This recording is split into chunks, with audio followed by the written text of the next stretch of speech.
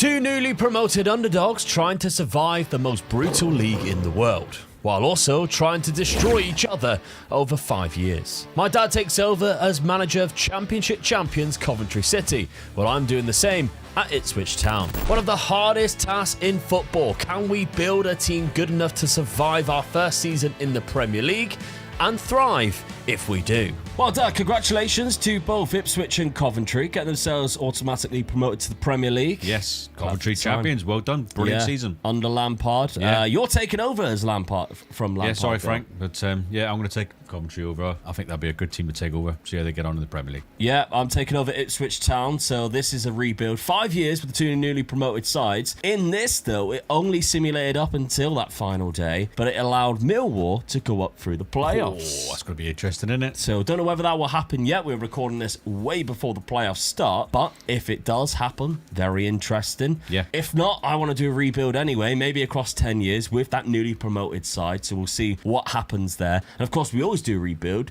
with the two relegated sides that have already gone down in Burnley and Wolves, so expect to see that very soon. Maybe even a 10-year one with the third team that gets relegated. It could be Spurs. Please not. I'm a little bit more confident than I was last week, so good win over Villa. Does look like it's going to be West Ham. Well, West Ham got an hard game next and against Arsenal, so fingers crossed that we beat Leeds, is it? I think, yeah. All right, well, let's have a look then at the signings that I made. Now, I made sure that we both had a very similar budget, because when you do these like real-life databases or the real fixtures, sometimes you don't get a budget, even though it's at the end of the season. So I made sure both of us had £50 million in the transfer budget with a respectable wage, which I am already miles over, as you can see, because of the amount of free transfers that I signed. So we roughly had about £50 million. I made good use of that. Vitor Roque was my first signing, £20 million from Palmeiras. Very good option up front now. Yeah, so he's a very good striker, yeah. I'm very happy with that. Great pace acceleration. He's only 5'9", not a lot of jump and reach, but don't worry about that. He's got a guy up there with him. And it's not George Hurst. Camille Grabara, goalkeeper from Wolfsburg, £15 million. Good goalkeeper to bring in, I think, for the first few years. Maybe we'll find a better one later on, but steady goalkeeper for now. Romano Schmid for £15 million is a really good attacking midfielder. He could basically play everywhere but in goal or centre-back. So, yeah, good signing there. But then we've got way more coming through. Now, these two at the bottom, I didn't sign myself. It was either a loan to buy or something that the Ipswich board had already agreed to do. But I made another 5 signings, all 3 transfers. Leon Goretzka was the first one I remember bringing in. Again, good. Plays everywhere. Yeah, very good signing, that is. If he is a free transfer this summer, I would love for somebody in the Premier League to pick him up. Oh, he's got definitely, the physicality to do it. I would take him at Man United. Yeah. Then we got Thierry Rendell Correa from Valencia. Plays both sides, fullback. Good option there, I think, from Valencia. Olivier Giroud, though. Here he is, the target forward to go up there with Vitor Roque. Yeah, he's a good forward, and he's one of those strikers who can be very annoying because he'll always score against you, as England found out quite often. So, and Spurs found out quite often as well. Yeah, so very good striker. Quality player. My wife used to fancy him a lot. Yeah, she did. Yeah, she probably still does. I mean, I can't blame her. He's a very handsome man. Marcos Senesi, though, from Bournemouth, another free transfer coming in at centre back, left-footed as well. So that gives us good options at the back, as does Nicolas Otamendi, just bringing in a lot of experience. So I think we've got 2 Premier League winners in the side. He's a good player, isn't he? Yeah, who we have brought in. So I'm happy with that. Good centre back. 38 though. Don't think he'll start. His natural fitness is 18, so yeah. Very good. It's going on for now. Yeah. We're starting off in a 4-4-2. I'm playing the 4-4-2, which means it's basically Peter Crouch and Jermaine Defoe up front. Giroud, Vitor Roque, the very good target forward. What is he? 6'4", not quite Peter Crouch, is he? And Vitor Roque, who brings that pace and off the ball and hopefully a good finishing ability, and hopefully they can build a good relationship up there together. But the best 11 pick, I think, changes the midfield ever so slightly. So Goretzka and Kajust is in there. Filligen is also a cracking player. You can play both wings, English as well, so like homegrown quota. Jack Clark is on the other wing, also a very good player that we have at our disposal for Ipswich. Dara O'Shea is still in the team, as is Leif Davis. So yes. 2 good players. Got a good option. Now, this was based off of the Schalke 4-4-2 that I had, but I've tweaked it and changed a few different things. So if it sticks and it's good, then I'll save it as another 4-4-2 option for me in the future as this flat 4-4-2. Now, Dad, you had a few signings who came through the door as well. No players going out for either of us, I don't think. We don't really sell a lot of players. £1.3 million for you, so it's not really much anyway. No. But 2 Ajax graduate players coming through. Yuri Bass from Ajax. I'm surprised by that. Yeah,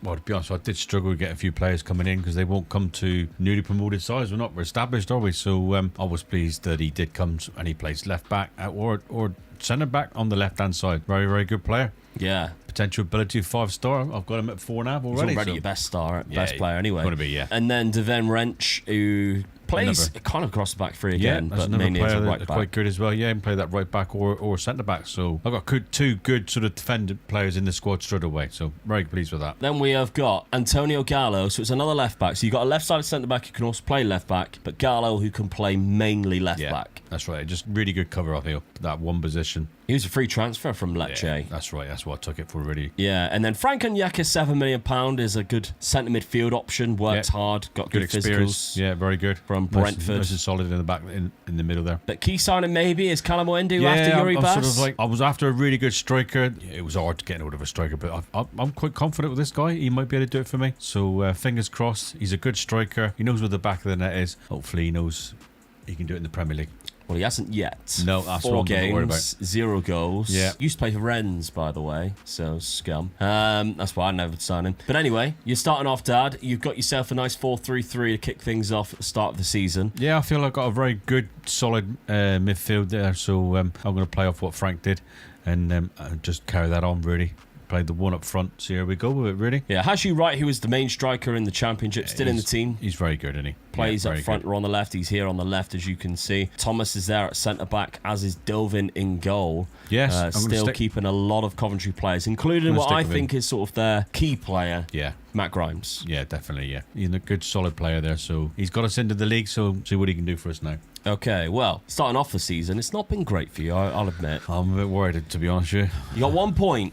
Yes. Out of Aston Villa. The rest of the games. It was an hard start. Yeah, it was an hard start. Man City at home, Everton away. There's 2 hard games. Then you get yourself a point against Villa. So I think, right, I'm on my way. And then I'll go and lose against West Brom in the Cup. So in the longest penalty shootout ever. Yeah. That is ridiculous. A bit in it, yeah. So yeah, very disappointed. I hope I've got to book myself up, really. I've got Brentford, Spurs and Millwall. So a couple of sort of average sort of games, really. So good to see Spurs are still in the league. Yeah. Decore got a 92nd minute winner against Crystal Palace. So that's what cost you there. Let's have a look at my first few games of the season. It's been slightly better than yours. I lost to Newcastle, which was a bad result, but then I beat Manchester United at home, so that was a great win. Yeah. Considering as well, we were 2-0 down. Yeah. So that was a great start. A nice little win against Forest. We also got Vitor Roque and Giroud on the score sheet in 2 games in a row there, so that's lovely stuff. Defeated Wolves, who of course are relegated on this. They're in the Championship. Beat them in the Cup. Then lost to Liverpool. Now, Mohamed Salah is still at Liverpool, which obviously is not going to happen in real life. Don't know where he is going yet, but on this database, he's still sticking around, which means automatically I should be given 3 points extra. Yeah, should do, yeah. For that. As long as I get 3 points when I play against them. Probably not. Now, West Brom, I beat them in the Cup. That's who beat you. Yeah, we would have faced each other. Oh, I'm pleased about that. I haven't lost any points then, have I? Yeah, dodging. You were confident you'd have lost then? Yeah, I would have done, yeah. Dodging points already. Now, I've got Millwall and Leeds next with Chelsea. That's 3 big fan bases there that we've got to face. So let's find out season number 1, what the predictions are. We did see it briefly earlier. The season preview actually puts me in 10th. Puts you safely in 17th. I mean, if I'm going to finish above Leeds, I'm going to be happy with that. So, yeah. The Dream 11. Wouldn't it be nice to see if we can get a player in there? Let's see if we can within 5 years. 2 newly promoted sides without any tycoon takeovers, just a £50 million to start off the Premier League campaign with. Let's see within 5 years, no matter who wins, whether we can get a player in that media Dream 11. But anyway, season number 1, let's simulate and find out who picks up the early points.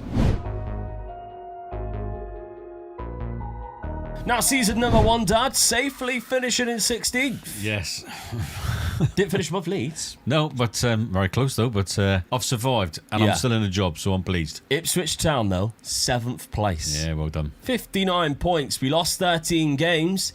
Doesn't look like we lost to you. We did draw to you there. You lost 19. We'll have to have a look to see whether it was a win or a loss in our other fixture against each other. Now, Erling Haaland got 26 goals this season. Are we going to see any names? Vitor Roque's up there and Olivier Giroud. Ooh, that's why you are where you are. 22 goals from Vitor Roque, 17 from 40-year-old Olivier Giroud. And we wouldn't know that unless they put the age on this page. As soon as you went on it, I thought he's going to do it. Isn't that convenient, though? Having that there, there? Because I would have thought he was 36. Naturally, I would have looked at that 36 and thought that obviously means age. Oh, yeah, 40 is how many games he's played, isn't it? Surely. Yeah, so there we go. We know now he's 40. He played 36 games. He scored 17 goals. Lovely stuff from Olivier Giroud. Can't see any Coventry players until we get down to Haji Wright. He's got 10. That's not good, is it? That is low. Callum Mwendu's only got 9, as a Sakamoto. So there's your front three, Dad. Yeah, it's not very Less good. than 30 goals That's where between them. I am in the league. Yeah, but there we go. What about in the FA Cup? You won that one, though. Come on. Won the FA Cup. As an home one, I mean, I've been to Wembley and watched Coventry win the FA Cup against Spurs. Yeah. So if I'm going to win anything, it was going to be the FA Cup. So congratulations, Coventry. I've done it for you again. Yeah. I mean, shockingly, Bournemouth won it last year. That's who you beat in the final. Callum Mwendu with the only goal. Well, so he didn't let me down then, did he? Yeah, with a 1-0 win against Enzo Maresca's Bournemouth. Because obviously we know Iraola leaving the club. They signed Maresca as their manager. Man City won the cup, the EFL Cup. They beat Sheffield United in the final, which is such a Man City thing to happen, isn't it? The semi-final, we weren't in that one. Quarter-final, nope. We were knocked out. I was knocked out early. Leicester from League One. Ooh. Knocked me out. We already know that you went out to West Brom early on. So, I mean, the only thing we need to check now is the other fixture against each other. It was a 1-1 draw there. Haji Wright and Vitor Roque. In the earlier fixture, though, where we played against each other, was a 3-1 win to Ipswich. So I get a point for finishing higher, and I get a point for beating you. But you get 3 points early on for the FA Cup win. Pleased with that. Good start. Very good start. That's probably what kept my job. Oh, yeah, that is true. I know you survived. Oh, yes. That's good enough for them. Vitor Roque, 23 goals. We got 5 assists as well. Olivier Giroud, 17. Is he retiring? Oh, I'm actually quite good about that. I'd have kept him around for another year. I mean, look how good he still is. Not that bad, He's not even that slow. 8 and 9 for pace and acceleration. That's not actually that bad, is it, for a 40-year-old striker? You're not really relying on... A target striker, you don't need a bit of pace, do you? He's going to be hanging around, isn't he? And just sort of muscling with the centre-backs. Leon Goretzka was a good signing. I think he's bedded in well. Nice, good average rate in there. I think that's happy to see. But Philogene, very good from that wing. So he's been playing, obviously he could play both sides. 9 goals, 6 assists. Jack Clark from the other side got 11 assists and 7 goals, but only played 20 games where he started off. So, yeah, he played very well. I think Romano Schmid seemed to have played quite a lot of games from the wing. He got 2 goals and 7 assists. We have been given, though, £58 million and a good wage budget as well to build upon this for next year. Let's have a look, Dad. FA Cup winning side, Coventry City. 13 goals from Callum Mwendu, 12 from Haji Wright. I think that's definitely where you lack. Yeah, I didn't score enough goals, definitely. So whether I look at it or persevere with it for another season, I don't know yet. But that's what let me down. Okay, well, you've been given £61 million to spend, so they are still backing you for next year. I think we've both got European football. I don't know whether you'd still get it from the FA Cup. I can't quite remember whether it does or not. the old Cup Winners' Cup, didn't it? So whether I'm in the Europa League, I don't know. Yeah, we'll have to have a look. But all right, season number 1, let's have a look at the points. Mega Luke with 2 and a Mega Dad with 3. With Olivier Giroud retiring, my first key signing is Scamacca from Atalanta. A free transfer I think will work wonderfully well next to Vitor Roque up front in my 4-4-2. My key signing is, surprise, surprise, a goalkeeper. Restes joins from France for 30 million as hopefully my number 1 for the rest of the rebuild. All right, Dad, what a shock. You signed a goalkeeper. Yeah, I felt I really needed to. My defence was all over the place, I felt, so get a better one in. You've also got Koulourakis in for £12 million, another centre-back, left-footed one. Good so one. that's 2 left-footed centre-backs you signed now. Yeah. Are you forgetting that you've signed them already? No, I've got to get good defenders in, so I'm trying to improve my defence. I've got a good squad, so in he comes. Miramom from Lille, another good midfielder option. 2.7 million for a 24-year-old. It was very good. Physicals are very good. Star rating of 4, so not bad. But then the last 2 signings, we've got a recognisable name as well as Breno Bidon. £11 million. It's another centre midfielder. Yes. I mean, you were playing a 4-3-3. Yeah, I'm just trying to strengthen the squad up really with a couple of midfielders in there. You got to get these guys when they're available to come to your team as well. You got to get them in as well because it's very hard getting hold of some the good players really. Yeah, £11 million. His value shot up already. £42 million. And then the final signing, he's got 3 goals already. It's Baptiste Tell, £22 million. I was surprised that this guy came to me, and he plays on both wings as well as being a striker as well. So covers a lot of positions for me. So pleased with this signing. Hopefully he'll score goals for me. Well, you've changed things up. You've gone to a 4-2-3-1 after last season. Yeah, put in the attacking midfielder, try and score more goals. That's what I'm going for, really. Get the 2 wingers coming in. Very, very attacking when I have got the ball. That's what I'm hoping for. All right, well, you can see a few new signings have gone in. A couple of them have not. Your start of the season, though, was it better than last year? Or is it worse? Dear, oh dear. Yeah, started off with a 3-0 loss against Liverpool, and I lost against you, so then it just started getting worse and worse. I mean, when you're looking at that as well, I got Arsenal, Man United, and Chelsea. I was on an eye for nothing really one night, so not very good at all. Yeah, the 4 best teams in the league start things off. And then Man City after. I got Man City next year. That's even worse, isn't it, really? So, yeah, I'm struggling again. So, hopefully, fingers crossed, I'll survive again. Yeah, you have got Europa League football, though. Yeah. Valencia, Ludogorets, Dortmund, Ferencváros, Bran, ending with Braga, Napoli, Karabakh. Do you fancy your chances in this? Well, the form that I'm on now at the moment, no.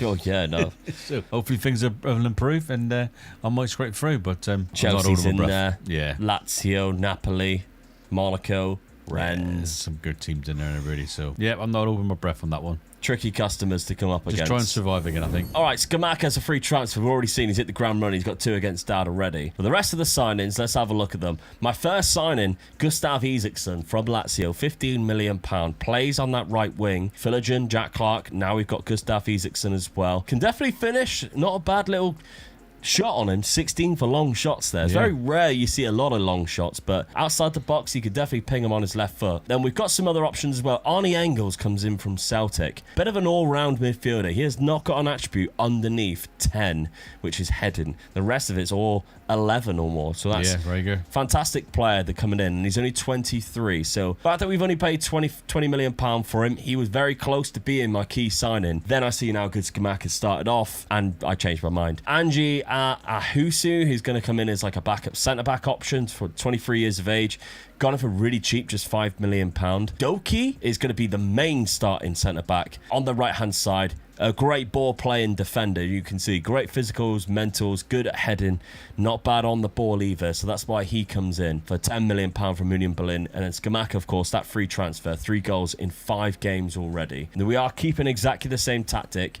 As I mentioned, if it does well, we save it. Yeah. We have flat 4-4-2. Here we go. We're rocking and rolling. Because people who like to get the Patreon members, patreon.com/Mega League Gaming, or the channel members who want to get the tactic, the save game file will be made available at the end of the 5 years. Tell you what, I'll leave the flat 4-4-2 there, even if I change it at the end as one of the options, so you can take that. Have a little blast yourself. Everybody loves a 4-4-2. Yeah. Every now and then. It works so well. Enjoy it. So, let's have a look then at the rest of my lineup. It looks pretty similar to what it did last year, with a couple of the new faces coming in that best 11. Gretzky and Engels. Scamacca's up there with Vitor Roque. Doki goes into next to Senesi. So we're just like pairing people up with new faces. That's absolutely fine. And the fixture schedule definitely suggests that it's worked. We beat you at the first part of the season. We then defeated West Ham, who's come straight back up, 4-2. So that's lovely stuff. We qualified for the Europa Conference League because of the position I'm in, which I'm happy with. Yeah. But then we lost to both Liverpool at Anfield, Salah again, and Manchester City at home, unfortunately, with Guirassy. For some reason, they signed Guirassy. Then we've knocked out MK Dons in the 3rd round of the EFL Cup. So, not a bad start. We have got Legia Warszawa, Beersheva, Astana, Riga, Midtjylland, and Dynamo Brest. There's another Brest that I haven't felt yet. Dynamo Brest is going to be the new opponents in this one. The Europa Conference League, obviously only 6 games in there. Looking like we could be in with a bit of a chance. There's not a lot of massive clubs that have dropped into this year. Every now and then you'll get like an AC Milan or a Chelsea, etc. Doesn't look like this happened here. No. You To could be honest, in a bit of luck Feyenoord, Augsburg, Besiktas, depending on how well they've recruited. Yeah, Lons is another one, maybe. Could be with a bit of a shout. Who knows? Watch this space. What I do want to check before we go into season number 2 is the season preview. Where they got us predicted to finish? Well, Coventry, 13th place, Dad. Better than it was last season, so yeah, I'll take that. Absolutely, and I'm in 10th, which isn't bad at all. So Wolves and Middlesbrough, who are the newly promoted sides with West Ham, are down at the bottom. I think we'll take that for sure. We don't have any names or faces in that Media Dream 11 yet. We'll have to keep going on to find out whether we will. Season number 2 then, let's see what happens. Wow, on the final day I dropped down into 6th place. So close to Champions League football. Down in 16th, Dad.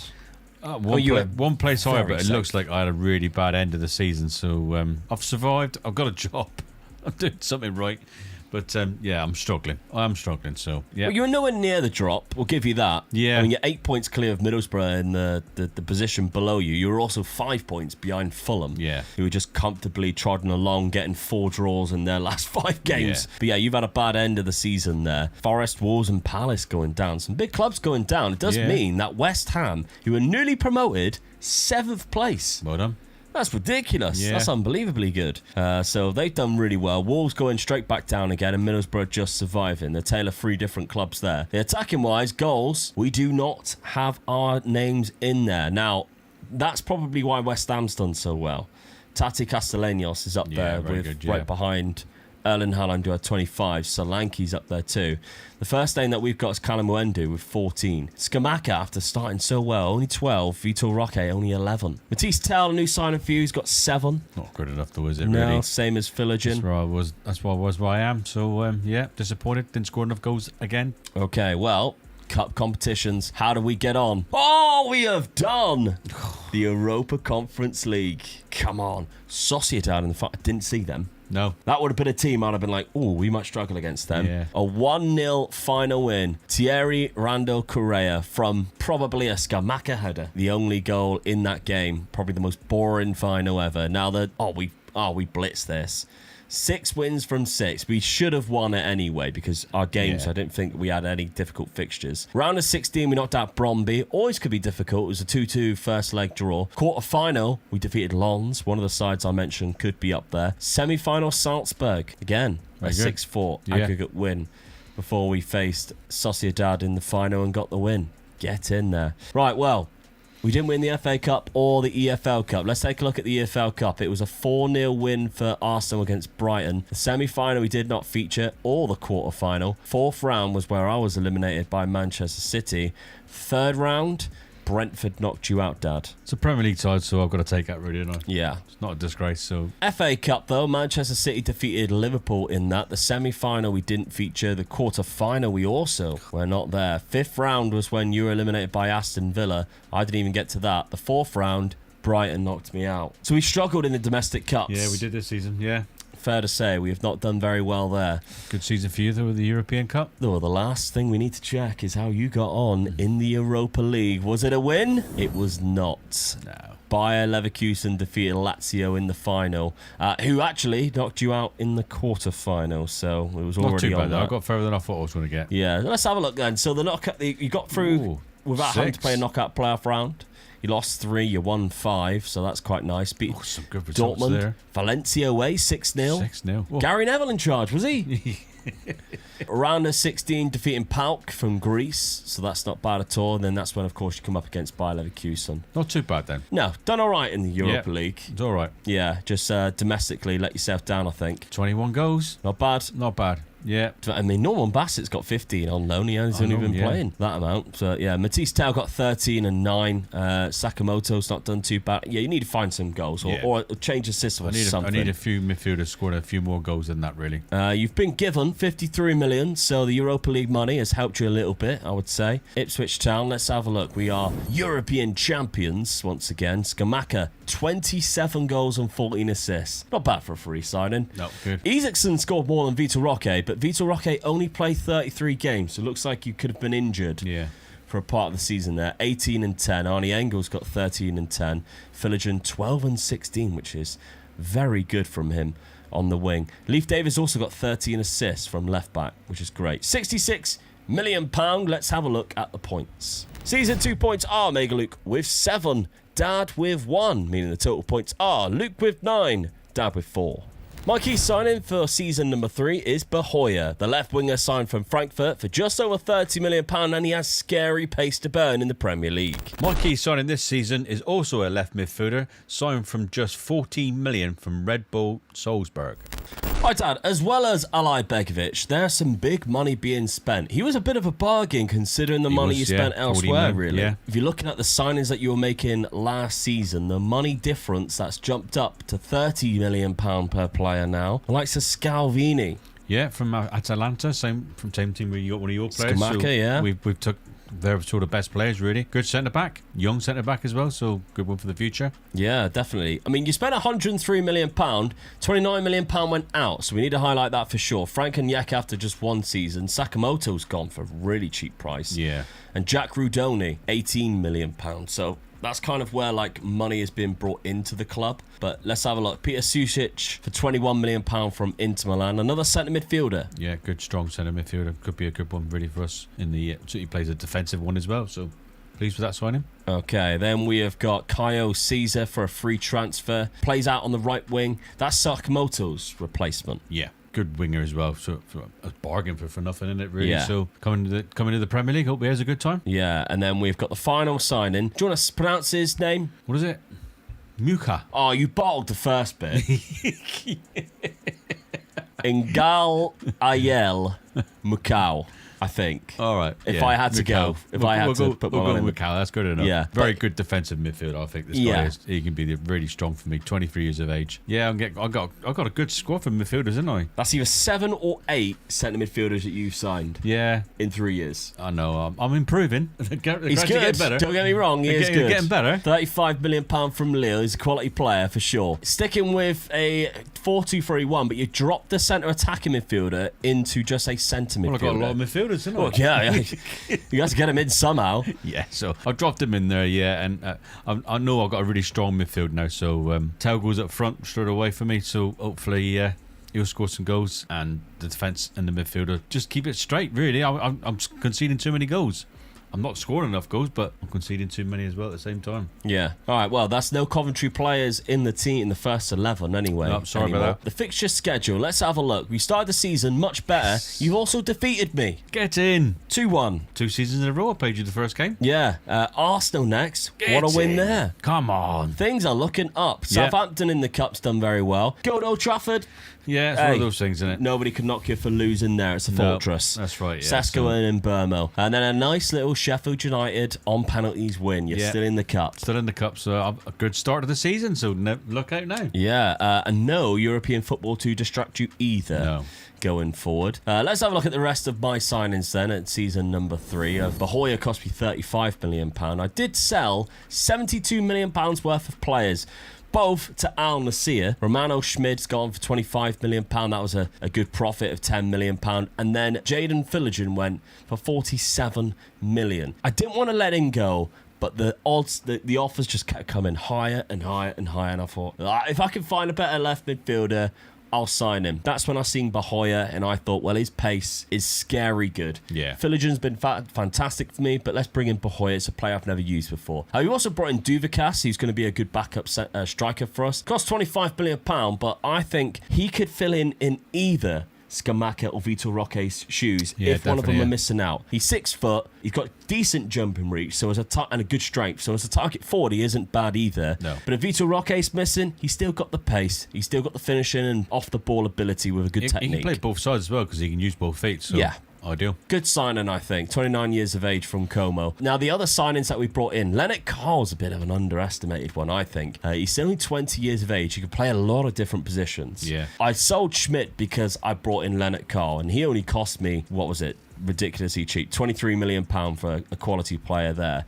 Then we got 2 more signings, roughly around about the same. Robin Lenormand, who's a good centre-back option for us from Atletico Madrid in his prime years. And Wouter Berger. I prefer mine with cheese, but centre midfielder who can also play centre defence midfielder or even centre-back. Very good player, to be honest. A very well-rounded player, very much like Arnie Engels. Now, the only thing that he's got, which is less than 11, is long throws. Yeah. Arnie Engels is fuming. He's like, what did you bring me in for? You're going to bring in this guy after. Keeping with our flat 4-4-2. It's not let us down yet. So very good stuff. European champions, Arnie Engels next to Berger. So we have got 2 midfielders who do not have a weakness. Yeah. That's the way I look at it anyway. Bahoya and Isaacson on the wing. Vitor Roque and Skamaka. I don't know why that's changed that the wrong way around. That makes 0 sense, but hopefully it doesn't actually do that throughout the season. And fixture schedule, we have obviously lost to you in the first game. We've also lost to Brighton. Ben Gannon-Doak with the winner there after going 1-0 up, which is frustrating. Did beat Tottenham though, nice and comfortable, 5-3 win. And we beat Aston Villa on penalties in the Carabao Cup. Yeah. We've got European football though. We've got Karabag, FC Noah, Malmo, AZ Alkmaar and Anderlecht. We've got St. Gallen ending with the Rats. And Inter Milan in the Europa League. Can we go back to back? I don't know. Inter Milan scares me quite a bit, to be you got honest. a few other teams in there, I think, as well. Ajax, Anderlecht in there as well. So, yeah. There's a few. Frankfurt as well. Fenerbahce, Lazio. Tough games. West Ham's in there, obviously, after just being newly promoted. We've got some tough games in there. But let's have a look at the Premier League and see where they predict us this season. It is sticking you in 12th place, Dad, keeping me in 10th. Yeah. So you've gone up a little bit. I have not. Still no players in there, though. Somehow a Spurs player is still getting in there. I don't understand how. But a couple I of don't even recognise him. Who's he? He hadn't played for us yet. Over a year. Yeah. 4 Manchester Cities and then 4 Arsenal players as well. All right, season number 3 then. Let's see what impact we can make. Well, it's a good season for both of us. Oh, come on. I'm happy with that. 6th place for me, 9th place for you. Really pleased with that. Just missing out on some European football by the looks of it, Dad. Yeah. 5 points behind Liverpool. But I'll still take it. Yeah, very good. Pleased with that. Brighton finishing in 2nd. Man City ran away with it. They were nowhere near anybody else. Ridiculous amount of points compared to everyone else. But Brighton's done very well. 6th place for me. I'm happy with 63 points. That's decent. Let's see if the games against each other. So 13. Oh, you beat me twice. Oh, get in. 2-1 and a 3-2 away from home. So yeah, you've done very well this season. There's a couple of points despite me finishing a couple of positions above you, which does get me points. Vitor Roque's back in with the goals. Lukaku at Brighton. I mean, that is so against Brighton's Moneyball methods, isn't it? But it worked. Look, 21 goals and they finish in 2nd place. Yeah. Do they still have that guy, Fabian Hertzler? Now, he is age 36, which means Lukaku is older than him. Yeah. And he is obviously one of the league's top scorers, which is fantastic stuff for him. Erling Haaland was still the Golden Boot winner, though. But I'm happy with Vitor Roque. Duvakis is up there as well, which is great. And so is Ali Begovic with 12. Yeah. So what happened then? Skamaka down with 11 goals. He has not got that many, but he does seem to score more in cup competitions or in Europe. Yeah. So we'll see. Matisse Tell's there with 9. Still not scoring a lot of goals, am I? Leonard Carr with 6. Callum Owendu with 6. Dear. 36 appearances, only getting 6 goals. Quite poor, really. Yeah. Cup competitions. Let's have it. Semi-final of the Europa League. Lazio went on to win it. They knocked me out in the semi-final. Did mention Lazio, didn't we? Right, okay. So finished 2nd, only behind West Ham. What a renaissance they have had. Rennes got the only 2 points against me. Of course they did, the dirty, filthy rats. 7 wins in the league. Very good there, yeah. Going to Milan and winning 5-2. Yeah, very good. Wow. The round of 16 then, we knocked out Midtjylland there. Quarterfinals knocking out Young Boys. Rangers beat Inter Milan there. Crazy stuff. And then lost, unfortunately, in the second leg only, because they would have got to the final 3-1 with that first leg win. But yeah, we gave it away because of Lazio in the semi-final. Never mind. Now, FA Cup was won by Liverpool. They defeated Everton 5-0. Dear. We weren't even in the 5th round, Dad. 3rd round, I got past Maidenhead. You were eliminated by Everton, who got to the final. Yeah. 4th round, QPR knocked me out. Less said about that competition, the better. Yeah. EFL Cup. Arsenal beat Manchester City 2-1 in the final of that one. Manchester City knocked me out of the semi-final, where I beat Liverpool in the quarter-final. Oh, there we go. Yes, why we always check. You might have got 2 over on me in the league. And I got 2 points back there in the cup. Nice little 1-0 win. Get in. Very good stuff. Obviously, you didn't play any European football this season, Dad, so we don't have to worry about that on your side. Goals from your side, though. Maybe something that you have to worry about. Oh, definitely, yeah. That is so poor. Just a 12 from Ali Begovic as the top scorer. That is so poor. I'm not happy with that at all. No, not great. I could end up selling all of them to start again, I think. Well, £61 million as a rebuild. Midfield players and sort of that'll get it up to 100 million. Well, you easier. got enough. You could go attackerless and just have 6 centre mids if you really wanted to. Now, goals for me, 27 from Vitor Roque, 20 for both Scamacca and Duvicas, which is great, to be honest. New signing, though, Bahoya.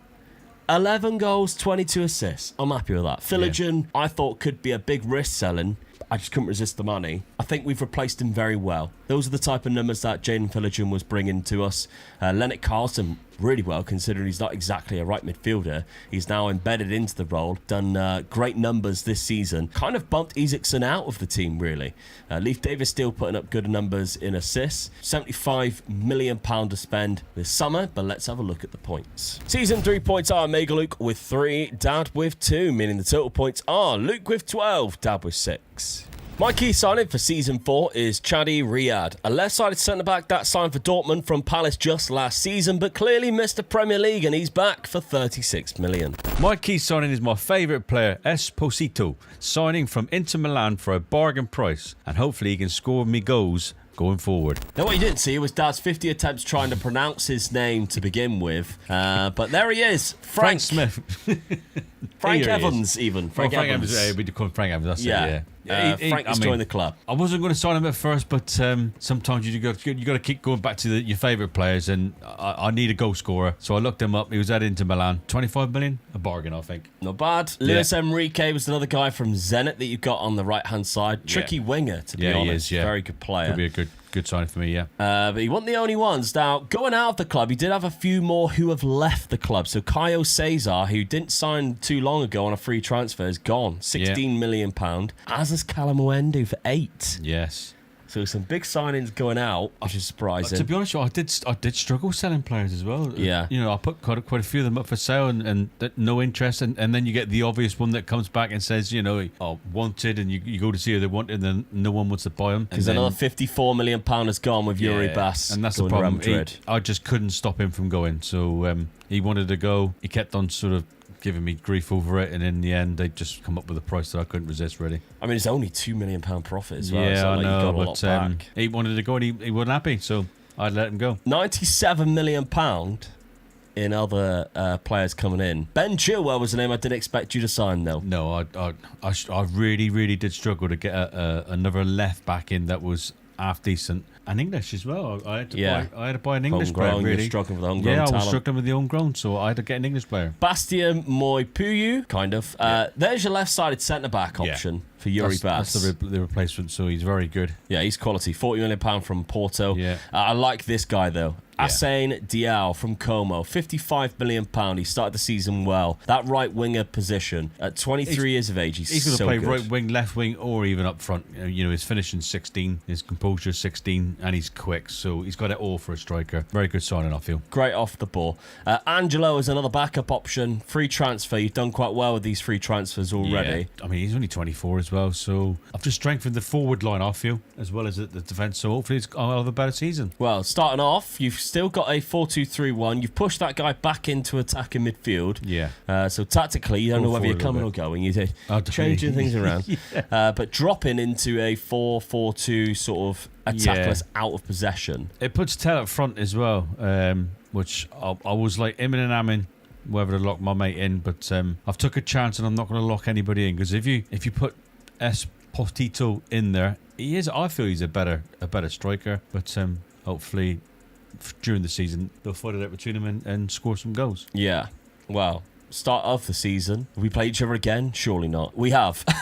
That's 3 seasons in a row. First game of the season, every season, yeah. 3-1 loss to me, though, Dad. Yeah. With Doki and Bahoya with the goals. Then I come up against Arsenal, lost that one. But West Ham's a good win, but that's in the cup. And then Newcastle lost the in the league. So bad start again. 3 losses from 3. 3 seasons out of 4 I've started really poorly. Let's have a look at the transfer history for my Ipswich side then. The rest of the transfers outside of course, my key signing. We have made some good moves, I think, this year, but of course, £102 million on the outs was a lot worse Jaden Philigen and Schmid from last season, but this season was Grabara, £28 million. Well happy with that. I wasn't had any intention of selling him, and then they had a bid where the board just accepted it, and I was like, okay, didn't mind that at all. Man United tried to buy a couple of my players, one of my best players, I think it was my right back, and they got the buy it clause, matched it, but he stayed, so I was quite happy with that. Yeah, well, Grabara decided to leave. And I just waved him goodbye. That was absolutely fine. Now, along with Riyadh, we have got Josh Doige, who plays at left wing back as a good option for Leif Davis if we need him there. He's only signed for £11 million. But Juela Doué, of course, Desiree Doué, it's his brother. Yeah. He plays right back. He's a very good and talented player as well. Only 26 years of age. Even though it says it's the Ivory Coast, if you do have a look, I'm pretty sure wherever it is the favoured personnel is, he's got a sibling there. Desiree Doué is his brother, so as you can see there, even though Doué is French and this one is Ivory Coast, it's always weird then that happens. Never know in a World Cup or etc. where they might play against each other. It always is fun. Was it the Boateng brothers? Do you remember when they did exactly the same for Germany and Cameroon? That was always fun. So there we go. So we've got this guy at right back. I think he's quality, to be honest. £25 million. Again, it's another player who only just made the move to Bayern Munich, and this time we signed him, but there we go. He isn't the only ones though. We've got Federico Gatti from Juve. He was transfer listed for £17 million. So I made that move. I thought that was a good little pickup at right-sided centre-back. With the keeper going out, we brought in Safanov, £25 million. Not a bad keeper. The little Luis Enrique tactic. Did you see this in the Champions League for PSG? What they realised what he was doing after against Bayern Munich. So Safanov, who is quite good at kicking the ball, for goal kicks was just booting it out of play on his left-hand side, which would be Bayern Munich's right-hand side. And it was because Luis Enrique worked out that Michael Olise is not very good in tight spaces. So when they were throwing the ball to Michael Olise, they kept losing the ball by Munich. Oh, right. And that was their tactic. Every goal kick, Safanov was booting it out for a throw-in. Because I was watching it thinking, he can't be that crap at goal kicks. That's the third one I've seen go out to the touchline there. Made him look bad, really, didn't it? But that was the tactical nous of Luis Enrique. And I thought, well, Safanov, you're that good at kicking, let's bring you in. Yeah. It's not the reason, I just need a new goalkeeper. Tieno Barry was the final signing that I made as a free transfer. Not a bad little player there. Just a really good backup option, I think, for our strike force. So, with all of that done, we keep our 4-4-2. I'm not changing it. I think we've done quite well. We just need to keep improving the side. Isaacson is potentially in there. Doué, Gatti, Riyadh. So we've got a new back line, basically. Rendo Correa goes in left wing back, which does surprise me a little bit. I thought with the left back we signed, and of course already having Leif Davis in there, I thought maybe one of those two would have kept their positions, but Rendo Correa's gone in. Fixture schedule for me, we have beaten Coventry, which we've already seen. We lost to Chelsea 2-1, then we beat Manchester United 4-2 at home. Kobbie Mainoo got a brace, but we got 4 goals quite comfortably as well. We've got Europa League football after winning the Europa Conference League. We've got Nice in final to begin with, Monaco, Rosenborg, AEK, Celtic, and then Karabag and Nordsjælland to end things up. Do fancy our chances to get promoted, qualify, sorry. Yeah. To win it, I'm unsure. There's some big clubs in here. Yeah, there is, yeah. Dortmund and Frankfurt being the two, I think that's going to cost me the most. Ajax, Benfica, Monaco, Rennes, Sociedad. Good sides in there, yeah. Yeah, Betis is always difficult. Leeds are in it, which is surprising as well. So, yeah, that will be an interesting competition to see how we do this season. But the Premier League, we're checking it every year. We'll check it again. The season preview puts you down in 13th, Dad. But I've gone up one into 9th. Interesting. Yeah, disappointed with that. We've only got one season left. I don't think we're going to get a player in there No, I don't think we are. This last year. Do you know what? I actually think you might stand the closest chance with Assane Diao. If he becomes good, next year he could pop out of Kulusevski. Yeah, it could do, yeah. Maybe. We'll have to find out in that final year. Points of that? Absolutely not. Let's find out then what happens season number 4. Well, season 4, I finished in 4th. Well done. Got ourselves up there. Aston Villa relegated. That's a big club to go down. Yeah. Big club. 11th place, Dad, what you thinking? I'm happy with that. After the start I had with the season, I've got to be happy with that. So, there's a few big teams below me. Like you say, Aston Villa's gone down as well. So, I've got to be pleased with that. By the looks of it, Manchester City won on goal difference. They finished the same points as Arsenal. And Erling Haaland got 41 Premier League goals. Which is annoying because Vitor Roque's had a great season. Yeah, he has, Harry Kane, by the way, has gone to Brighton. Oh. So Lukaku and Harry Kane. Both at Brighton. What a strike force they Do have. they still have both? That'd be hilarious if they actually do have both still there. Or is it a case of they sold Lukaku? Nope, they still got Lukaku. So they are actually playing with a strike force of Harry Kane, Balogun, and Lukaku. He got 24 goals in the league, Harry Kane, at 36. That's mental, isn't it? What a weird sort of couple of transfers that has been for old Brighton there. Scott McTominay's at Newcastle as well, which is weird. But Odegaard at Arsenal did do quite well, considering obviously he's a centre attacking midfielder getting 20 goals. It looks like they're still lacking a striker. Hendricks there. Esposito, Dad, 17, your key signing. Pleased with that. At least I got someone up there anyway. And I know I didn't lock him in, so it looks like I didn't really have to lock him in. He got the game time, so pleased with that. Isaacson, Skamaka and Bahoya got 10 and 11 each. Commentary players are coming up now with Matisse Tell, Enrique and Asen Diao. Maybe a Diao won't be in that Media Dream 11 next season. Come on, Europa League? No. Didn't win either of the cups as well. Real Betis beat Real Sociedad in the final. It's an all-Spanish final. Best team in the league. I mean, I did have quite an easy group. Yeah. Nice and Feyenoord, Monaco, all big wins there. That's disappointing because I won it quite comfortably as well. Round of 16, Dortmund knocked me out. In the round of 16, coming up against Dortmund, that's frustrating, isn't it? How far did Leeds get? Quarterfinals? Yeah, Dortmund. Oh no, they knocked them out. Wow, Leeds got to the semi-final before being eliminated by Real Sociedad. So that's interesting. Right, well, FA Cup, Arsenal won that one. They defeated Liverpool in the final of that. Fifth round was when I was eliminated, and you, actually. So there we go. We're both out of that one there. EFL Cup. Oh, could have done with that one. Finalist. Could have done with that one, couldn't I? Finalist in the Carabao Cup. Chelsea. Okay, did you knock me out along the way? No, United did. Could have done with the points there as well. Yeah, so you knocked out Wolves, Chelsea in the final. That's a difficult one. The only thing we didn't check, actually, is the Premier League fixtures against each other. I lost 10. Didn't lose to you.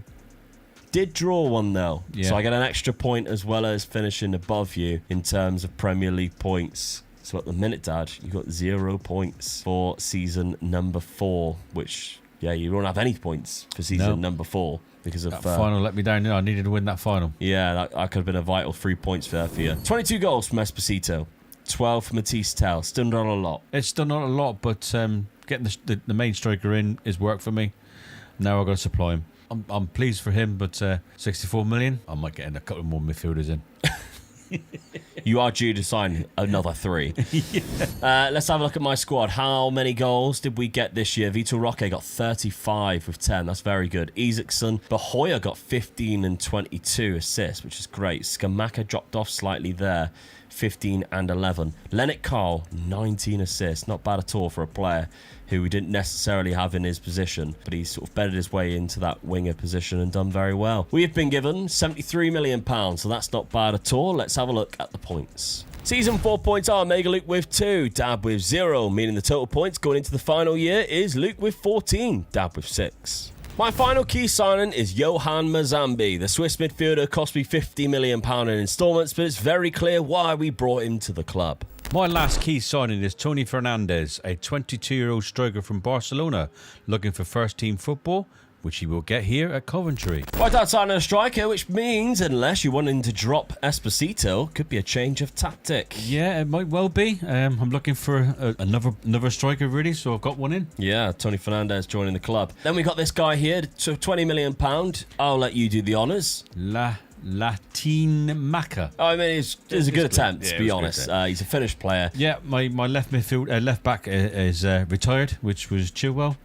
So I had to get another one in. Good player as well, to be honest. He's very good, yeah. So good signing for me there. Then we've got Denzel Dumfries on the right-hand side. Do you know, I looked at this and I thought, well, he's 34 years. That's usually against mine, what I usually do. I need goals. And I know this guy can score goals from right back. He can. 14 for finishing. Do you know what? That could be a little bargain, really. And if he scores me 10 goals this season, it's a definite big bargain. So his fitness level is still 17. He knows where the back of the net is. Come on, mate. You got to do it for me, Denzel. I mean, I laugh when you said it. He has got 1 in 1 already, which is kind of funny. He didn't get any last season, but 1 in 1 already. Then we've got Ezri Konsa joining from Aston Villa, taking advantage of Villa getting relegated, of course. And also he was English as well, so it just helped out there as well, really. Yeah. So it was a good signing. Good signing. But that was it, really. You had a couple of players who left the club, didn't really have any big signings leave, which is fine. So, I mean, you're keeping a very strong core of players, but locking locking in Tony Fernandez. Yeah, I've gone 2 up front. Tel's had his chance, so I'm going to lock Tony Fernandez in there and see what those two can do up front for me. And I've moved Dumfries up a little bit just to put him further up the field. He ain't going to run so far, then they get up there and score the goals for me. Oh, yeah. Good sign. So, yeah, that's what I'm going to go for. Okay, well, let's have a look at my signings before we have a look at the fixtures this season. Mazambi was my key guy for £50 million, but Patati also could have been up there, to be honest. £25 million, half the price. Plays a number of different positions, but none that we have naturally, which is mainly the reason why I went for Mazambi, who naturally goes straight into our first 11. Dean Huijsen, though, £16 million transfer listed. Bargain, isn't it? That's 2 centre-backs that I've got in back-to-back years who are transfer listed for roughly the same amount at massive clubs that I took advantage of.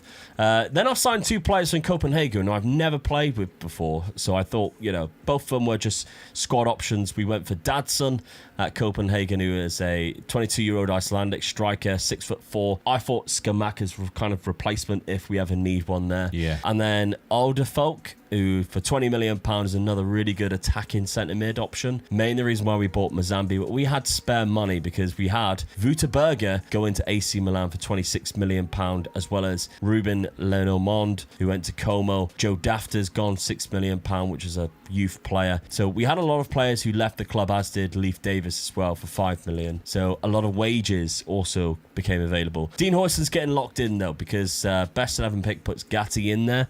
Gatti's a little bit older. Dean Huijsen needs the game time. If he gets the game time, he might be a way better player at the end of the year.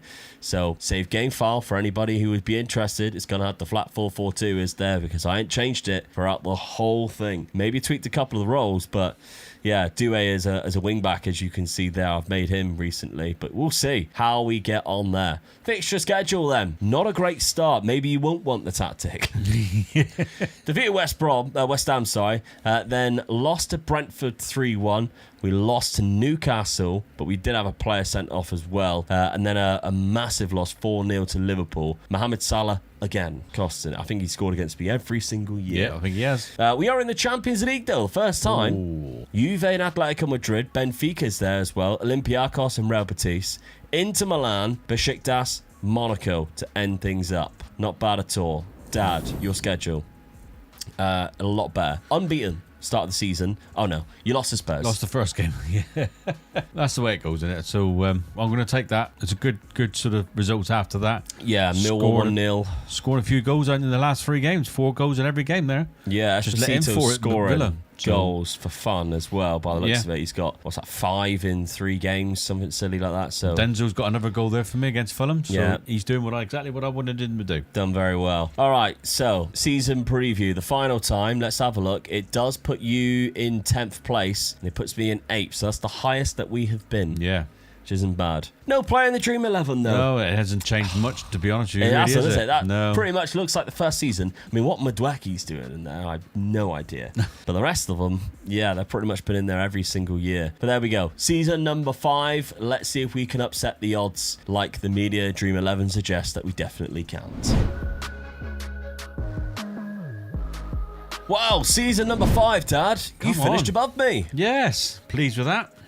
Really pleased with that. Sort of changing that 2 up front is work for me then. Yeah, 6th place. Man City dropped off massively. Arsenal won the league. Brentford in 4th. Yeah. Look at that. Crazy stuff. Ipswich down in 13th, though. I've had a very bad year there. Ooh, the rise and fall. I'll be in documentaries and everything. Somehow I've still kept my job, though. Victor Osimhen's the league's top scorer. He is currently playing at Everton. Who's seen that coming, by the way? No, I didn't know. Tony Fernandez, you locked him in. You got 16 goals. Yeah, brilliant. Well done, no lad. Erling Haaland at all. Ooh. Which suggests he might have gone. Yes. Esposito got 14, Bahoya got 13, and Vitor Roque got 12. Yeah, interesting. Where is a Manchester City player? Like, they just don't exist. Gonzalez was the top scorer there. Haaland's not there, is he? Where is he gone? £210 million. Erling Haaland went for 169 million. As did Semenyo, both to PSG, back-to-back years. I wonder who's won the Champions League. Well, yeah, we'll have to have a look at that. We'll see in a second, I guess. Okay, well, they signed the likes of Morgan Rogers, etc. Lucas Bergvall for 152 million. Bloody hell. and they really threw that away. Arne Slot's the manager, which is Oh, well, there you go. kind of hilarious. Yeah. But there we go. They dropped off massively. All right, what about then the results against each other? He lost 13 games, Dad. No losses there to me there. We have drew. Did you beat me? We'll have to have a look because we can only see one fixture between each other. Unless it's going to pop up that way. It is dark. We'll have to go through individual fixtures in a second. Cup competitions, though. Come on. Including the Champions League. This is for Ipswich. No. Millwall won the FA Cup. Arsenal won the Champions League. So, who's the Arsenal manager? Still Arteta. He tends to stick around for quite a long time. Real Madrid was lost in the final. 18th place. I'll take that. Lost 3.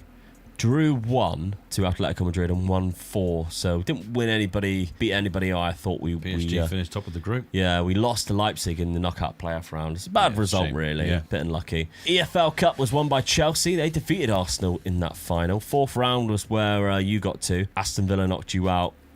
Everton on penalties knocked me out in the Carabao Cup. FA Cup. Went on then. Oh, I got to the final of the FA Cup. Lost 1-0. Oh. Desiree Doué's brother. Guela Doué has cost me there. A red card when we were 1-0 down. Evan Nielsen's goal. Yeah, that's cost us big time. There, wasn't it? Let's have a look at the stages and see where you ended up, Dad. Did you get eliminated by me or somebody else? 4th round, Coventry beating Wrexham. 5th round, Southampton. We're both in the quarterfinals. No. Oh, actually, you're both in the semi-finals. 8-3, 1-0. That's 2 good wins there, wasn't it? Yeah. Oh, you played Millwall. I beat Liverpool 6-1. That's crazy stuff. I should have beat Millwall, shouldn't I? Yeah. That'd have been great last season, wouldn't it? A final, yeah. A final together. Hansi Flick's the Liverpool manager, interestingly enough. That would have been a funny ending, but there we go. No cups in that final year for us. None at all, but there we go. If you want to take over the Save Game files on patreon.com/MegaLukeGaming or the YouTube channel members, you get to watch videos early as well through the YouTube channel members, so there's an option for you too. Dad, this Coventry team then, 18 goals, 16 assists, Tony Fernandez, probably one of the best seasons that your players have had. Yeah. I got 3 strikers there in the high sort of teens type thing, so I'm pleased with that really. Yeah, I was getting a little bit better, starting to pressurise the league now, so I'm 2 or 3 seasons too short. Yeah, £65 million for anybody who wants to take over it. I have got 25 goals of Vitor Roque, 15 from Bahoya. Scamacca's dropped off massively there. I think another season I probably would let him go. Sold him to Everton for quite a lot of money by the looks of it. Yeah. And cashed in on that and maybe brought somebody else in up front. That would have been what I would have done. £79 million as well, so a lot of money to carry that on. Yeah. Not bad at all. But let's have a look at the final points tally. Before we do that, we need to check to see who won against each other. Obviously, in that final year, we weren't quite sure. So, first game against each other, we need to find Coventry. It was a draw, which was the one that we knew about, the 1-1 draw. So, the second fixture against each other, you beat me 6-2. Oh, get in. Wow. Huge result. So you do get an extra point there. Is it good enough to win? Let's find out. Season 5 points are Mega Luke with 0. Dad with 2. Meaning the total points are Mega Luke with 14. Dad with 8. Not quite. 6 points behind. No, I needed a better season that last season, didn't I? Yeah, that season 2 pretty much won it for me. The 7 points of winning the Europa Conference League. Yep. Done me justice there. But there we go. The money at Newcastle in the last few seasons has made them contenders on Football Manager 26. Whereas Sunderland's recent promotion and recruitment of young talent has made them a rather interesting project. So today my dad's taken over Newcastle. As we all know, he usually struggles when he has more money than he knows what to do with. While I have a tricky task of beating him on points across 5 seasons in this rebuild using Sunderland. So will Dad's Saudi money prevail, or can I pull off a surprise victory for the Black Cats? Dad, this week's rebuild, Sunderland versus Newcastle. Yes. Kind of nice to do Sunderland now that they're in the Premier League against their big rivals, of course. They're doing well as well, aren't they? Yeah. Really, I'll take my hat off to you boys. You're doing really well. But of course, in Football Manager terms, you definitely got the advantage. The money with Newcastle, obviously the more established side, some world-class players in there too. Yeah. Using the normal points tally, it's going to give you a big advantage, hopefully, I can make very competitive in a couple of seasons, because it'll only take me a couple of years, I hope, to be able to bring Sunderland into a better position that might be knocking on the door to where you are. I've got hope that I sort of get a few trophies and a few points in the bag the first couple of seasons, really, then I can just carry on from there. Right, well, I've actually made one sign at the start of the season. We've bought in Mark Gui. I'm so sorry. Everybody always tells me how to say his name. Mark Guy. Why do I keep deciding to sign him? I don't know. But anyway, I signed him on loan. Yeah. It's just to give me another option up front. They don't. I think that might be their weakest position, to be fair, for Sunderland. But I'm going for a 4-1-4-1, which out of possession goes into a 4-2-3-1. DLF, we got 2 wingers. We got a good midfield. That's the main thing. Granit Xhaka has been sort of like amazing for Sunderland at the start of the season. I think he was really good on this. The signing of the season in the Premier League. Yeah, I agree. Then we've obviously got Habib Diarra, was another good signing, young midfielder as well, who can grow and develop quite well, and Siddiqui as well as another one like that. Noah Siddiqui, only 20. So midfield, we're really cooking. It's just the rest of the team we have to bring up to that level. Geertruida is a loan signing at Leipzig, so a great defender that we've only got for one season, but Alderate is actually quite good. Omar Alderate looks really good on this as a left-footed centre-back. Mukiele can play in sort of that role that I enjoy, that inside fullback, to allow the wing-back to go forward. So that's kind of how we're setting up this season in our little formation there. But we started off very well with a loss to West Ham, unfortunately, at home. 84th minute winner from Tadibo, but we got an away win against other rivals, I would say, in the relegation scrapping area of Burnley. 2-1 against them, and we beat Brentford 2-0. So we've started off very well. Yeah, I mean, you got to be disappointed that you lost against Burnley in the Carabao Cup, but you're going to take that, really. Yeah. You'd rather win the league game. Oh, absolutely, for now. Dad, though, it's not going well for yourself, but you have brought in a player at the start of the season. Yes. Giuliano Simeone. Yeah, we all love his dad. Yeah, So, well, I don't even know whether he does, to be honest. well, he came, if you was acting like his dad, I don't think I'd like you. When I approached him, he was quite eager to come, so I don't think he does like his No, dad. So, but yeah, perfectionist personality, very good mental and physical he's gonna attributes. be a lot like his dad, any really. But yeah, I mean, I looked at my team and I've inherited a good side, I felt, really, and that to me was just the weak link of the team. So I just went out and got myself a right winger, and with the money I had available, 60 million's a lot. Yeah, it's a lot, but I just felt he was worth it. He was good because he can play on both sides. Right. So, Okay. That was the main reason I got him. I don't think I'll need him the other side. I think it was 2 or 3 players that can play that side, but he's available if I get a load of injuries. All right, well, you're starting off with a 4-3-3 formation, dropping into a 4-2-3-1. We've got Voltemada and Livramento being locked in. Yeah, one of the good call from the Livramento, I think. I mean, Trippier is going to get that spot every time, I feel, and I didn't want that. I feel that Trippier's at the stage now where he's getting a little bit slower now, and I wanted this guy to come through, give him a chance right from the beginning. My other the left back, Hall, he's going to be... He's great. Lewis Hall, he's going to be really good. So, and I didn't have to lock him in, which I would have done if he didn't get that from Dan Burn, but he got the position, so I'm quite happy with that as well. Yeah, and I had a lock a striker in. I want to see what he's going to do for me for the first season, so I'm going to give him the whole season really there. I like him as a striker, you know? I do like him. He is good, I feel. He's good German, really. He's going to cause a lot of trouble in the World Cup, I feel. Yeah, I agree, yeah. Very good up front, can hold the ball. Quite skillful for a big man. He is, yeah. He's good with his feet, yeah. And like you say, he just seems to be in the right place at the right time. Yeah, he reads the game very, very well, I feel. Yeah, good hold-up play. So, good start to the... Well, good signings. However, not a great start to the season for you, Dad. Very bad start, in fact. And you had to change around that system. Yeah, I did a little bit. Because you haven't even scored a goal yet. I locked a good striker and we talk about how good he is, and he's let me down. Hasn't scored yet. Yeah, so, but all right, I've had a bad start, but early days. All right. Early days. Switch around the tactic. We'll see how it plays out. Of course, you've got Champions League football. You've got Galatasaray at home. Fenerbahce, you've got both the Turkish sides there. That's not going to be easy. Karabag, Atalanta, Bayern Munich is the big one there. PSV, Dortmund, and Atletico Madrid. So, will he play against his dad? I love him. I'd say that's quite an easy Champions League phase, really. It is and it ain't, really. I mean, you're going away to Turkey in one of the games. Galatasaray don't travel well, so I would say I would take that as a win. Fenerbahce away, that's not going to be an easy game. Then I got Bayern Munich, but yeah, there's a couple of hard ones, but I would be disappointed if I don't go through. Yeah, put I it that think you way should. with the players, the caliber of players that I've got. All right, well, let's see what happens then in season number 1 of this derby between Newcastle and Sunderland. Well, you recovered well, Dad, finishing in 3rd place. A bit disappointed with the start now. It's let me down drastically, innit? But Yeah. I'm going to take that. Take that as a good... Because those 9 points would have meant you had finished top. Yeah. Well, 2nd in the league, only behind goal difference of Liverpool, who are champions. Oh, I bet you wish Spurs could do this in real life, don't you? We're recording this just as he's been sacked. Just after the Newcastle game. Yeah. Hilariously.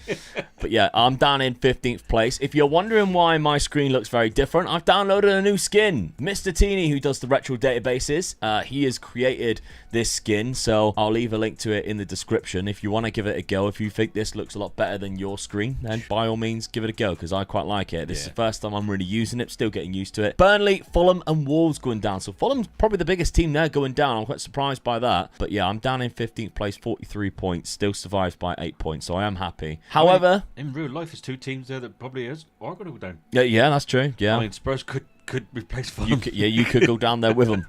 However, in the cups, Manchester City won the FA Cup. The Carabao Cup was won by Arsenal. But Dad, you were very unlucky because you got to the Champions League final and only lost 1-0 to Manchester City in the 95th minute. Very After unlucky. all I've said, I hate late goals. Yeah.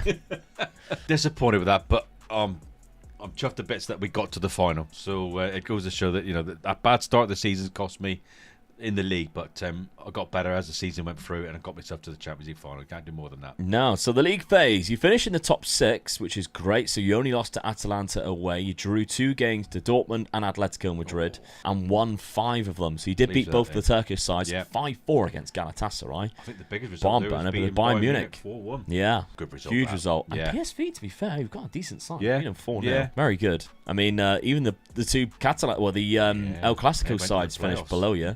Yeah, very good in the knockout, or round of 16. Then you beat Dortmund again, 2-0 on aggregate. Quarterfinals, knocking out Atletico Madrid. So you had to play him again. Did he score? And you had to do it. Did he so score? We'll have a look. We'll click on that and have a look. The semi-final, Real Madrid, 7-6. That's a hell of a result. Great result there. Yeah. So it's been a fantastic Champions League campaign and very unlucky, really. 2-1 away to Atletico Madrid. He didn't score there. Voltemada and Shaw. And 3-0 at home. Jacob Ramsey got 2 and Livramento got 1. So he didn't score against his dad to knock them out. But yeah, there we go. So, but yeah, what a result against Real Madrid there. Especially that 6-3 home win, which goals were scored in the 91st and the 98th minute.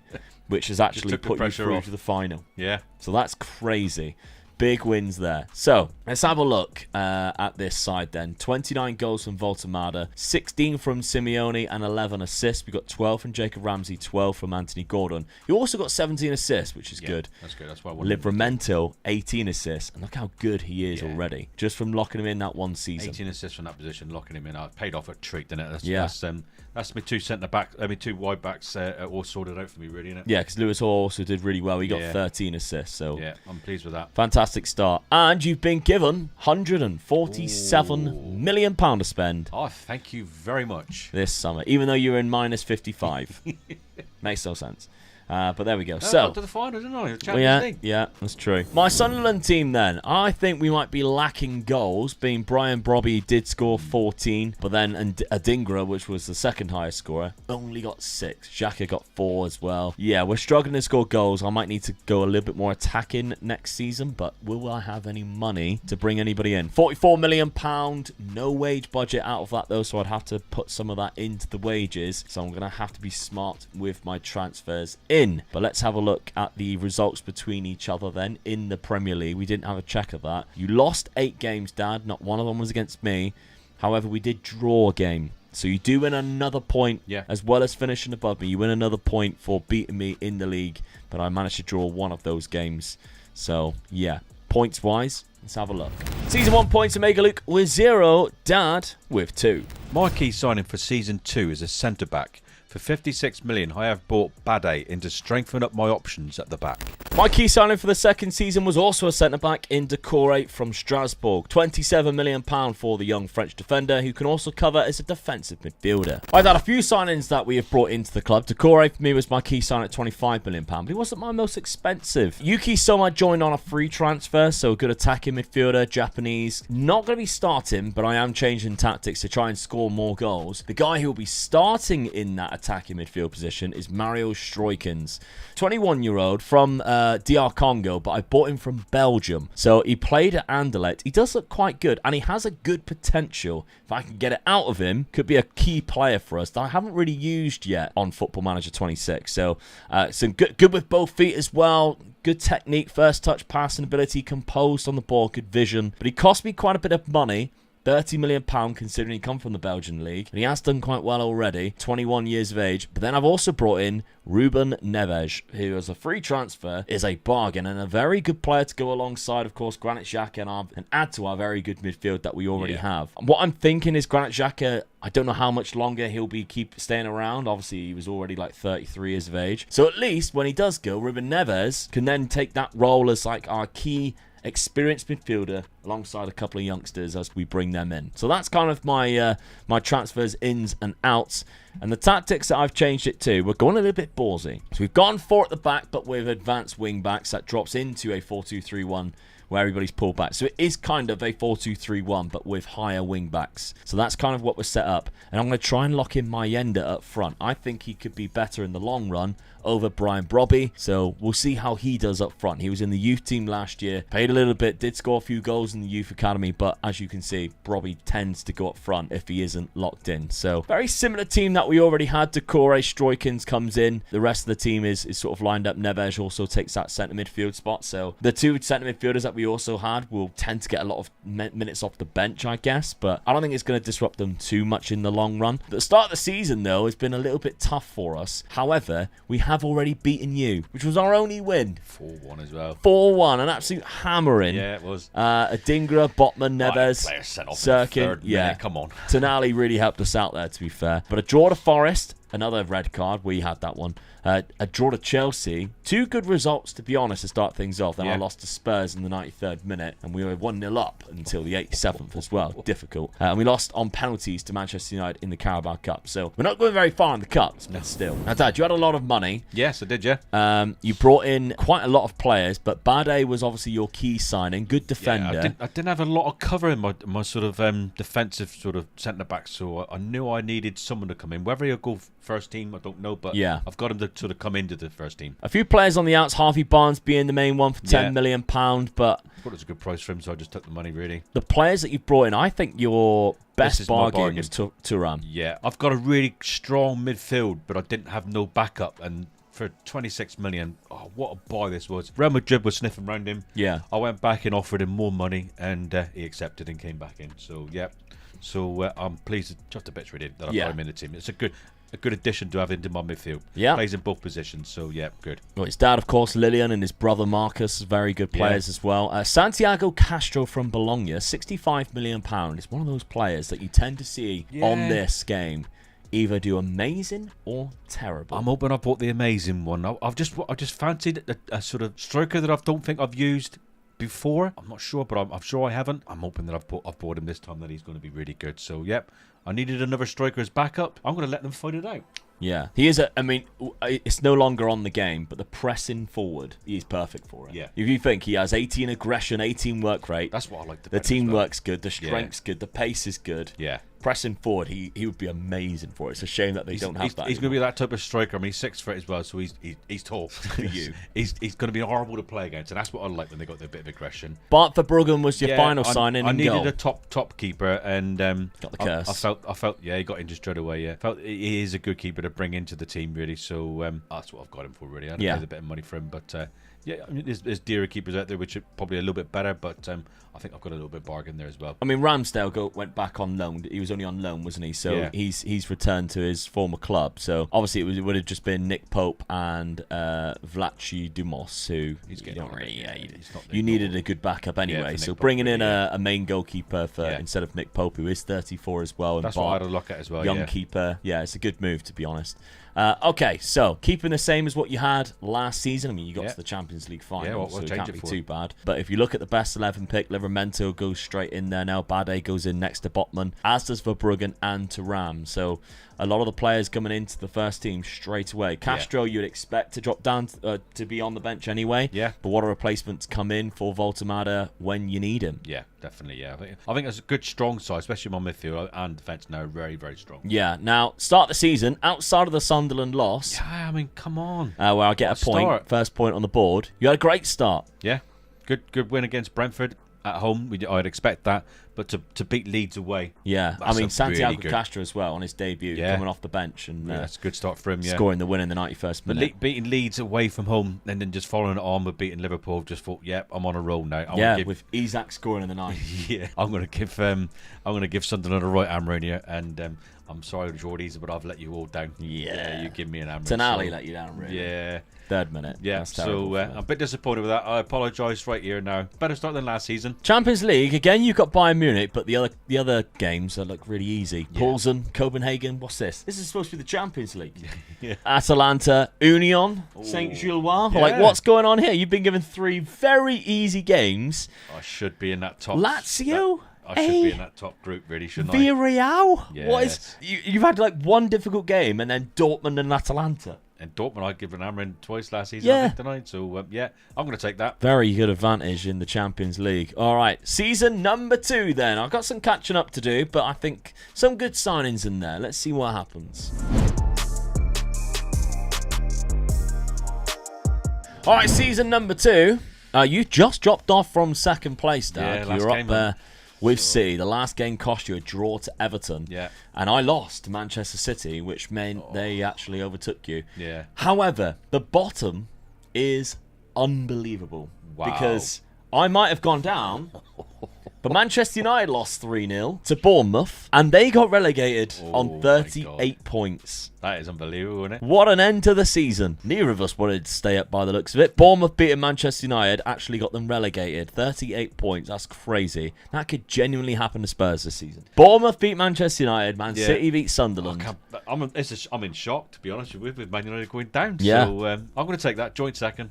I'll survive by Good the skin season of my for me. teeth. 20 losses. There's the other one. Obviously, I beat you at the first start of the season. Yeah. Lost against you 4-1 in the second time we played each other. So it was a 4-1-4-1. Yeah, so I'm pleased with that. Got my own back on you. Yeah, so, but, yeah, unfortunately, you are at the very different end of the table for me. But I still can't, that's absolutely crazy. So, Knutson, surely that can't be their actual manager.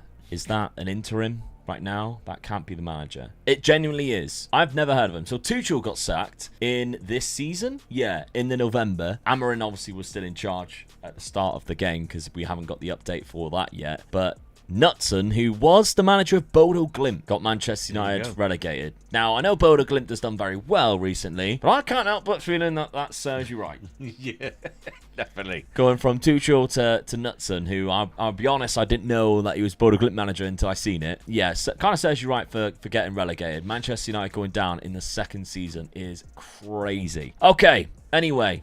Outside of that, any player statistics that we've got to look at there? I mean, Simeone's done quite well for... Oh, no, hold on. Again, it's not easy to read this, is it? Right, Tierno Barry, 33 goals was scored. Castro with 15, Simeone with 13. So, Voltemada, not there. He's down all the way down there. Yes. With just 10. No players for me, though. We're on Newcastle. You have gone on and won the FA Cup. My favourite cup. So that's the first trophy of this. 3 points. Yeah, pleased with that. Against Keith Andrews' Brentford. I'm pleased. Jacob Ramsey scoring the winner. I'm pleased with Jacob Ramsey scoring because he's not making my first team. Yeah. With the midfield that I've got, it's going to be hard for him. He's going to take the bits and pieces that he's given, but looks like he's doing well for me doing it. Absolutely. So, Carabao Cup was won by Bournemouth. So, they've had a good season. Beat Spurs in the final there. However, got to the semi-final of the Champions League this time round, which is quite unlucky, really. Yes. Losing to Bayern Munich, who of course they we got- faced in the cup. They in got the their own back on me from league last phase. season. Yeah. They're giving him an hammering. So let's have a look at that journey then. League phase again, finishing there in that top 8. Yeah, that's where I expected it to be. Only losing to the 2 German sides, winning the 6. I'm not surprised when you've got those other 6 clubs that you're facing. You should be going through the top 6. 100%, yeah. Round of 16, knocking out Dortmund. So you got your revenge straight away, knocking out them. That's Yep. twice you've done that, I Yeah. swear. Quarter final, beating Galatasaray 6-0. 6-0 in aggregate. That means I went to hell and won as well. Yeah, get in. 4-0 away from home. Yeah. And then Bayern Munich, of course, They beat done you me. there. Yeah, so I take defeat. Never mind. Yeah. Goals-wise, then, let's have a look. 26 from Santiago Castro. Seemed to play pleased with quite a that. lot. I let them fight it out, and they got like 45 goals between them. So yeah, I'm pleased with that. Yeah, Simeone and Anthony Gordon both getting 17 and 13 I'm really as well. pleased with Yeah, that. Simeone doing this well for me. Yeah, pleased with that. Livramento 13 assists, still to Done it Lewis again, yeah. Hall getting 11. Yeah. Good setup All already. good there. All good. Looking good. And another 121 million. Go now. Oh, look out now. Yeah, what's going to happen next? However, there is an alarmingly bad amount of statistics for me because goals-wise, my top scorer was a Dingra with 8. Ooh. That's terrible. How the hell did you survive? Where is Mayenda? Did he leave halfway through the season? What happened to that? He's just like kind of disappeared, but he has not scored a lot of goals at all, and we need to rectify that. We've only got £38 million to spend as well, so I need to find somebody who's going to score goals for quite a cheap cost, or else I could be in deep trouble, really. But we have got a point on the board. That's the main thing, and by the looks of it, we haven't been sacked yet. We should be keeping our job going into season number 3, despite scrapping with relegation. I think if we were relegated, we would have been gone, along with West Ham and Sheffield United. But Manchester United have done worse somehow. Yeah. I don't know. Let's have a look at the points. Season 2 points are Mega Luke with 1 and Dad with 5, meaning the total points are Luke with 1 and Dad with 7. With a first-team midfielder leaving the club this summer, I've brought in the perfect replacement in Vitinha. From PSG, he cost me over 160 million, but he is a world-class midfield option. I finally brought a striker worthy enough for the Premier League as Francolino joins the club from Denmark, costing me over £40 million with add-on, who has everything that we need: pace, power and accuracy to score goals for Sunderland. Yes, Dad, finally got my striker, but I've also got some other options too, because I front-loaded it with installments, knowing that I haven't got a lot of money. Yeah. So although he did cost me £42 million, I still had enough to bring in another attacking threat in Saeed El Mala. 21 years of age, can play on both wings or up front, and I think this guy could be the one that unlocks the goals for Francolino. Francolino's unbelievable. Yeah. But it's no good having a Rolls Royce up front if you've got a Skoda in behind passing them the ball. Hey, what's wrong with the Skoda? You don't even drive a Skoda. Don't back them up. They were terrible in my time. Yeah, that's why I said it. They're Yeah. better now. I remember as a kid, Skoda used to get so much stick. So for much being jokes on yeah. the Skodas, yeah. But they Yeah. actually turned out to be quite nice cars. they So are I do quite, yeah. apologise if you've got a Skoda. It was just the first thing that comes to my head. What else would be a terrible car that you'd put in there? I was going to say Ford. That's a good point. Yeah, good point. So Saeed Al-Mala has joined that to kind of up the calibre of players that are going to be supplying the ball to Francolino, and I think for £13 million, that's a really good option for us. Yeah, good price. Keeping the players that we had in and around anyway, I'm going a little bit ballsy because I think we need to at this point. We're going into season 3 with hardly any points. And one weakness we really did have is our fullbacks. They're just not very good. And Reynaldo, I ain't even registered for the season. He's got no pace about him. He's 33. It's a position that if I had money, I would improve, but we just don't. And I really needed that striker. So that's the reason why Francolino's in and no other fullbacks are. So I've played something similar to this in the past, but I've tweaked it to sort of suit the amount of midfielders that we've got and to go with wingers. So Talby and El Mala on the wings with Francolino up front. Good midfield 3 with Ruben Neves supplying that, and then we've got a 3 at the back, which can work quite well on Football Manager. So we'll see how that goes. Now, Dad,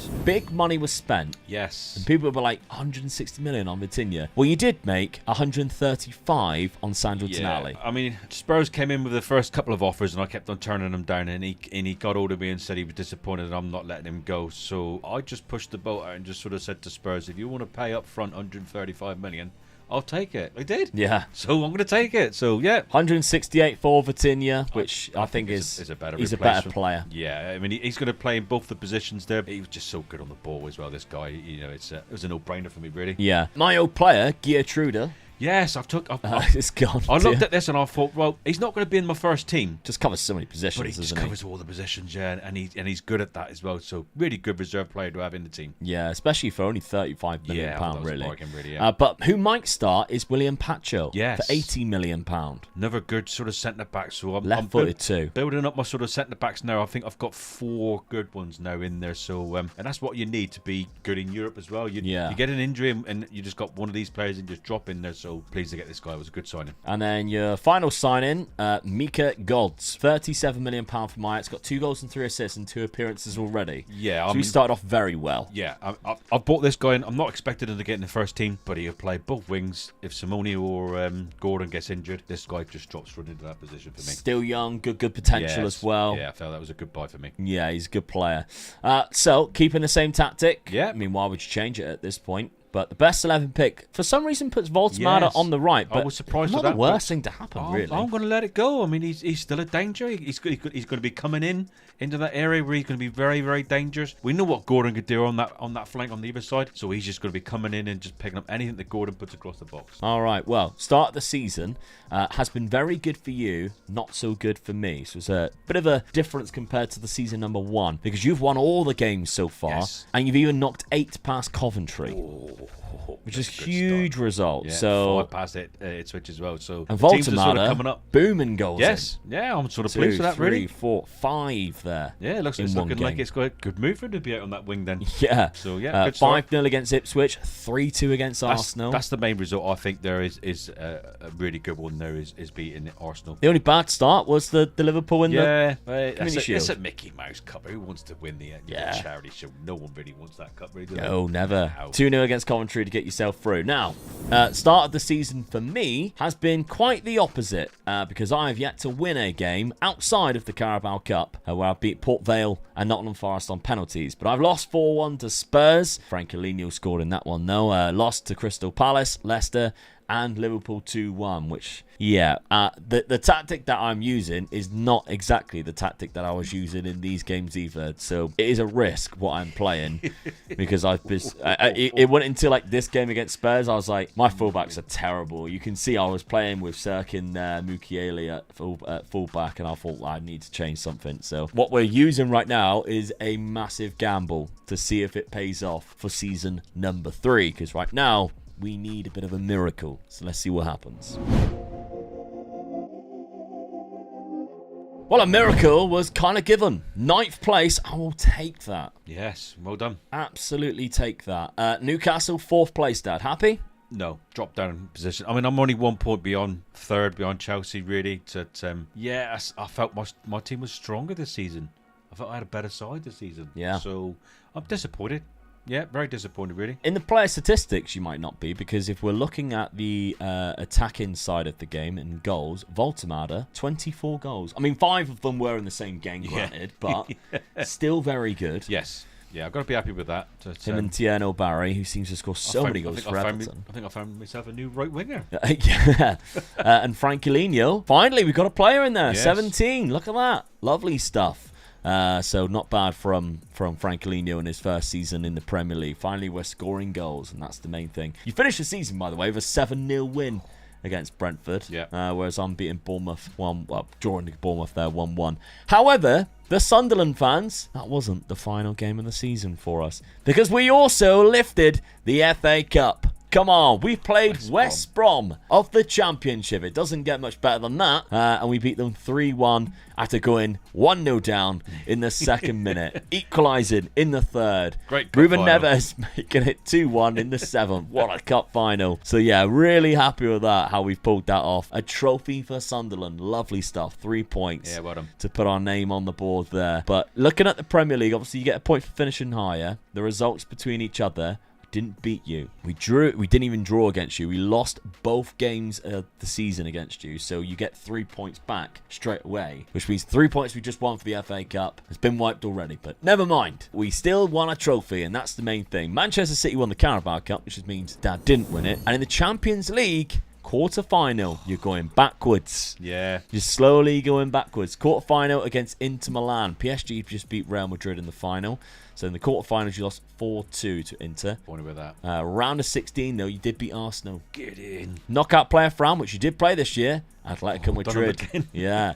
In the league phase, finishing in 4th place. Dropped down there as well. That's a bit disappointing, isn't it? Lost their way to Galatasaray. Welcome to hell. I lost to Atletico Madrid. Yeah.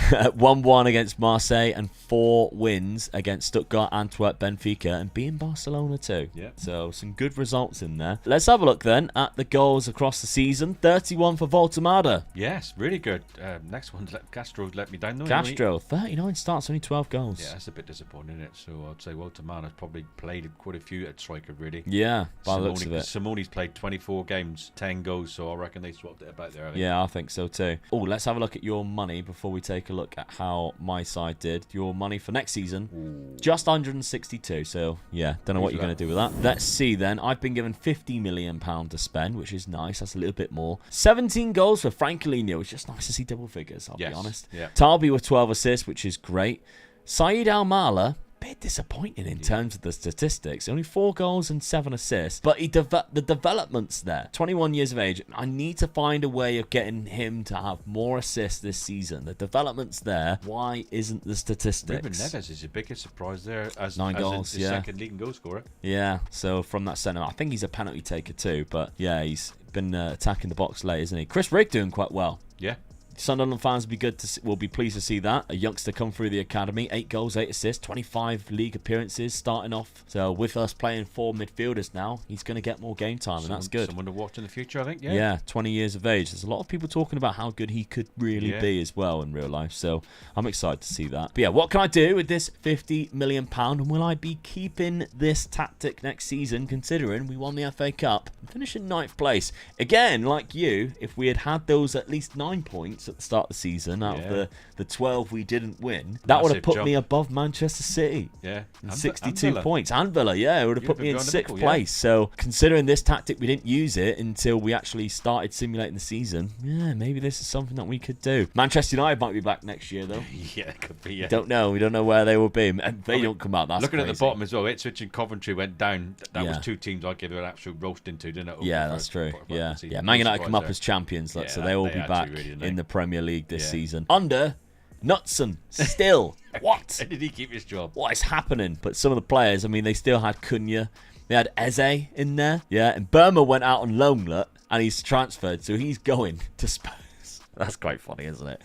I do like to see what clubs do when they get relegated, because I think Bruno Fernandes has clearly left the club, which I'm not too surprised with, to be honest, because they had transfers out, £455 million going out. That's absolutely insane. So Kobe Mainu left, Sesko left, Hoyland left, Ahmad, Lautaro Martinez. They had Mark Gehi. He left. Xerxes, Lenny Yoro, Diogo Dallo. Somebody paid £28 million for Diogo Dallo. That's absolutely insane. Yeah. He's an idiot. We've always said he's an idiot. Yeah. Mazraoui left, as did Bruno Fernandes, for only £19 million. A bargain for Bruno Fernandes. Oh, yeah, you buy him even though he's 33, you still buy him at that. Yeah, absolutely. All right, let's have a look then at the points before we go into season number 4. Season 3 points are Mega Luke with 3 and Dad with 3, meaning the total points going into the 4th season is Luke with 4 and Dad with 10.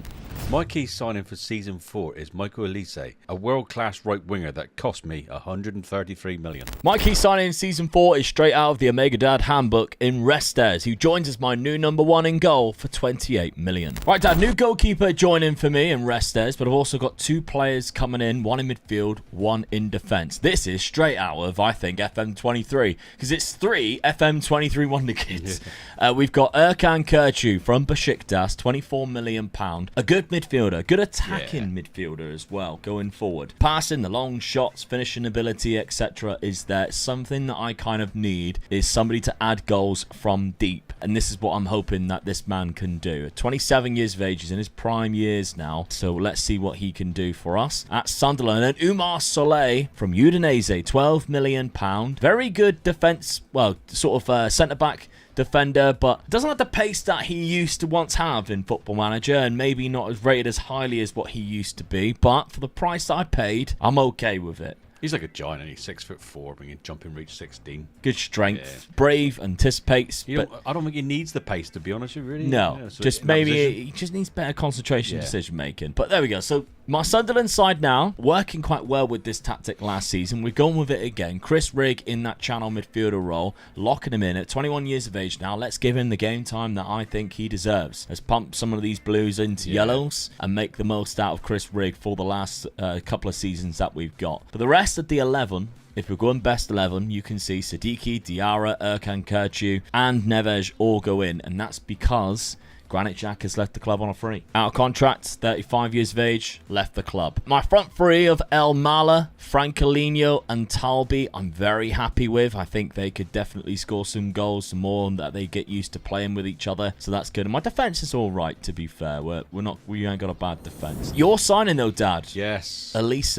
Quite a big deal. It is a big deal. I locked up my team really, and I just had a weakness over there. It's Simone wasn't doing it, and he's injured as well, and it was taking my striker across to that side, and I didn't really want him to be over there really. So I thought, right, I'm going to go out, spend big on one position, and I just don't think you can get any better than what in Michael Elise. So in that position, for sure, yeah, definitely. So I was happy with the rest of my team. So I filled one position. You're always telling me to go big on one. Finally learning. I've done it. So finally learning. Normally, when you've got 150 million pound, you'll buy 6 players for 40 million. Yeah. None of them get into your team, and I'm going. Finally, you're doing the right thing. There's two players in that team I've bought big. So and they're key players in this team. So I'm expecting big things. Yeah, these guys really. Right. Well, let's see. Start of the season, keeping the same tactic as well, because you've been doing quite well with it. Yeah. Start of the season, draw away to Arsenal to kick things off. Very good. I'm happy with that. Yeah, considering they only scored in the 91st minute, and you had Elise on his debut, sent off in 4 minutes. Come on. So I played with 10 men. The main player got in to do me the sort of get the season going, and in 4 minutes he lasted. 4 minutes. So 2-0 against Man City. In the game after, though, very good. Norwich 3-1 away from home. Again, really solid. Then just scraped through against Accrington Stanley. Ooh? Exactly.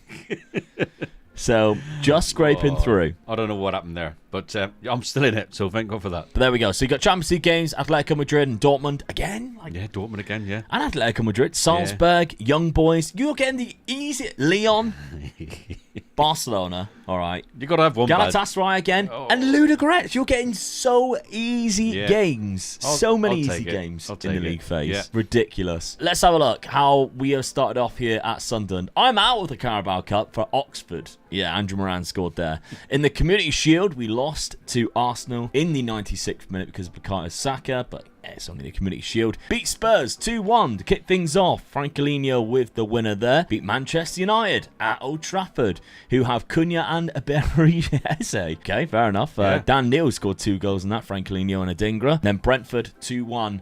Erkan Kurcu set things off there with Ruben Neves scoring from the penalty spot. Great start in the league. Yeah, we've got Europa League football, and arguably my fixtures are harder. There are some okay ones in there. We got Tel Aviv, we got Lech, we got Shakhtar Donetsk, PAOK. We've got Union Saint-Gilloise, Trabzonspor, and the final 2 games, Red Star and Victoria Pilsen. So good chance to get some points on the board for you with that, in that, though, isn't it? That's it. Now there is some difficult games in here. So the likes of Ajax, of course, Leverkusen could be difficult. Even Bournemouth to an extent. Liverpool's in there. Yeah, they're going to be the favourites. Napoli as well. So I don't expect to win it this season. I think there's 2 or 3 teams that are probably better than us. You could call it now and say Liverpool-Napoli final? If the draw goes that way, potentially. Yeah. We'll absolutely. Right, let's see what happens then. Season number 4. Can I catch you up in the points? Well, Dad.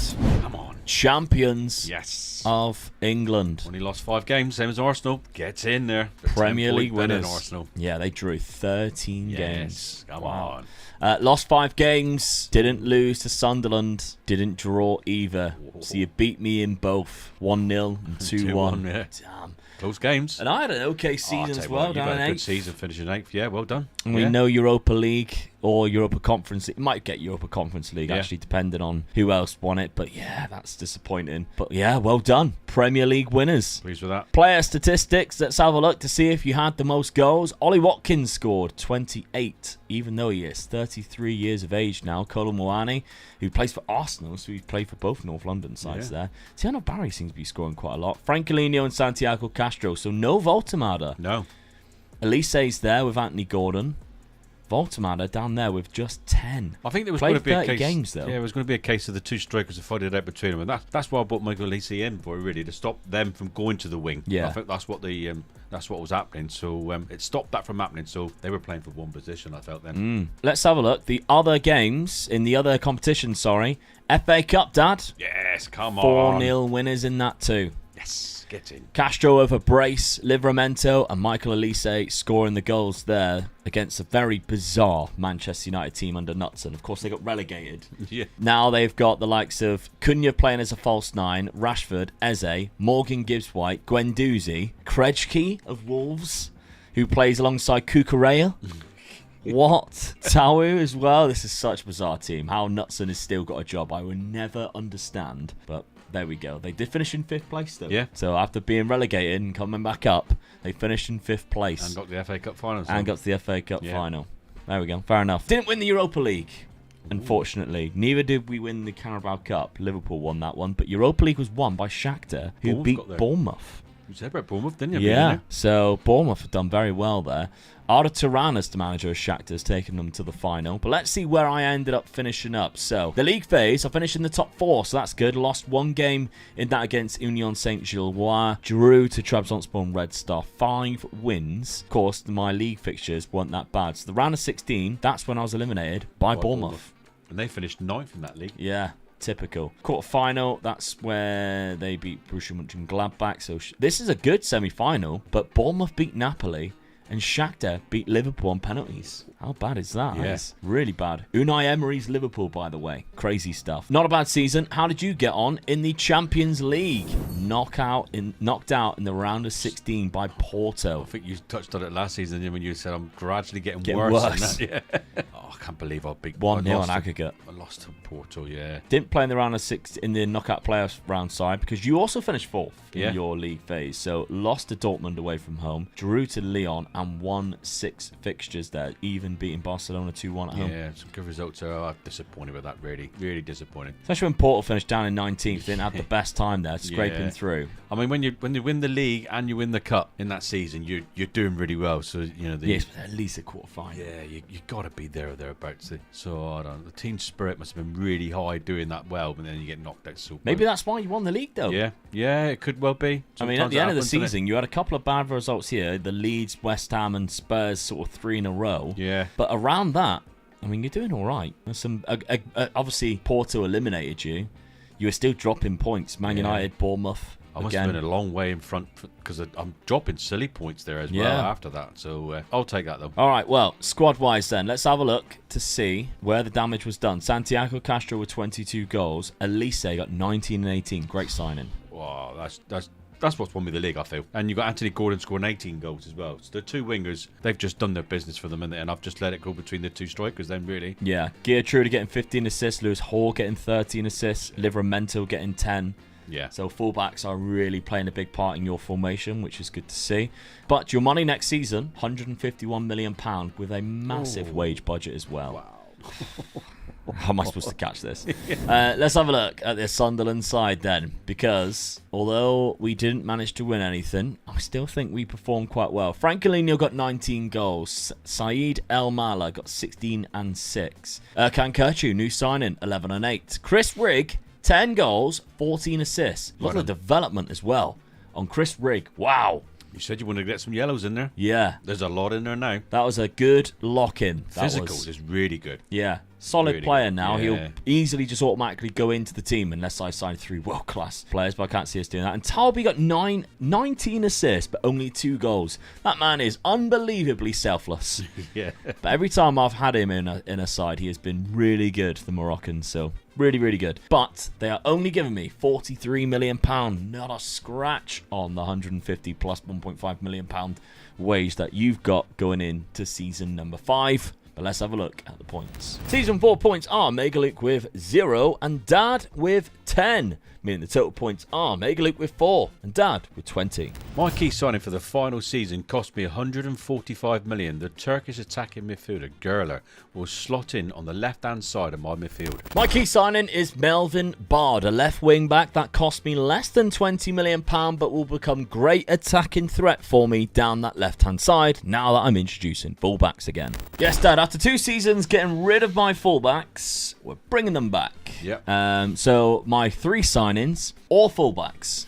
We've got Kellen Fisher, who can play both sides, so we've signed him from Leicester, an English fullback as well, so he's not too bad. And you notice they can all play wing backs, and that's the reason why. So then we got this guy who's got blue hair, Andre Ratiu, who we got from PSG, Romanian, very fast. He can play down that right hand side. And then of course Melvin Bard, who was my key signing, the most expensive. Oh no, actually Kellen Fisher was most expensive, £16.5 million, the better of the three in that left wing back role. So yeah, bringing fullbacks back, and we're going into a tactic I've really enjoyed recently, the 3-4-3 with wide forwards overlapping centre back. Yeah. In the Spurs video that I did not so long ago, now that obviously Thomas Frank's been sacked, you might actually watch that one because not a lot of you did. But I really utilised the overlapping centre-back with Mickey van der Ven. And I'm utilising it here because Mukiele's quite a good player going forward. That overlapping centre-back role is so good, especially with the advanced wing-backs. So I'm bringing it back. We've got a 5-2-3 sort of out of possession striker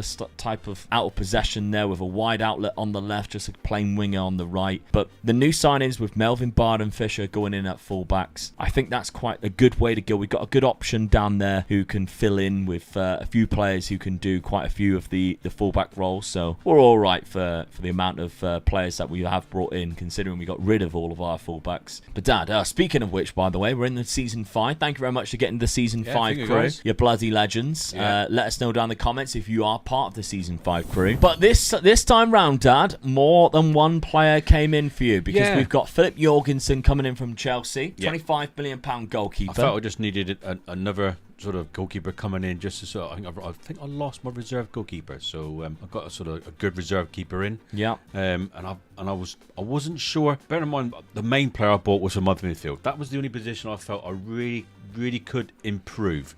The rest of the positions, I was putting players there that can, if I get any injuries, can take over. This guy, I know I've used him so many times. He can be good. Yeah. If you play him, if you get him 2-3 years earlier, he becomes absolutely brilliant. He's good now, but he won't get in my first team. No. But it's good if I have injuries.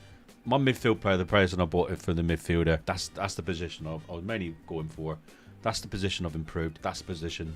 He'll be a first team player for me. That's where I spent my money. So I have done it again. I've spent most of my money on one player, but I had spare money left over, so I just filled the squad. Stop waffling and say his bloody name.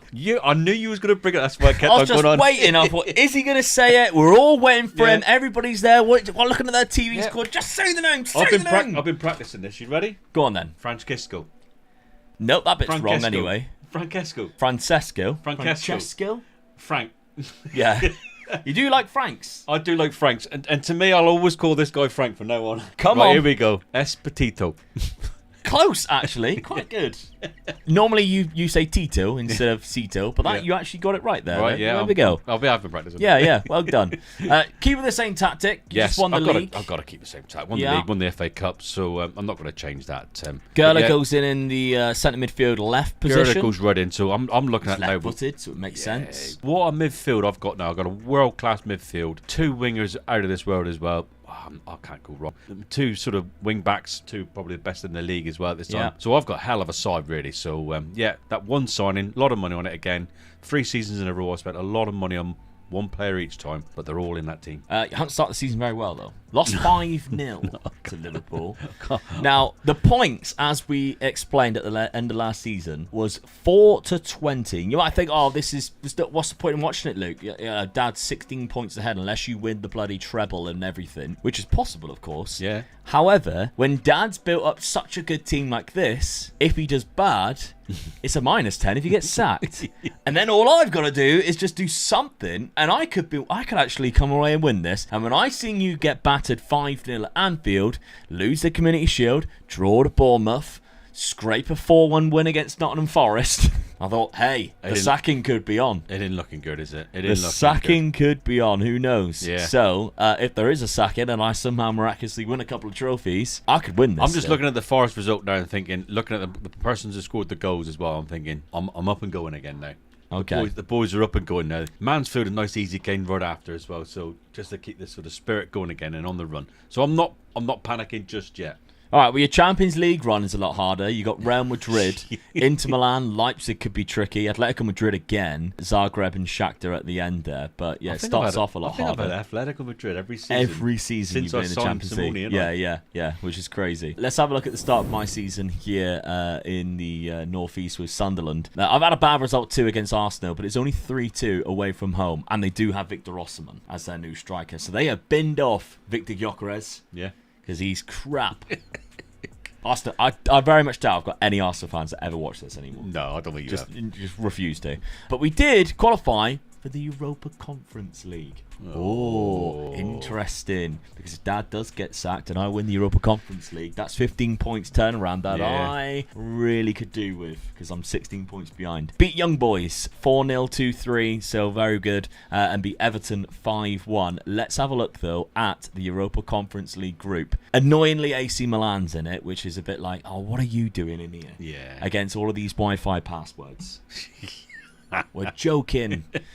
But there are some names that I've never heard of. So, yeah, definitely. I mean, Budenc Nost from Montenegro. Again, a lot of the reason why I like this is because you see some names that even I, who have played Football Manager for years and years, have never seen some of these. Shknagia from Macedonia. I'm not even going to start trying to pronounce any of those names. No, they've even got ones where the badges are crazy. Viking FC, yeah. So I'm alright with that name. I'm excited because this could be one where we might win it, but then there's just a couple of teams in there that I'm like, why do you have to be in here? Yeah. The likes of Sociedad, the likes of AC Milan. I'm wondering, what are you doing in here? Why do you have to be in here? So we could still, and they've got Joe Linton, who's just left your club. Yes, he. I tried to sign him for, give him an extra year on his contract. Wasn't interested. So all you Newcastle fans who are playing, what happened to Joe Linton? There you go. He didn't want not an extension to his contract, and he went on a freebie. I tried. He gave me a season's notice that he was going to go next season, and I tried re-signing him. Not interested. And he might cost me in the Europa Conference League. Yeah, he could well do. Yeah. All right, so let's see the league fixtures that I've got to play in the Europa Conference League. Casapia, but Policia. I should be going through. FCSB, Batumi. Those are the only 6. So, yeah, I should go through. It's just then if I avoid AC Milan and can get to the final. So, basically, all I'm going to do is make sure I don't get sacked. If you don't get sacked, you might be all right. Let's find out then. Season number 5. Can Dad survive and not get sacked? Can I pull off the miracle? Let's find out. Well, Dad, you didn't get sacked, unfortunately.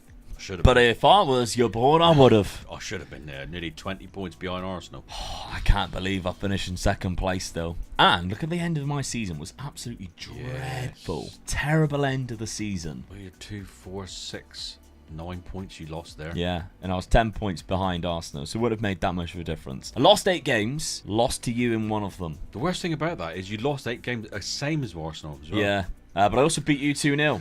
So I do get a point for that, as well as finishing above you, which is great. So that's lovely. However, did I go on and win it? I bloody did! Get in! Against Craiova. The Romanian side Craiova. Yes. So Chris Rigg was playing up front. Don't ask why. Don't know what happened to Francolinho, but Chris Rigg was playing. He's quite a good striker, to be fair. But yeah, Chris Rigg was playing up front, weirdly. You're not going to argue when you win, are you? No. But the semi-final did beat AC Milan. Great result there. We deserved to win then. You beat the best team probably in there. Knocked out the best team in there. And Real Sociedad along the way. I wouldn't be surprised if AC Milan came top of the group in the league basis. Probably, yeah. Or myself. Hibernian as well in the round of 16. League phase, there we go. I was top. 6 from 6. So not bad at all. They actually only won 4 of their games and they drew 2. Tromsø and Sutton. Oh, I deserved to win that. You deserved to win it, yeah? Deserved. Didn't win anything else, though, unfortunately. The FA Cup was won by Everton. Spurs won the Carabao Cup, which means the only thing you could have won, Dad, was the Champions League. And the winner of that was Real Madrid. Actually, no, it's still to be played. It's Arsenal versus Bayern Munich. So you might still be able to celebrate. Get out. I know I love Harry Kane, but I don't like Bayern Munich. But there we go. So, Dad, bad season in the end, to be honest. Yes. Santiago Castro still scoring the most goals. 24 goals, yeah. Gordon's still doing well. Michael Olise done well. I would have locked in Voltemada just because whenever he did play, he got more goals per games. Olise was unbelievable. Yeah, that was a good buy for me. I mean, Anthony Gordon, consistent over the 5 seasons I was there as well. So, the 2 wingers, I mean, Michael Olise was the winger, but You can't argue with that, can No. you, really? So, But if you want to take over the Safe Game file, it'll be made available on Patreon. If you take over Dad's Newcastle side, you get £128 million plus a decent enough wage budget to carry things on. So you might have fun with that. Maybe it's because you want to steal the tactic that did so well for him for the last couple of seasons. But if you were to look at my Sunderland team, who finished in second place, Frank Alino did score 30 goals this season. Very good. Saeed only El Mala, 25. 19 and 16 as well. Not bad at all. Even my right wing back with blue hair scored 16 goals and got 11 assists. Crazy. yeah. Kircher and think it's- Talby did well as well. I think it's two good squads, so you can take over. Yeah. You could have a real interesting sort of like challenger ready for yourself, couldn't you? We've built quite a nice little team Yeah. here in Sunderland. £45 million. So let us know if you do take that over. Patreon.com/MegaLukeGaming or the YouTube channel members. If you are a YouTube channel member, you can take this on and might be able to watch the video early as well, depending on when it came out. Or just videos in general sometimes come out early. Apparently, according to the squad planner, I have 11 position issues.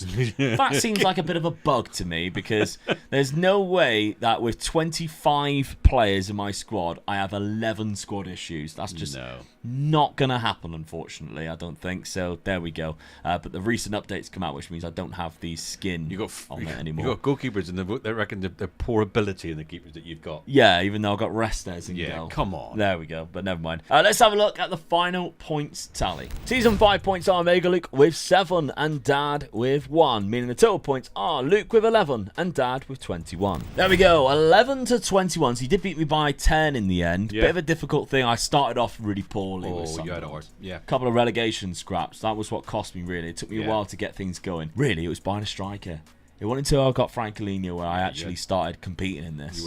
One season you already scored any goals at all. Yeah. You didn't manage to survive. But So that's what it was cost a good me, I challenge. think. It was a good challenge. I bet you Geordie's really loved it. So Yeah, absolutely. A lot of people have been asking for it, so there it is, and it was a good one. The Premier League relegation battle this season is heating up, with Tottenham being surrounded by West Ham and Forest, 3 clubs who didn't expect to be where they are this season. So today, my dad and I are going to take over Nottingham Forest and West Ham to change their destiny and see what we can do across 5 seasons. Domestic cups maybe, European trophies, or can we do the unthinkable and lift the Premier League? Let's find out. Dad, today we're doing Forest versus West Ham. It's 2 clubs who are battling for relegation. Well, not for relegation, to avoid being relegated this season. This Forest side, of course, was very good last year. This season, not so good. Not so good, no. I mean, I'm hoping that one of these teams go down instead of Spurs as well, to be honest with you. So, oh, yeah, that would be awful if Spurs went down. Nobody would want to see that. What do you think of De Zerbi? I'm not 100% about him, sure, really. I do truly believe the players are just not playing for a manager at the present moment. Yeah. So whether he's going to make a difference, is it too late? I just don't. I'm really worried for Spurs, to be honest. All right, I didn't like the idea when he was linked to go to the Man United job after. That's not really somebody I would he like, hasn't to be got a honest. great history. I mean, he's done well for a couple of seasons at Brighton, but you look at his record apart from that, I don't understand why so many big teams were even thinking about him. Yeah. And we sort of like done everything to get him in, so I don't know, I'm not sure. Anyway, back to Forest. You're setting up Yes. on a 4-3-3 into a 4-2-3-1. Yeah, I mean, going forward, I quite like this team. They got a really good, strong midfield. I feel a couple of players up front and the wide wingers are really good. The only sort of position I'm looking at it really, I'm a bit concerned about was the 2 goalkeepers they got. I don't think they're that good of keepers, so I'll definitely be looking at that probably. But yeah, the midfield is quite strong. I'm hoping that Anderson and Gibbs White will sort of keep me going and score a few goals for me this season. Yeah, they got good backups as well, like Nicholas Dominguez. Ryan Yates is a good player. Even in their defence, they've got Morato, Murillo, and Milenkovic, the centre-backs. Yeah, 2 good solid centre-backs, and they really. So, yeah. They got some good players out on loan as well, so that's something to look forward to next Yeah, year. they're getting them back for next season. Of course, the main threats that you'd like to see is, of course, Elliot Anderson. He's had a good year this year, as has Morgan Gibbs-White the last couple of seasons. He was linked with Spurs, and we just... Yeah, and he thought, I ain't been that bad, have I? Once again, we let it go through our fingers, and another player sort of punished us when they played against us. Yeah. So, yeah. And striker Igor Jesus up front now. Now, he's not amazing at anything. He's just kind of good at most things. Yeah, he's one there. of those strikers that you'd look at and you don't think he's that good, but then you sort of like look into it really and you think, he's not a bad striker as well, really. So, yeah, hopefully he'll score a few goals for me. Yeah, a lot of 14s around. Yeah. Now, you didn't sign anybody. I did. I had £10 million.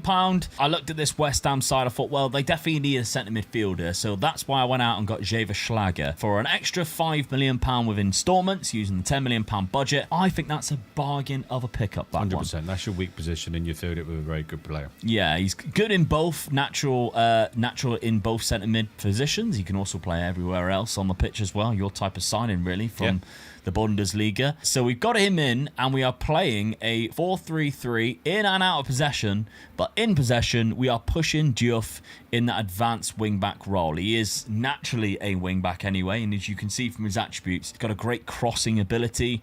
He's very aggressive. He likes to bomb forward.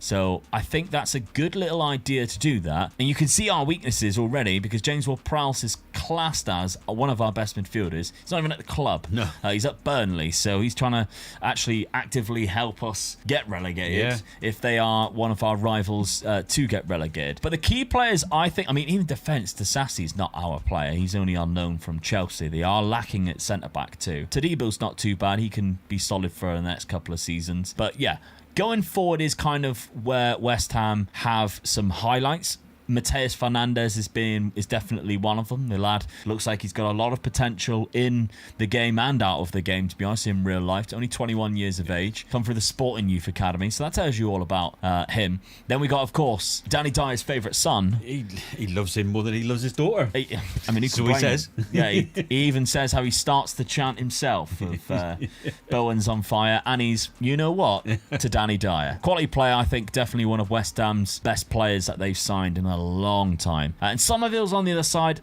He's all right, but there's a substitute right now who's absolutely on fire, and we'll get to him in a sec. Castellanos is the striker. Not a bad striker either. Can head the ball. Quite strong. Great mental attributes. Yeah. Start of the season, though, has been great for me, because we have not conceded a goal in the Premier League. We beat Sunderland 1-0, Adama Traore. We beat Chelsea 3-0. Look who scored in that again. Adama Traore. We'll skip this one for now, and we'll come back to it, because we beat Dad's Nottingham Forest with Adama Traore scoring again. Yeah, I don't believe that. It's such a bad result for me. We're currently top of the league, by the way. 9 points from 3 games. Wins, not conceding a goal. Well done. I mean, we do have Spurs next, and then Arsenal coming up soon. So I doubt we'll stay there, to be honest. But yeah, I mean, let's have a look. Adama Traore, my wife loves him when he's oiling himself up. Don't know why when I'm sat on the sofa right next to her eating crisps. Yeah. Don't even like crisps. Don't know why I use that as the exact biscuits. Custard creams. Yeah, custard creams with a cup of coffee. You cannot beat that. No, he is there looking absolutely jacked. I am there looking absolutely. So the worst thing is you don't even offer anybody one. You just take the whole packet, don't you? Why would I? You gotta ask. If you don't ask, you don't get. So yeah. In the Leyton Orient game, Tadibo, 9 minutes, red card, put us under pressure. Leyton Orient missed their first penalty, took us to penalties, and then we missed the final 2. So we can only blame ourselves. But it does look like, with the looks of Ollie Scars, Freddie Potts, Magassa playing, we played a bit of a weakened side and still absolutely flumped it. So we're out of that competition already, which isn't great. But Dad, you're in a competition that we're not in. Yes. You have Europa League football this season. Yes, fingers crossed for this trophy, because that can give me one trophy in the bag without you even being in a trophy sort of like competition. So yeah, I'm sort of fingers crossed for this one. Now, got a few hard games there. Brentford at the start of the season. Yeah. Lorenzo Lucas scored in that one. Started so well, 2-0 at home. Great start. Then it sort of all fell apart then, didn't it? 1-0 Chelsea, 3-0 against you. Couldn't even score in both games. That's Crystal Palace.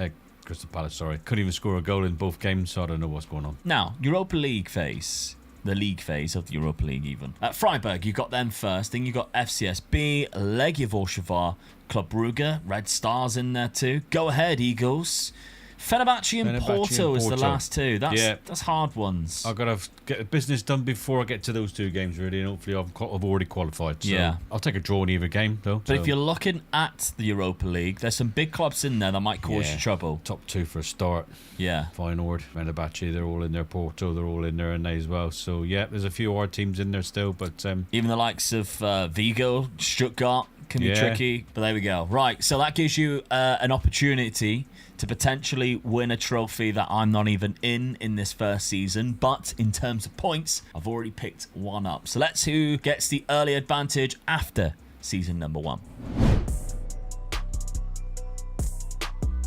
Well, Forest down in 11th, 12th even, is kind of where you'd expect them to be. Yeah, it is, yeah. I'm not happy with it. But West yeah, Ham in 4th, though. How did you get up there? Well done. Only lost 9 games, that's why you're up there. Yeah. I mean, there are some shocking things from this league table. I mean, Leeds going down, Sunderland finishing bottom of the league. That's such a shame. Burnley surviving again. I don't know how many times we have done a rebuild and Burnley have survived season number 1. They beat Wolves on the final day of the season to do so. Enzo Maresca's Burnley, might I add. So that's kind of crazy that they've managed to pull that one off. Man United down in 14th, but Spurs up in 7th. I mean, how unrealistic can you get in this game? Well, it goes to show, doesn't it, what real life can actually do. Yeah. And put different teams in different places. Allegri is the manager. Oh, I'd take which that. 100% you would take that. Definitely. Manchester United have Knutson again. There's that weird thing that always happens in Football Manager now, isn't it? Knutson becomes the Man United manager every single time. So we'll see how he does. That's, of course, the Bodo Glimt manager from real life. But there we go. All right. I lost 9 games. Didn't lose to Nottingham Forest. Also didn't draw. So I beat you twice in season number 1, which means I already have 3 points because I finished higher and beat you in 2 fixtures. That's a point a time. Even Nielsen was top scorer of the league. That's good. 29. Yeah, when you think of Erling Haaland in the league. In 23, yeah. Ooh, 6 goals more than him. That's quite interesting, really, because if you look to see where they are in the league, Bournemouth, and their goal difference, you wouldn't put him at top of the league. No, I mean, Erling Haaland did only play 24. Well, all right. Yeah, So that makes a difference, doesn't it? Yeah, it does make a big difference. Possibly a big injury there. Maybe you would have caught up to Evan Nielsen, but you took advantage of You it. have a look at Bournemouth, goal difference is 6. Yeah. He scored 69, though. He scored 69. That's a naughty Naughty number. Hey, well done. 57 points. He had a good season, though, finishing in 6th place. And it's funny, that's where you expect them to be most seasons now, because they are that type of team, aren't they? Well, I wouldn't put him as high as 6th. I mean, Iraola's doing a great job, don't get me wrong, but I wouldn't put him as high as 6th. They seem to get all the best players there, and then they sell them all off, don't they? And then they just bring a new crop in, and they just carry on. Yeah, I mean, Krupi is one. God almighty, what a signing that was. Love Krupi before he signed, and now it's like, oh, how annoying they've got Krupi. Yeah. He scored 2 goals against Man United this season.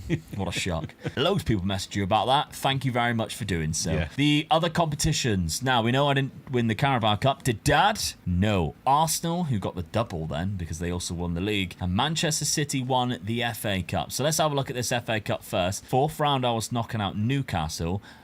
You didn't get to the 4th round, Dad. Ipswich, I beat there. You lost to Norwich in the 3rd round, so unlucky. Oh, dear, oh, dear. Palace in the 5th round. Quarterfinals when I was eliminated by Liverpool. So Carabao Cup, you won't pick up any points. Domestic stuff then.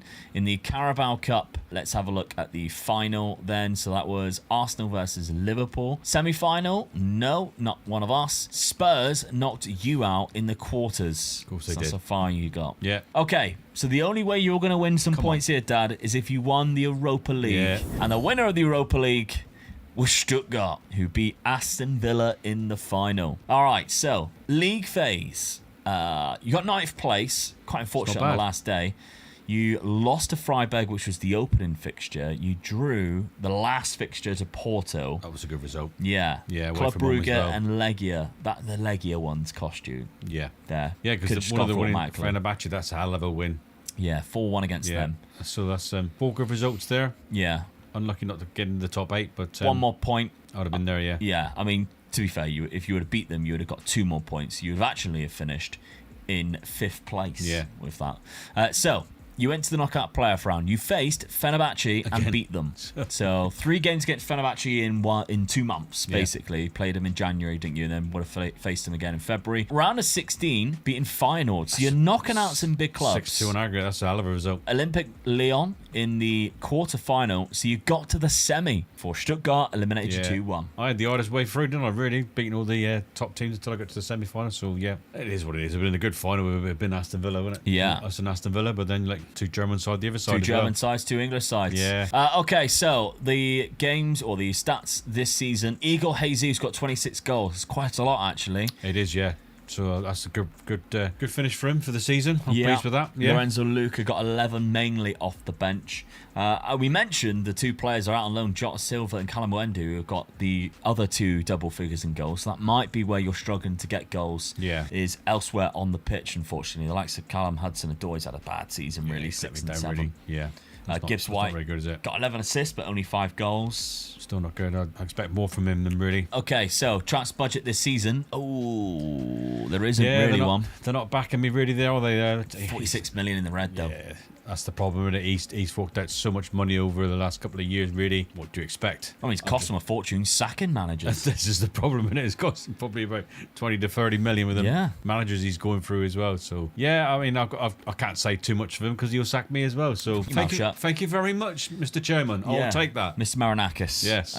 Okay. West Ham then. How did we do this season in terms of statistics? Who scored us the goals? Castellano's got 20. I thought we'd be higher than that considering how far up the league we finished. Yeah. But I guess you played Europa League football. We didn't have anything. Souček got 10. Do you remember when Souček was like the best player in FM23? Which I love a centre You should midfielder have on signed attack. him, didn't you? Yeah. All the time. Coming through late and just get That's getting it. all the Arrives pullbacks late in and the all that. box. He Yeah. used to have that one all the time. The player traits, which I can't find anymore. I don't know where things are, but yeah, he had good player traits. Jared Bowen is below Adama Traore. 9 goals, 6 assists, 8 goals, 14 assists. He had more assists there. So yeah, I mean, a little bit disappointed. He scores more goals than that, though, doesn't he? Yeah. So that's let you down, really. Fernandez, bit of development there, 11 assists, not bad. Just needs to score a few more goals for my liking, I think. But maybe with more games next season, because we will be playing Champions League football, hopefully get further in the cups, we can do better.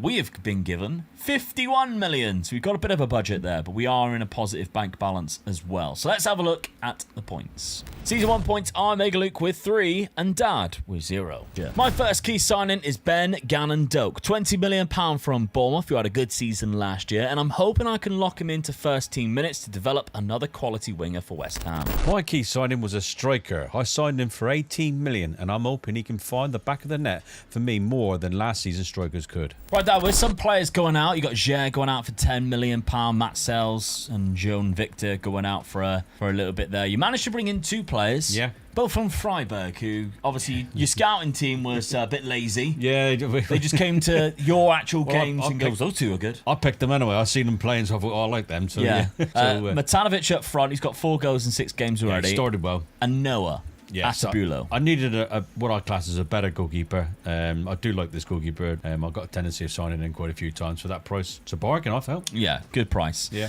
So, without any more changes, you've gone to a 4-2-3-1, so you switch things up with your favourite out of possession, I think it is. Yeah, I think it is, yeah. I mean, I know what all the players are doing in that sort of position. I'm quite happy with that. It's more of a defensive sort of out of possession thing, but I've gone for more attacking sort of going forward now. I've brought the defensive midfielders up, and I've got Gibbs White sort of right in beyond my striker and opening that he's going to help to score a few more goals than he did last season. Yeah, because outside of Jesus, there was not a lot of goals. I mean, across the Jesus team. done really well for me, but I just felt that I could do with a really good out-and-out striker. For the money I could buy, this guy's quite good, I feel. All right, so let's have a look at the rest of my signings, because I made a few more outside of course, Ben Gannon-Doak. That was the right way. I always get confused. Is it Ben Gannon-Doak? No, it's not. It's the other way around. But we've made a couple of signings, including Hajdara, who from Hoffenheim, £10 million, is a good left-footed centre-back. He goes straight into the first team. Of course, we had the Sassy last year on loan from Chelsea, so we had to replace him with somebody. He comes in from Kosovo. Young as well, only 23. Looks quite good for £10 million. I think that's a bargain. Then another £10 million from CSKA Moscow is Kislyak. £10 million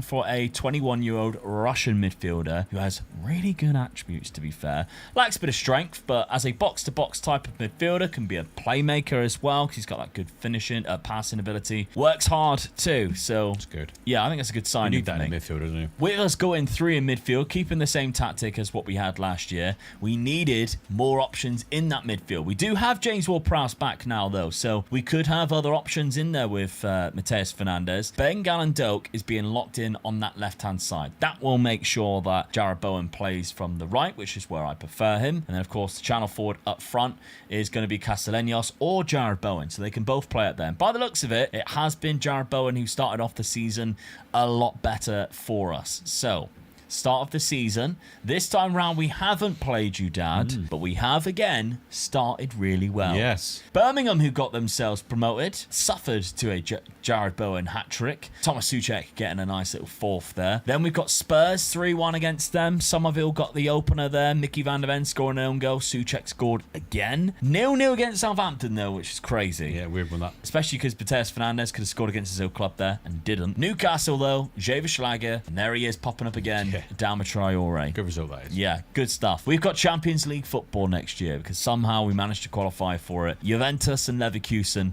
Rangers are in there. Slavia Prague, Real Hispalis, who've done well to get in there because we know they were in the Europa League and they didn't win the Europa League. No. So they finished Good. the top four in Spain. Good position there, yeah. Borussia Dortmund in the Champions League phase as well. AC Milan and Bilbao to finish things up. It's an average sort of group, really. You got a couple of odd games, but I think if you win your own games, you'll go through. Yeah, I think we've been given a kind draw there. Juve is definitely going to be difficult. AC Milan could be, but I fancy our chances. I don't think they're as good as AC Milan teams in the past, of course. Even Dortmund have got some weaknesses this year. Yeah, they're nowhere near as good as what they were sort of 10 years ago. No. Yeah, I fancy our chances. I think one of the hardest ones is going to go to Bilbao. Yes, that could be Such an intimidating place to go. Is, yeah. It's an absolute fortress in Bilbao. That's your last game, so you got to hope that you're sort of already qualified for that. Absolutely. Let's have a look, Dad, at your start of the season. It's better than what it was last year because you didn't suffer any points from me. However, you've lost more games. Yeah, I know, yeah. Liverpool, all right, it's at Anfield, acceptable. You cannot beat Palace at the start of the season. Nope, Don't know what's going on there. Yeah, Spurs again. Spurs away. Done me. Yeah, I mean Everton in the cup. That's such a good game, but I'd have preferred that to have been a league game. Yeah, you're through 2 rounds of the cup against Premier League sides. You also beat Fulham 1-0 too. But I can beat Spurs. I can beat Southampton, though. You could, yeah. I mean, So, Matanovic got himself a brace, Yeah. so he's got himself a goal there. I'm Elliot hoping Anderson really too. I've got the worst out of the way and I'm on a run now. Yeah, no European football to No, distract that'll do me you. a favour. Positives, no distractions, I guess. That's right, yeah. I just got to hope I win one of the cups just to sort of make up for what I haven't done so far. Yeah. All right then. Well, season number 2. Let's see what happens. You got 0 points so far. You got to catch up. So maybe a good run in the league and beat me a couple of times. Maybe even knocking me out of a cup That's what I could do with, yeah. might be a way to go at this early stage.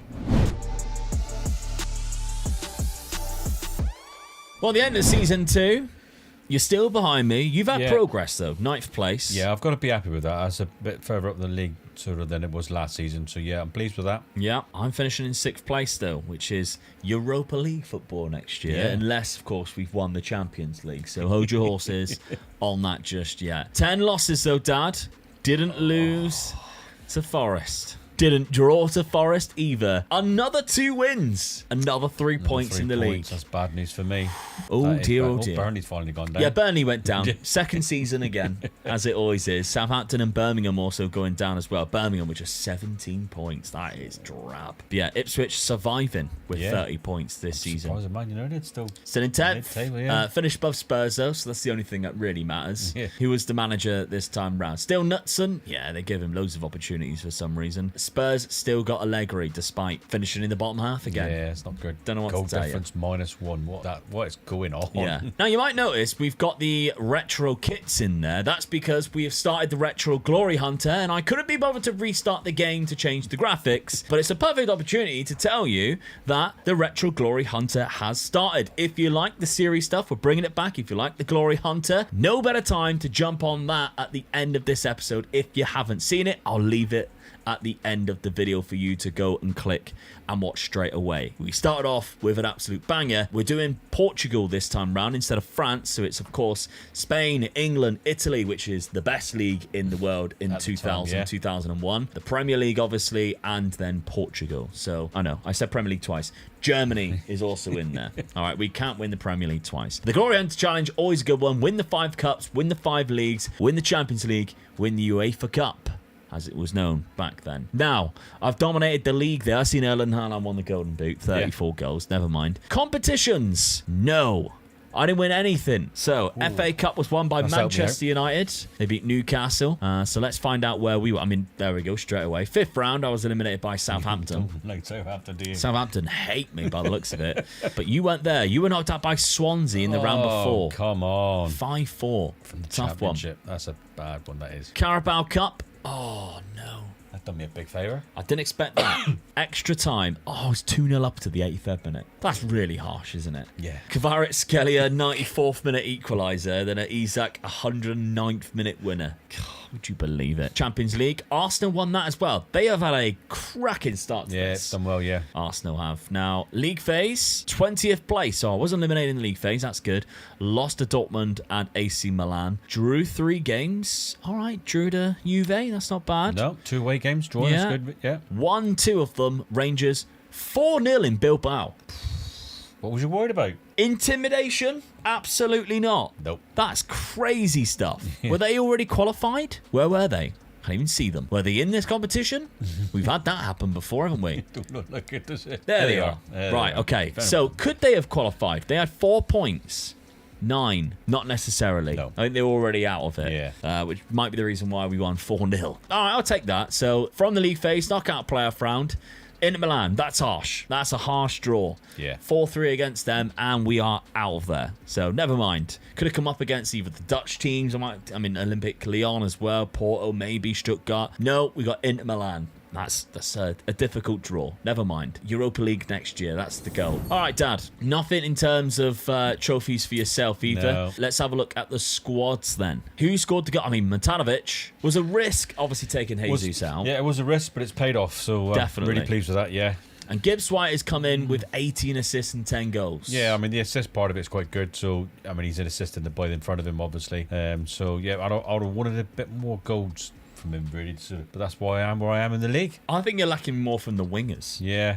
Because you got Ndoye, who played 38 games. He only got 14 assists and 6 goals, which is kind of low. Hudson Ndoye is awful. Yeah. 3 goals, 9 assists.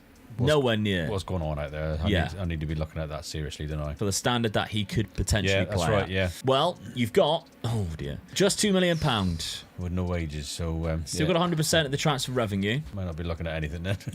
At the minute, no. Let's have a look to see, squad-wise, for us. We played more games this year. Castellanos got 32 goals, so Jared Bowen scored 20. So he did play most of the time up front, and Jared Bowen did play... That's what you expect sort from of him, on the wings. Yeah. A little bit disappointed with Gannon Doak. 9 goals, 4 assists. Doesn't look like he's developed that much, to be honest. I don't know. I don't think I'll lock him in next year. I may just let it all play out. Kisliak, actually, 7 goals, 8 assists from centre defensive midfield is quite good. Yeah. So I'm happy with that. Good sign. The rest of it, yeah, a little bit disappointing. There's not a lot of players who are getting assists here outside of Jared Bowen. So maybe that needs to change. We've been given 60 million. So that's not too bad at all. Some Champions League football has helped us out going into season number 3. But let's have a look at the points. Season 2 points are Mega Luke with 3, Dad with 0, meaning the total points are Luke with 6, Dad still yet to score. My key signing this season was Ryan Flamingo from PSV. £25 million for a player who can fill both the centre-back and defensive midfield roles naturally. Uranki is my key signing for season 3. 21 million for a central midfielder who I intend giving key minutes to this season. Dad, it was a bad season in terms of transfers out. Al Nassr come in and rinsed both Matanovic and Nicolas Dominguez out of the club. Matanovic, I'm disappointed about losing him as well. Yeah. He was doing well for me, but he wanted to go, and when they come in, they usually get what they want, don't they, with the money they're offering. He's only on 210k tax-free in Saudi Arabia now compared to probably what you was giving him.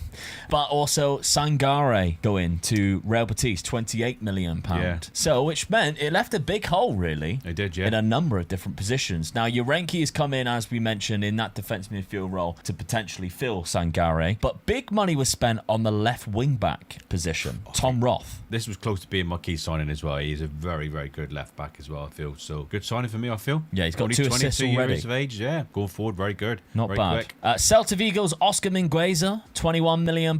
So good option there at right back. Yeah, so I've changed my left back and my right back to the good too. So I'm making my defence a little bit stronger now. Hopefully this is going to work for me. But of course, the hole up front has now been filled with Andre Kostic. Yes. For this money, I just thought it was a bargain, really, for that price, really. 20 years of age as well. Only 20 years of age, so hopefully he's going to fill a massive hope. That's Yeah. all I can hope for, really. It's whether he does it, though, isn't it? All right. Well, he hasn't scored just yet, but not too soon, I guess. I've given him my favourite number as well, so hopefully he'll do it for me. 13, yeah. Having a look at the best 11 now. Switch to a 4-2-3-1. The two fullbacks go in straight away, which means your back line now, I would say, is a lot stronger than what it is when It you is a lot started off stronger with. now, yeah. And I'm trying to sort of like be a bit more defensive with dropping the two boys back into defensive midfield positions, and hopefully the forward line. I'm just hoping that Hudson-Odoi does a little bit better than he did last season. Yeah, he had a poor season last he year. did, yeah. And Ndoye's not exactly done the No, best. he's not. Hopefully they do. I mean, if I'm a bit better defensive, I can 1-0 wins to do me. I'll do an Arsenal any day of the week. Yeah,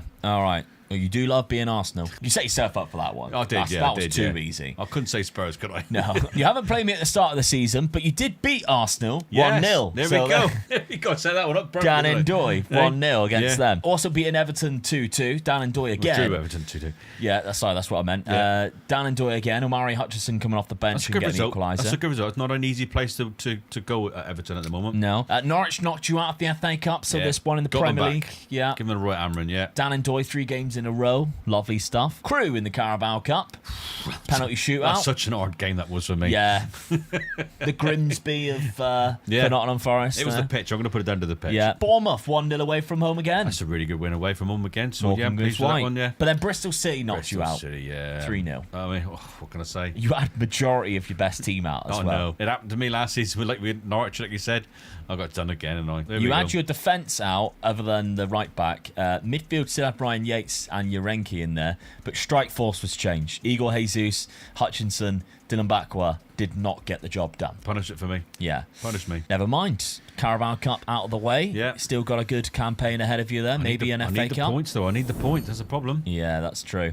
However, let's have a look at my transfer window. Now, I did sell, again, like you, to Saudi Arabia, a player that I didn't want to release. No. Kislyak, who I only signed last year, who I thought, brilliant. What a great centre midfielder he is going to be for the next 4 years. Gone.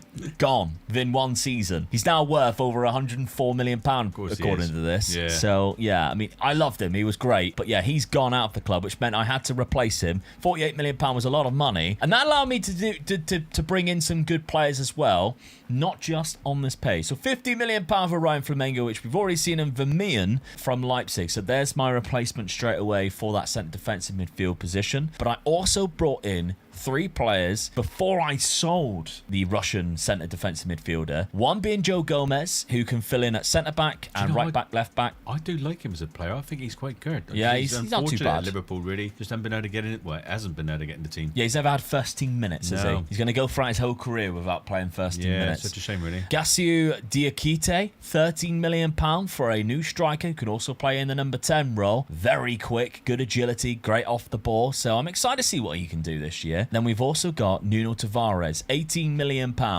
Lazio left wing back, who I think playing in this role here as the advanced wing back, which is a role I do absolutely adore and can get some good numbers from. I'm excited to see what he can do.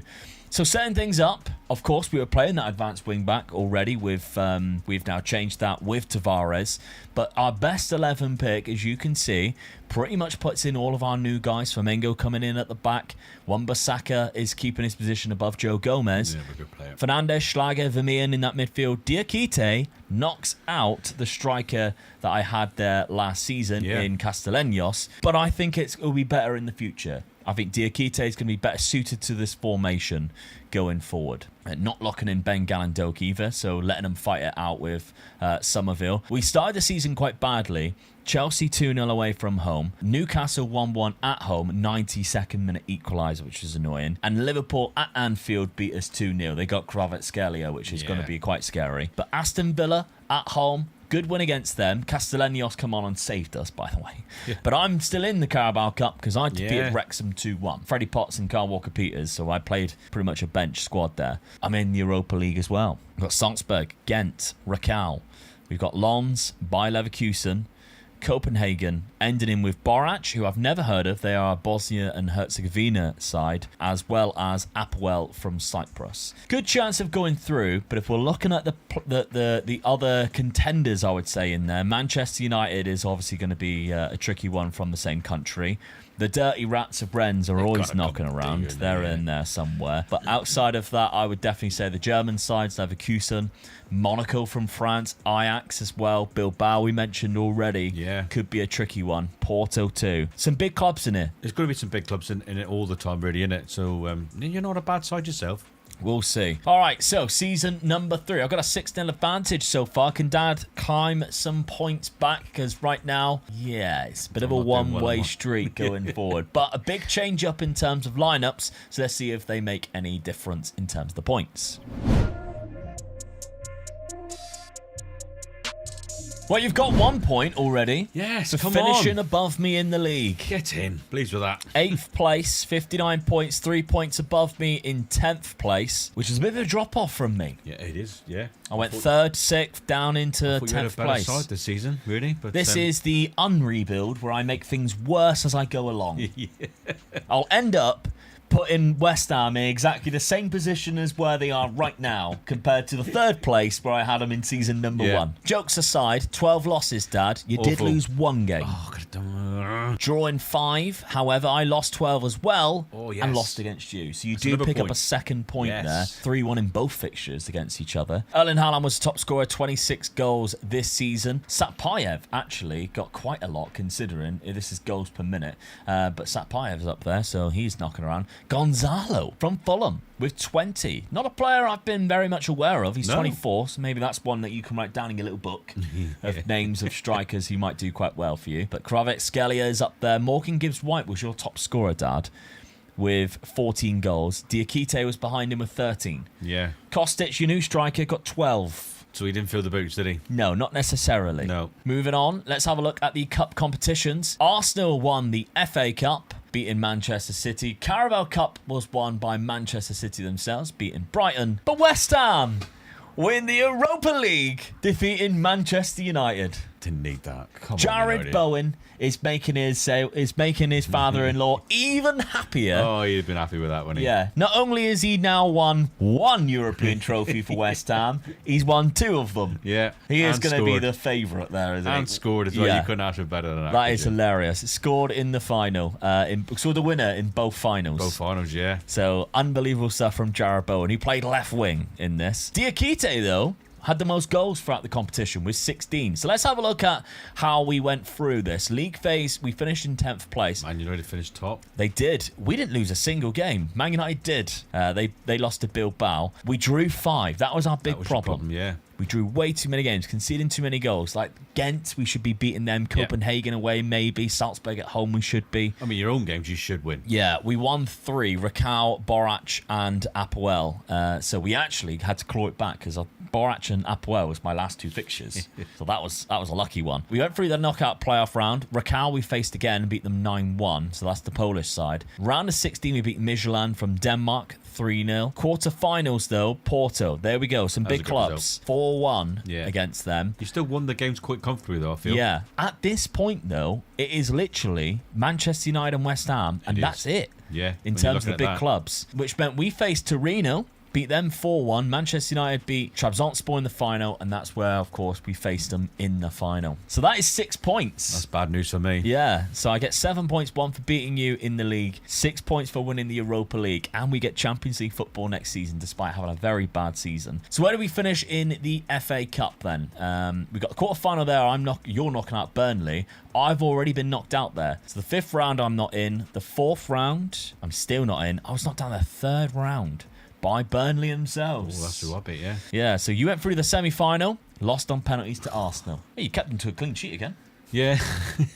Just couldn't beat them on Oh penalties. dear, I could have done with that. Then the Carabao Cup, which Manchester City won on penalties themselves. I was out of that early when I. Yeah, you were already out of that. Where did I finish then? West Lost to Ham Chelsea, yeah. lost to Chelsea 1-0 in the quarter-final. So, no trophies for your dad. You did finish higher in the league. It's a slightly positive At outcome. least I'm on the scoreboard now. I've got a couple of points in the bag. So Yeah, that's it. Still less than you did for this season, so I'm still in trouble. Well, let's have a look at in the terms of statistics. Kostic got 16 goals. Gibbs White got 14 and 12. No.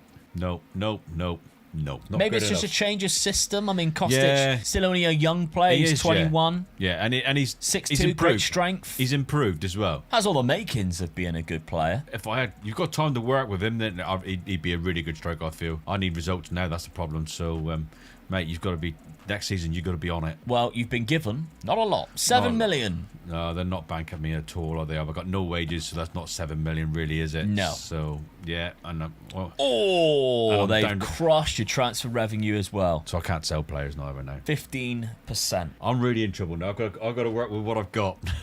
Yeah, you might have to. Kostic, what a player. Yeah, come here, lad. I Yeah. can put me on. Like, come on, you're good. Look, I've got no intentions of replacing you No. next season because the club You're safe. physically can't. Yeah, you're safe. All right, let's have a look at this West Ham side then. How did we get on in season number 3? 30 goals from Diakite. I'm happy with that. The league was not as many goals, but 30 goals across all competitions is great. Jared Bowen with more as well, 15 and 12. Castellano still got 12 off the bench too. And assist-wise, Tavares, new signing, got 15. Malik Diouf, who only started 14 games, 41 off the bench, got 10. Oh, that's what a great guy to come off the Yeah. bench. And even Ben Gallen-Doak, a bit of an improvement. Yeah. 11 assists despite only starting 21 games. So, yeah, I'm not too bad at all. Recruitment, though, we've been given £50 million. We've got Champions League football next year's season, so we need to make sure we are fully prepared for that. But let's have a look at the points. Season 3 points then are Megaluk with 7 and Dad with 2, meaning the total points going into season number 4 is Megaluk with 13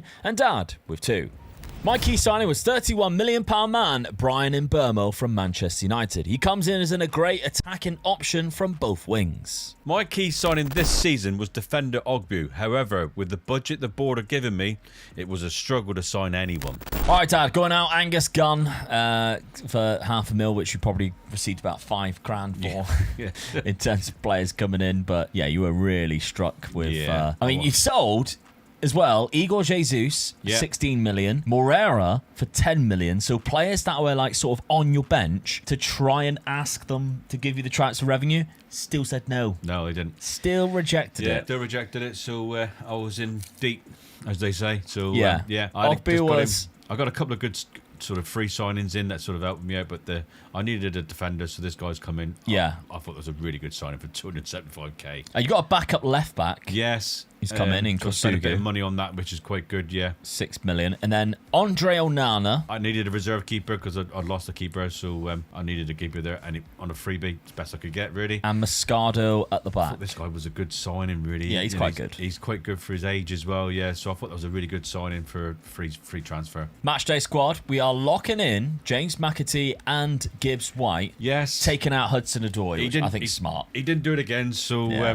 Gibson can play it there as well, so that stuck him out there. I've been trying to get McAtee in the side. Yeah. This is the way of doing it, really. Yeah, looks a good player. If you give him first team minutes, who knows? Yeah. I think he I could thought he was a good score some player at Man goals. City. When I watched him play for the England under-21s, he was a class player as well Yeah. there. So I think he's a good player. Just hopefully it's a work for him. So it means Kostic lives again for Yes. another season. He's a lot happier now. I put my arm around him, told him how good he is, and he's here for the foreseeable future. So he was pleased with that. Yeah, all right, I'm sure. Let's have a look then. First few games of the season itself. You've played a lot of games. Played a lot of games. Yeah, You've really done all good, right. Really good draw at Anfield. Yeah, really Kostic pleased with the that. goal there. Yeah. Hearts in the UEFA Conference League. Yeah. Didn't realise you qualify for that. So there we That's go. a good one. Yeah. There's a competition you could win. And this is probably the best Look at result of the this. lot. 3-0 at home against Arsenal. That's a really, really good result. Yeah. Then you go and lose to Leeds. I know. Dominic Calvert-Lewin with the only goal. Yeah, that's just a shame, really. But that's the way it goes, isn't it? So Yeah. I'm still in the cup. Yeah, you Still in the cup. made Tom FM cry.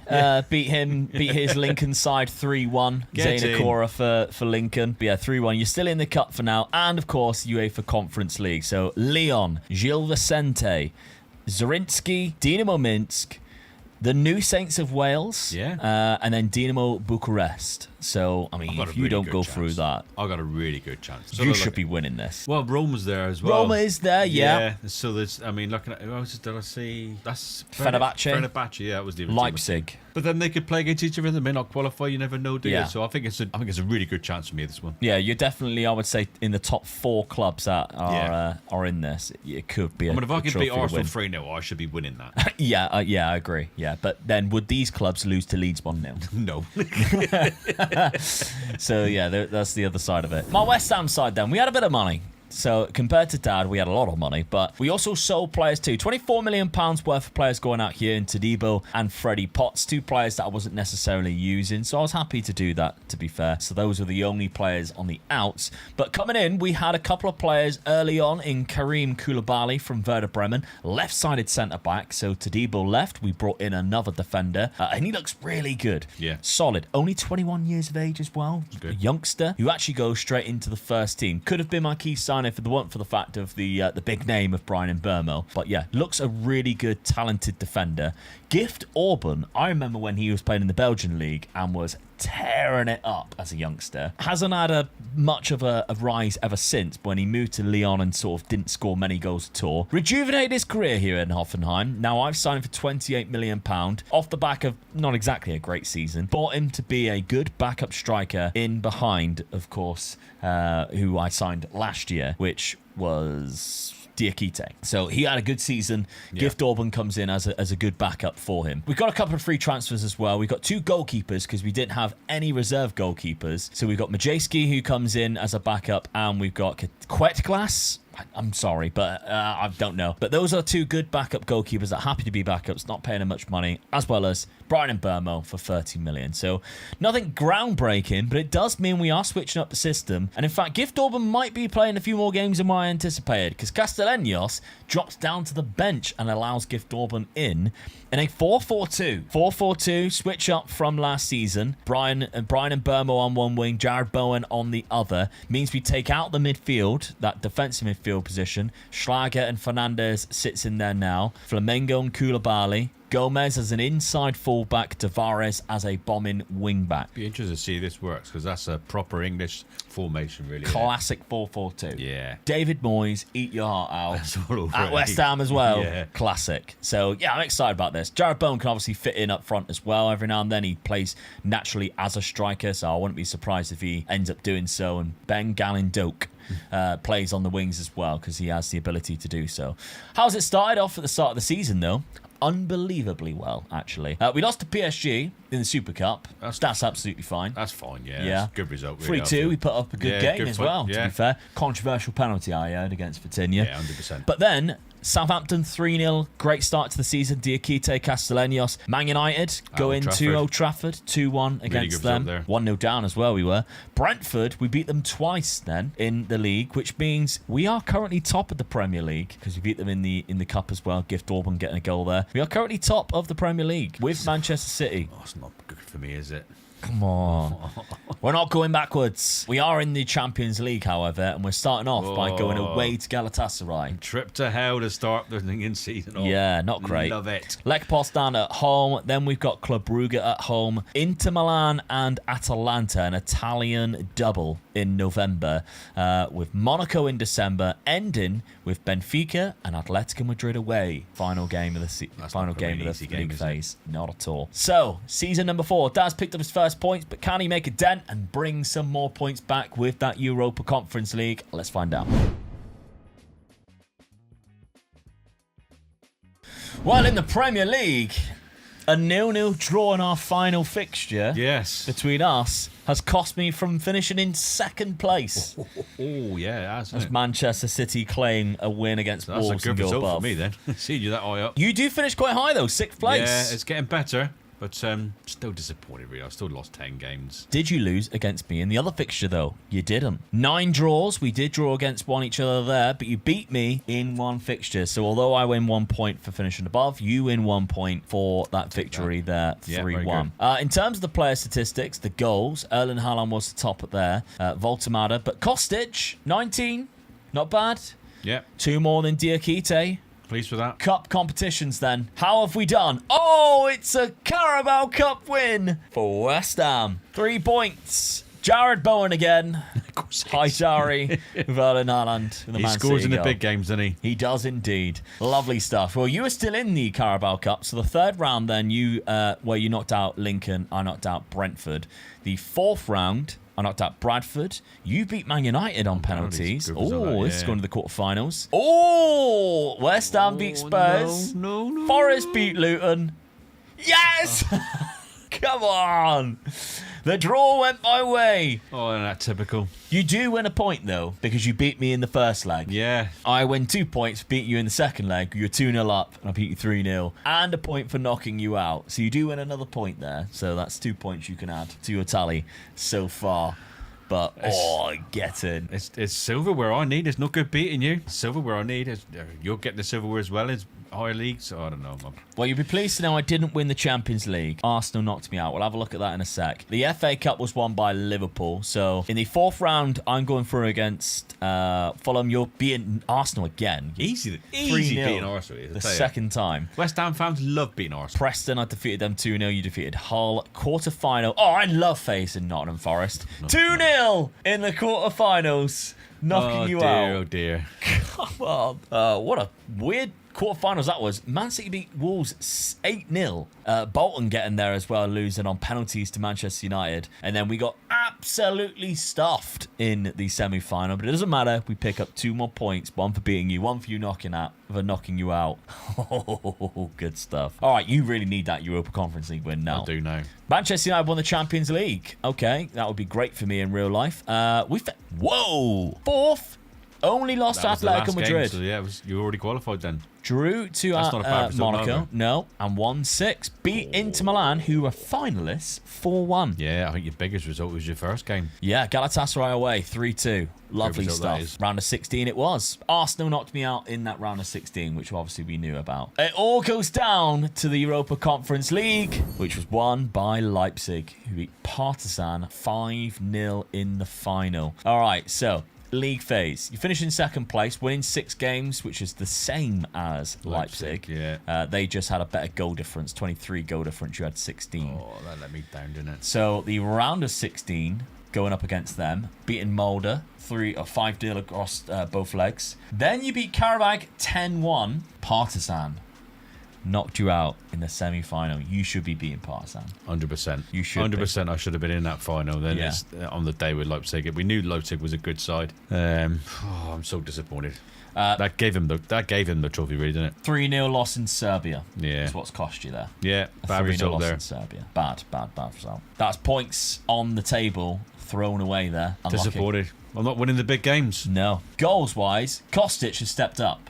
Yes. 34 in 58 games. Very good. He's now wanted, so I can't sell him, can I? No. What am I going to get for him? 38 million. I'll get what? 15% of whatever that is. So about 5 million. 6 million, 7 million. Yeah. Morgan Gibbs White did quite well on the left. 15 goals, 10 assists. Yeah, James that's trying to go well. 12 and 17. That ain't bad neither, really. Yeah. So that's paid off knocking them 2 players in. Yeah, definitely. Maybe definitely a bit better going forward. But yeah, sort of, I don't know. 12 million? That's not bad. It's a little bit of money that I can fucking... I mean, they're not going to give me any selling on fees or anything like that. Still 15%. Still. Yeah, I did ask that. It's better than being kicked in the nuts. It is better than getting.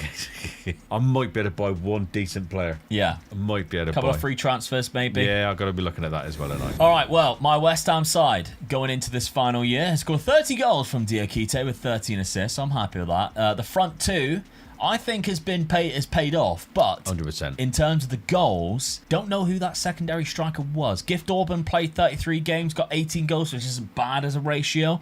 Jared Bowen got 18 and 15. I think that's good because he played on the right, definitely from the left hand side his this form, season. if you're looking at it, he was a mix between striker on the left. or left wing. Sometimes played right wing. Yeah, most of the time he actually played up front. So that's where he got his goals from them, really. Yeah. So 44 games, 18 goals, 15 assists. Somerville looked like he played quite a lot from the left midfield. 12 goals, 16 assists, which was good. Brian and Burmo, good signing. 21 assists and 12 goals. Big numbers from Brian and Burmo. Didn't expect that. Tess Fernandez did all right as well. Now, final season, £40 million with a very big wage budget, which is generous, as we go into another Champions League campaign in this final year. But let's have a look at Season 4 points. Season 4 points has Omega Luke with 8 and Dad with 2, meaning the total points going into the final year is Luke with 21 and Dad with 4. My final key signing was Josh Achiampong, who had moved to AC Milan, but I signed him back to the Premier League for 20 million. Ali Begovic was a free transfer that I considered to be my key signing for this final season. All right, Dad. Andre Onana left on a free transfer.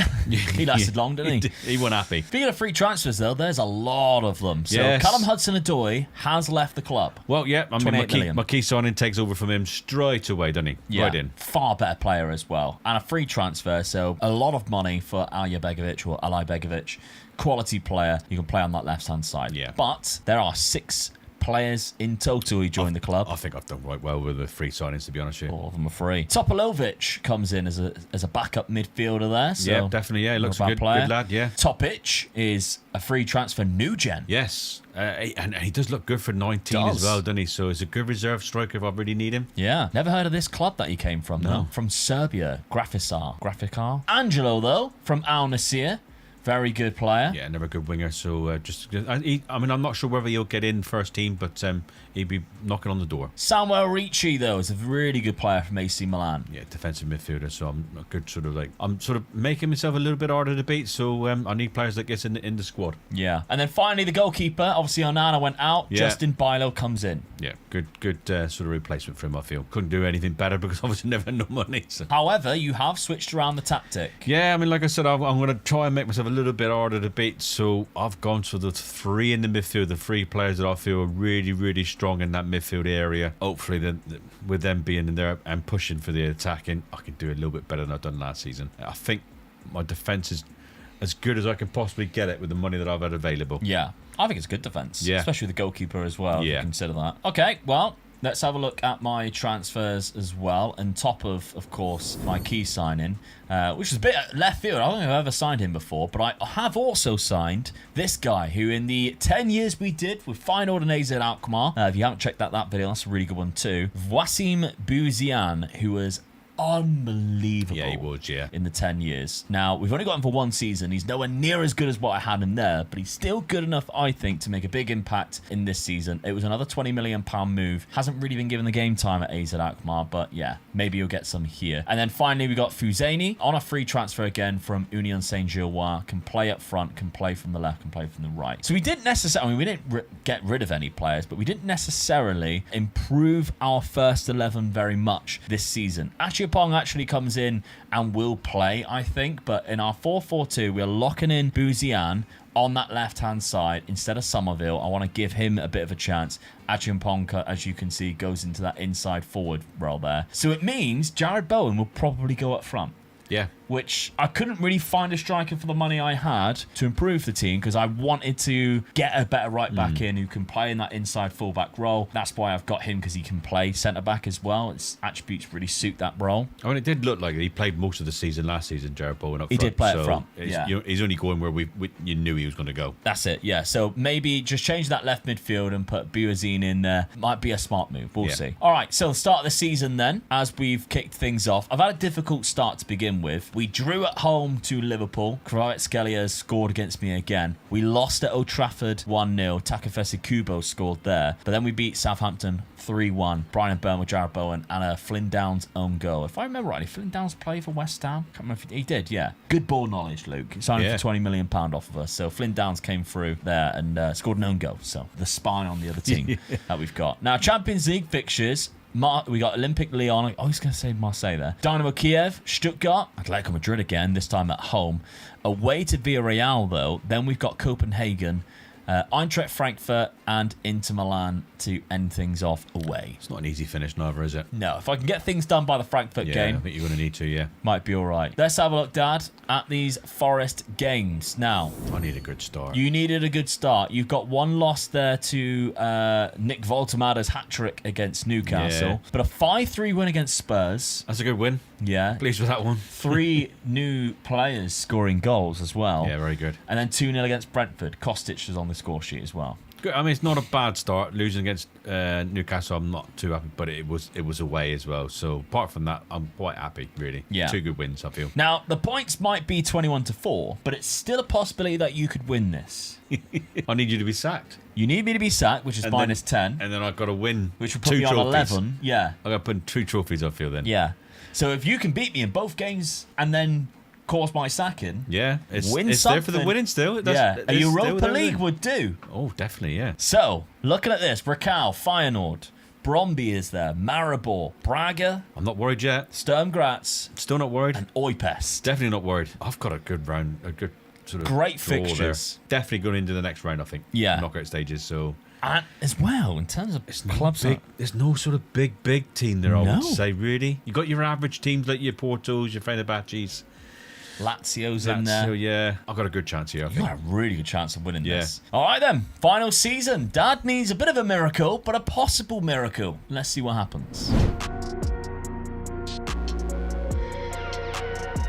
Well, unfortunately, Dad, I was not sacked. No, and I didn't win the league. No. You did overtake me on the final day of the season, though. Yeah. So you're in 8th place, which means Still you do lost get a 14 point there. games, though. That's terrible. You did. You also lost against me as well. Oh, well, that's the points gone then, isn't it? There's 1 point. And the other fixture that we played against Joe was a 2-2 draw. So you get 1 point, I get 1 point. I need to win every cup going then, don't I? You do, for this to even be close. However, the competitions, Manchester City won the FA Cup. Carabao Cup was won by Arsenal, and Manchester United, oh no, it's Barcelona, Manchester City in the Champions League final. So FA Cup, how far did what each of us get? Now there's the 4th round, I was defeating Wigan.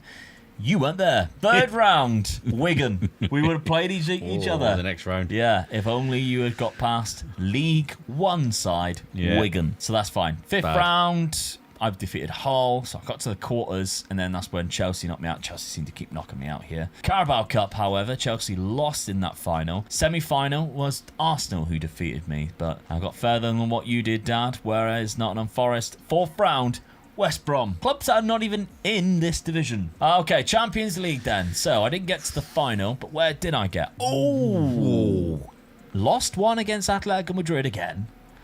1-7. I love facing Inter Milan. Beat them away from home this time round. Hey, you was in a hell of a chance there to win Yeah. that, weren't you, really? Round of 16, beat Leipzig, who were the Europa League winners last year. Quarterfinals, that's where I was eliminated. Barcelona 4-0. I mean, you done well, drew 0-0 in the first round, but unfortunately lost the second. Go to Yeah. Barcelona, yeah, it's never going to be great, is it? No. Let's see how Dad has done in the Europa League. Did you go on and win it? You did indeed. Oh, yes. A Europa League win. I was getting close to you now, and I started chasing you now. Yeah. Finish high in the league, Only winning you had 5 more winning years. the cup. Yeah, I could do another 5 Morgan seasons. gives White, Kostic, and Ricci with the goals. Come on. So Done well. there we go. All right, league phase. Let's have a look at it. You finished top of that. Yes. You drew 1. You won 7 of the fixtures, That's winning which quite a you'd few of them expect. quite easily as well. Yeah. Round of 16, defeated Bran. The quarterfinals, knocking out Wolfsburg. That's a good result. And then the semi-finals, Real San Sebastian to Real Sociedad. Yeah. 4-1 in that final. So the other big teams that we were talking about didn't worry me. So that was a good. That was the first big team I come up against really, and I've done the job on them in the final. So yeah, pleased with that. Got a bit of silverware. Put a smile on my face finally. Yeah, that was a tough one. It was a tough one. With Yeah. the finances that you were Yeah. getting. Alai Begovic did quite well. 17 goals, 10 assists. Kostic, 23. Omari Hutchinson with 15, 10 assists from Roth Yeah. as well. I think my biggest achievement was not getting sacked by this chairman. I mean, he's give you £44 million now. Of course he has. I wonder how much as Oh, well you would dear. have got transfer rep. Oh, Still he's left that. 15. He's still being tight That's on that still bit. Really. 15. He likes to have a say whether I sell players or no. And that's his way of saying you ain't selling anybody. Yeah, that's it. All right, so if anybody wants to take over on the patreon.com/Mega Loot Gaming, all the channel members, you've got £44 million. Maybe you just want to steal the tactics that we are using, though, because clearly Dan's is quite good. Mine isn't too bad, actually, considering where I finished in the Champions League. It's Yeah. just the league form that really cost me, to be honest. But let's have a look at my squad then going into this final year. 18 goals from Jared Bowen. Diakites dropped off a cliff in terms of goals, just Yeah. 17.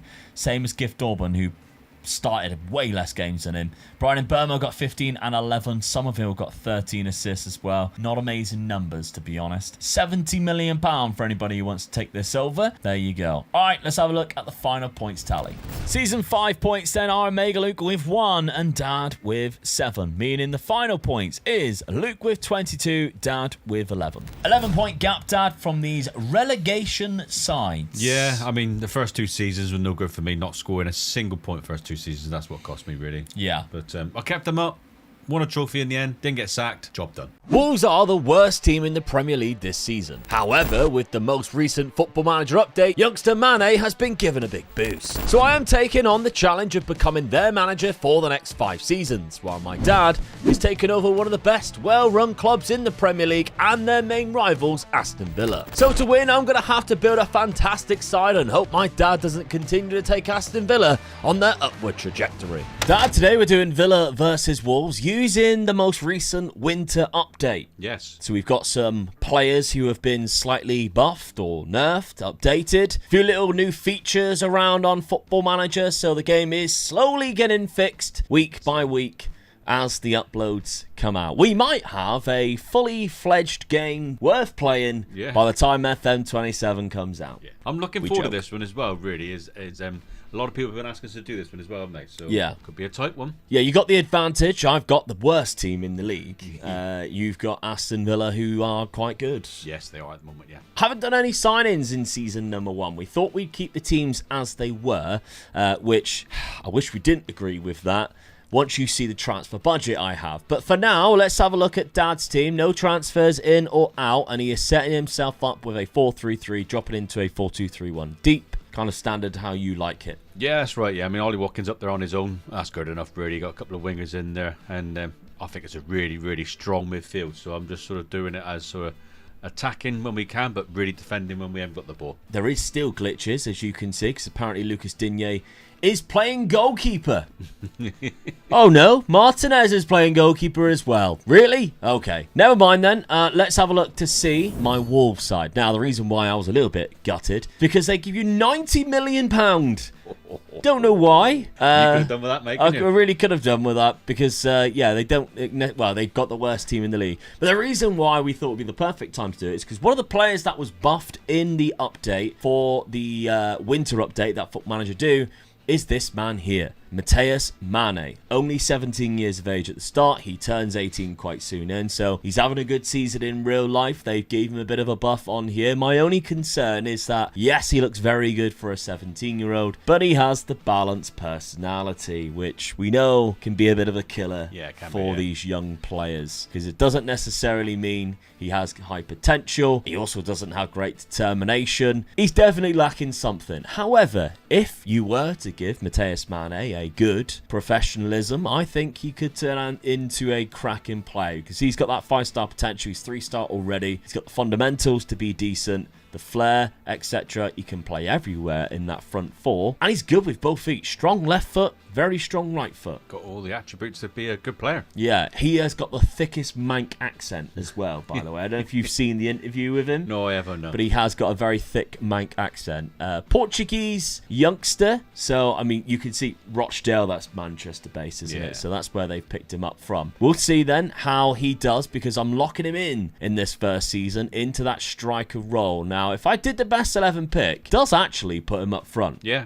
Which says a lot about Wolves' team. That a 17-year-old goes up front. Just sold the best striker, didn't they? They did, yeah. Strand Larsen obviously going to Crystal Palace. But yeah, so Gomez on the right, Hwang is on the left, Doherty. Andre and João Gomez is the 2 players that I'm like, okay, at least I can rely on them. Krejci as well is quite a good player, and I think we have a buy clause on Krejci, if I remember correctly, on that centre-back role, so I might look to activate that, especially if they give me the £90 million again at the end of season number 1. He's left-sided as well, which is usually quite a bit harder to pick up on. So he is a good centre-back, isn't he? Yeah, so I would like to do that if we potentially could. But I would hesitate to suggest that if we're looking at this 5-year rebuild, that by the time we get to that 5 years, there ain't going to be a lot of players left in this team at the end. Maybe the midfielders, if I manage to keep hold of them. Maybe Mane. Possibly Krejci if I haven't replaced them. That's the aim. We are doing it as standard points system 5-year rebuild. So Dad has a big advantage in terms of squad, but who knows what I can do, because I don't think you have the team right now to be winning the trophies. Nope. Which means it gives me a season or two to potentially catch up. So, season number 1. How have we started? Not bad in terms of how you started. I had a bad couple of games to begin with. Manchester City at home was always tricky. Bournemouth away, I'm annoyed by that one in a way. That could have been a point at least that we could have picked up. Yeah. But after that, Leeds away in the cup. We'll take that one. Definitely, yeah. And Everton 3-1 at home in the league. That's a good result. Yeah, Mateus Mane's also got a goal too. So we are off to the races. Dad, you have done a little bit better than me at the start of the season, especially considering how bad Aston Villa started in real life. Didn't score a goal for 5 games, or whatever it was. 2-2 draw against Newcastle. I'll take that. Yeah, Tielemans and Matty Cash. A loss to Brentford away. Bad one, that. That man, Thiago. Yeah. He has been scoring some goals, hasn't he? Yeah. And Crystal Palace, 2-0 at home against them. So good result there's your there. first win. I haven't played anybody Newcastle are a good side, but no one in the top sort of 4 or 5 at the moment. So Yeah. you don't know at the moment. Notice how he's dropped the top 6 thing. Now that Spurs are going to get relegated. We don't know yet. No longer calling it the top 6, though. Now, Europa League. This is a potential advantage that you do have, is you are already in a European competition that potentially you could be one of the favourites to win as well. Feyenoord's in there. They could be tricky. Lyon as well. Lille, not a bad team. No. Nice, you got all the French sides that are in there. But if we were looking at all the teams in general, I would say Roma could be a bit of a challenge for you. Porto could be a bit of a challenge. Forest, of course. Yeah, that's about it, really. Yeah. Betis every now and then they might. Yeah. I'm quite happy with the draw that I've got. I should get into the knockout stages quite comfortably, I feel. Yeah, but will you go on and win it? Will you go on and take one of the advantage favourites, of though. those? It's got to be like the top 2, I reckon, they're the top favourites. Yeah, it's 5 points to win Europa League, so it is quite a lot of points in our points system. It's the same as winning the Premier League itself. So let's see what happens in season number 1. All right, season number 1. We are a lot closer than what I thought we'd be. Oh, I think you've done well. I've done poor. I think that's what that is, really. So just a point between us, too. Yeah. They're really disappointed with that, to be honest with you. So I think the biggest shock is at the bottom of the table, I think. Oh my God, I didn't even see that. Well, I would look to see where Spurs were. When I see where they were, I thought, that's ideal. I'm happy with that. So I looked at the bottom and I thought, oh, hello. Manchester United relegated first season. Ooh, that ain't good, is it? With Nagelsmann as their current manager. That's absolutely mental. Let's have a quick gander at this. They spent 230 million. I don't know whether that was new players coming in. Michael Carrick was sacked in December. So Nagelsmann's been there since January and still they got relegated. That ain't good, is it? My God, that is very poor. All those players as well. I can't say too much at the moment, so I'm just going to keep quiet for this one. Yeah, that's true. At least this is only a simulation, not realism. I mean, I'm actually quite shocked that Sunderland only got 15 points. Yeah. Like, they're a much better team than that. They've obviously, I think they got that within about 6 games in real life. Very shocking. Burnley finishing 15th. How the hell have they pulled that off? Don't know. But Wolves in 11th, Villa in 9th. That's what we're looking at. I'm disappointed I'm not going to be in Europe next season, so that's a bit of a... It makes it harder to get players in then when you're not in Europe. Well, unless you've won the Europa League. Well, I'm hoping I have, but yeah. 14 defeats. You got 9 draws in there. 5 draws for me. I don't think I've beaten you. There's one. Right, so you beat me 1-0 at Villa Park. We'll have to check the other fixture to see how it went. But let's have a look at the cup competition. Did I win any cups? Arsenal won the FA Cup. Carabao Cup was won by Brighton, so I didn't win any. Oh, did I? Well, you didn't win any domestic cups. No. What about... Oh, it got to the final. Oh, there's the two Roma. top sides there. We called it, didn't we? Evan Ferguson with the winner. Oh, no. One of your favourites. Gasparini's Roma have gone on to win the I'm final. disappointed with that. It's nice to get there, though. Yeah. It goes to show, we were one of the favourites, so we got where we should have got, but...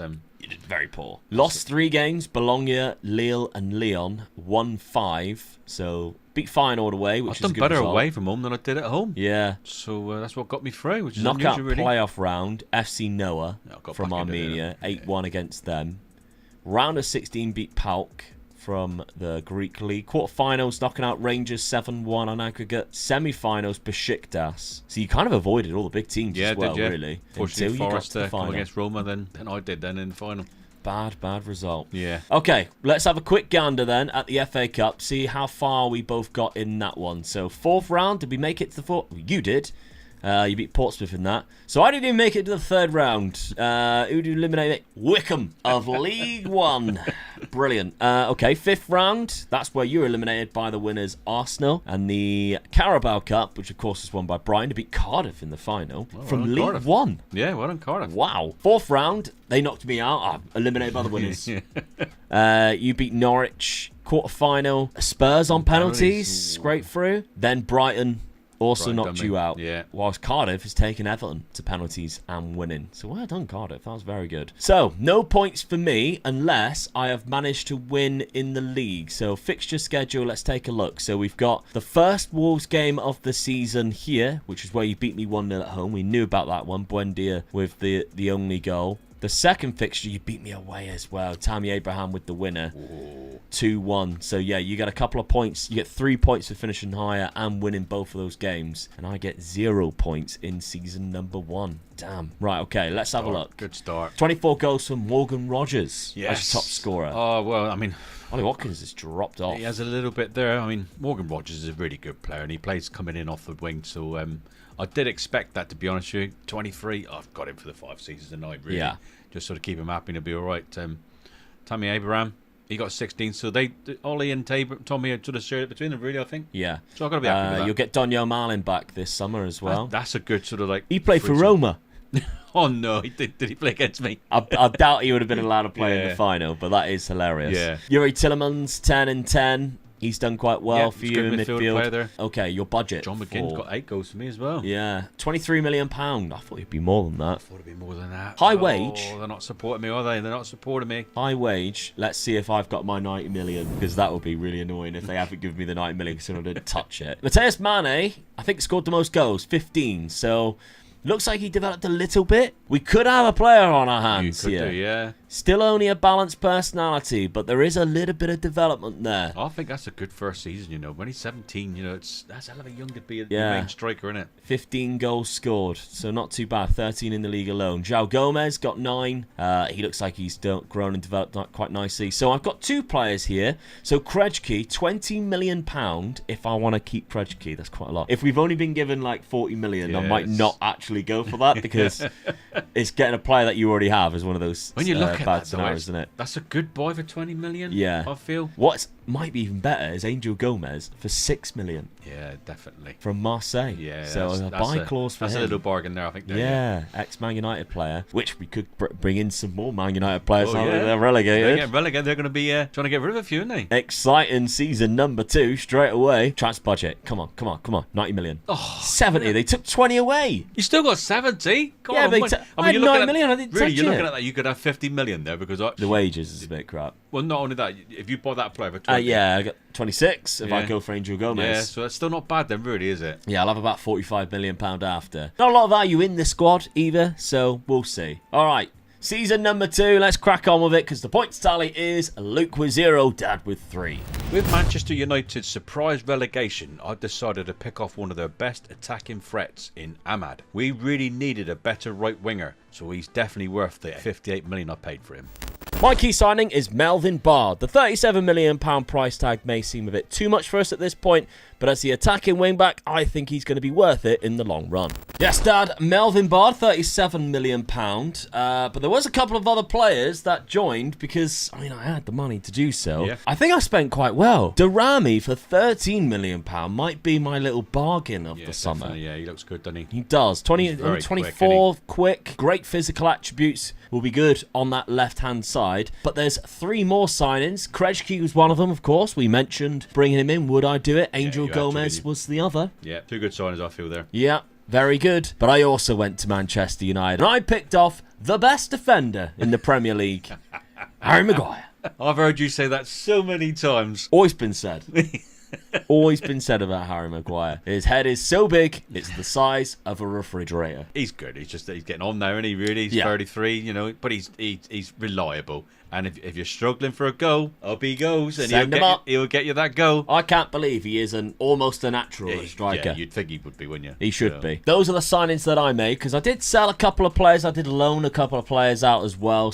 But tactically, I kept it roughly what I was last season, because of course we did quite well considering. And I've put Fer Lopez on the right-hand side. So Fer Lopez, I think, just needs game time. He's 22 years of age. Putting him out on that right-hand side, I think will be good for his development. He's cuts in on the left anyway. Fairly determined personality, again, doesn't necessarily say that he's got great professionalism. And Mane goes in as the channel forward. But best 11 pick puts Gomez on there. And as you can see, he's not quite as good as a player. No. So I don't quite understand why the best 11 yeah. does that. I do think there are still a lot of weaknesses in this team. Obviously, our goalkeeper's gone down to a 2.5 star. And we do definitely need a right wing back as well, because this guy, although he's fast and gets forward, don't necessarily think he's the best attacking threat. So that's something that we need to build on next season, but we run out of money anyway. We are over on the wage budget too. Starting off the season though, we've picked up some weird results, because we lost to Brighton, we lost to Newcastle, we beat Reading, then we lose to Hull, and you're like, oh, this is going to be a bad season. Then we eliminate Man City from the Cup. So, yeah. So far, 3 Premier League losses after we beat Fulham on the opening day. I mean, you started so well on the opening day, didn't you? So strange all results. went bad from there on. But then at least you finished on a high there with beating Man City. Yeah. Your confidence should be up there, and you got another home game, which is a good thing, I think. Yeah, we got them in a couple of games' time in the league too. Dad, you've signed Ahmad, which I Yes. think is a very smart move. You know, I do think that's a really good It was deal. a weak position for me, and I've He's just got 3 goals, 3 assists Yeah, in 4 games. He's hit the ground running for me. I mean, Gotcha. you've often told me how good you feel that he is, and so it was a no-brainer for me to go out and get him. He's one of those players that I feel like the ball just sticks to his foot. He very rarely wastes it. Yeah. His final pass might not be that, but I think he doesn't very rarely get dispossessed. No. I think that's a good sign Very of a dangerous player. going forward, Yeah. and that's what I want him to do for me. You've made a good amount of money because you sold Ollie Watkins. Yes. I just don't know about Ollie sometimes. I just felt we're getting that other striker back. I felt out of the two, the other striker was going to be better than one I Gassond. from Roma, yeah. So I just felt that he was just going to be in the team wasted, really. So I got the money and run. Yeah. Ollie Watkins, I mean, ex-Exeter player anyway. Yeah, it was, I didn't. As soon as he seen me coming in and knew I was from Plymouth, Yeah. he knew he was a goner. Get out. Yeah, see you later. Anyway, the players that you did bring in, if we're looking at it, Harvey Elliott was obviously a done deal already. Yeah. So none of these players there. It is just these 4. So outside of Ahmad, we've got Keba Cisse from Lask. So he has come in. Did you sign him, or is that? That one was already a deal. I didn't sign him. Yeah, I don't think you've signed that one. No, I Definitely wouldn't, not. no. So you've brought in Kasunu. Yes. £30 million. Good defender. Yeah. I mean, you don't bring in Kasu and with that other player coming in nowadays. No.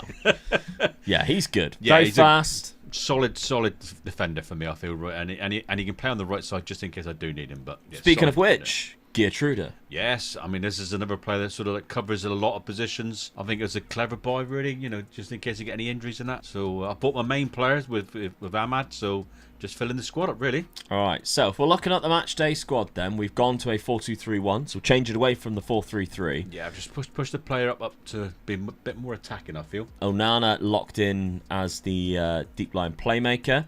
If you're doing the best 11 pick, he puts Tillemans in there. I want Tillemans to be where Elliot is to be on, and let them fight it out. So I had to lock a player in and push Tillemans up. Really. All right, That's so what I was hoping for. Donio Marlin is back from Roma. He gets the nod up front. Yep. But of course, you've also got Gassond, who's joined the club as well, who can do very similar things. He's quite fast and can play from the right-hand side too. And Morgan Rogers, actually, can do a job up front if you need to, but he is sort of your key player now. I'm looking at now, the top 3 are really, really dangerous going forward. So with Elliot or Tillemans sat in behind and just feeding the ball into the little spaces, I think going forward, I reckon we can be very, very dangerous now. All right, so start of the season. You've had a better time than me. Yes. Just a draw to Everton as the only blemish on your record so I'm far. going to take that away from home at Everton. Good draw, I feel. But good start apart from that. Yeah, beating newly promoted Sheffield United. Opening day, 4-0. Happy with Fulham 3-2. They don't like us. No. 7-0 against Luton. Yeah. 1-0 away to Leeds. Great result, that I one. think that's a hell of a result, yeah. So that sets me up really good. Chesterfield, I mean, getting all the easy run.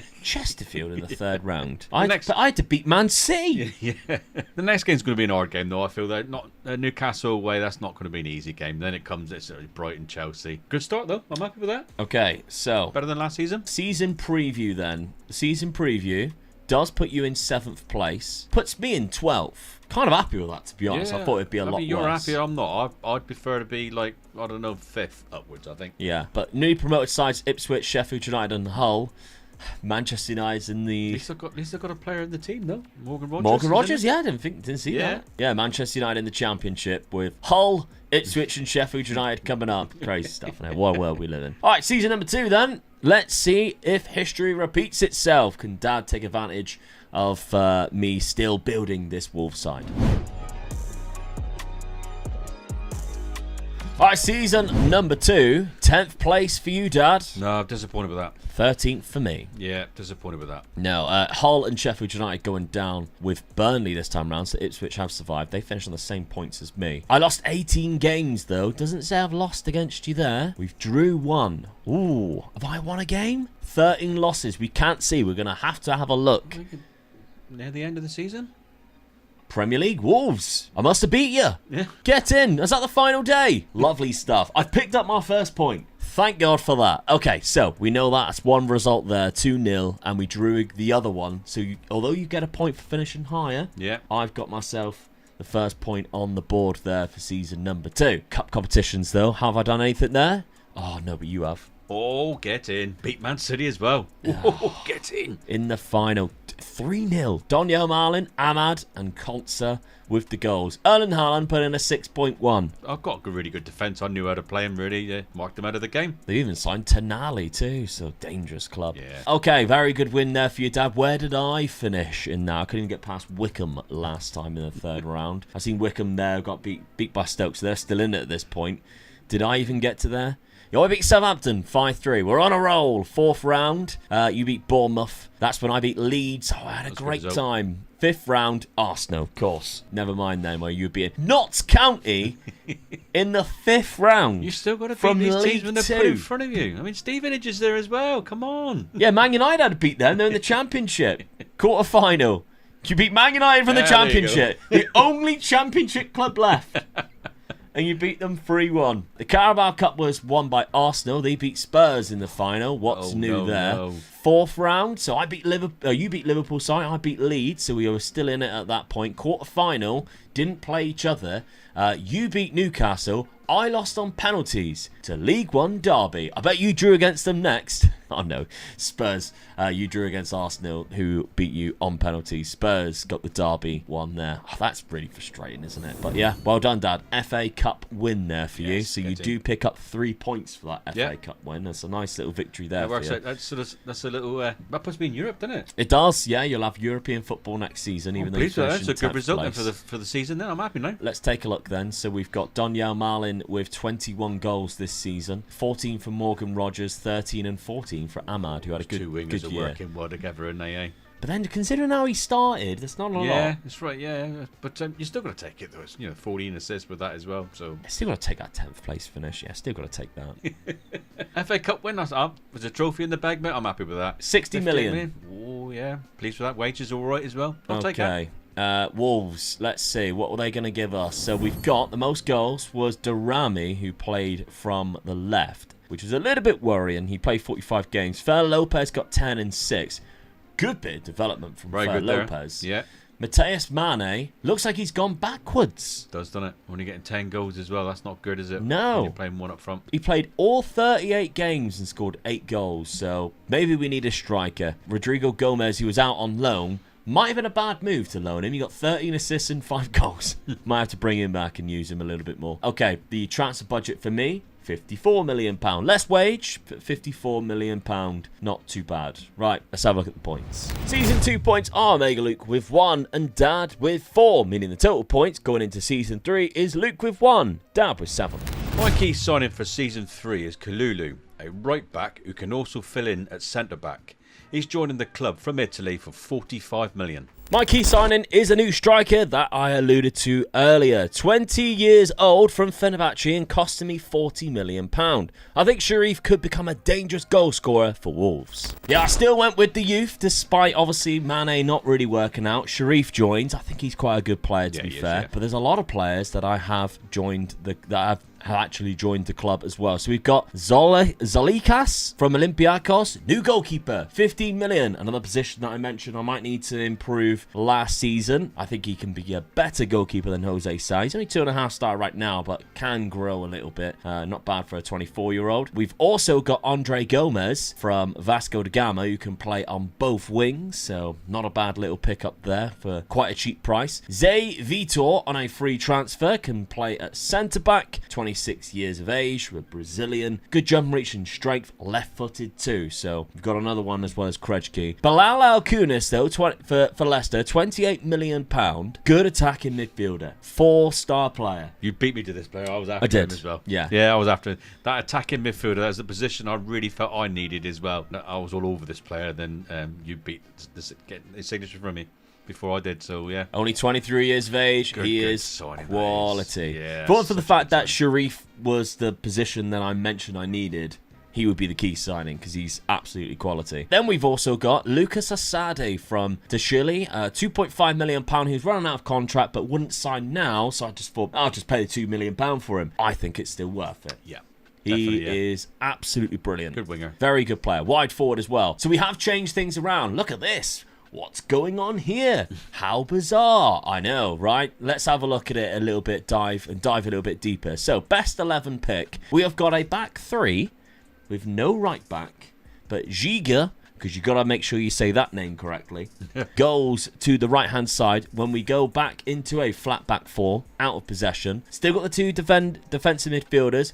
Bard on the left will drop back, and then our midfield goes like this, and Sharif, who plays up front, wide outlet winger. Why not? Let's try it. Let's see what happens. When we get the ball, we just pump it out wide to Sharif. Weird. You know, he's 6'2", so he can hold the ball up. He's quite strong. Yeah. Very good, talented player, but he can also play from the left wing. To be honest with you, when you look at him, for a 20-year-old to be that strong and on the ball as well, his dribbling, that's really good. He's a quality player. He is a quality player, yeah. So, yeah, I'm excited to see how this plays out, to be honest. And it has actually started surprisingly better than what I thought, despite the loss to Norwich. Because we lost to Norwich 1-0. We also, of course, welcomed Manchester United back in their first game at Old Trafford back to the Premier League, which, of course, it had to be my side. And look who bloody scored. Ex-Wolves player Mateus Cunha.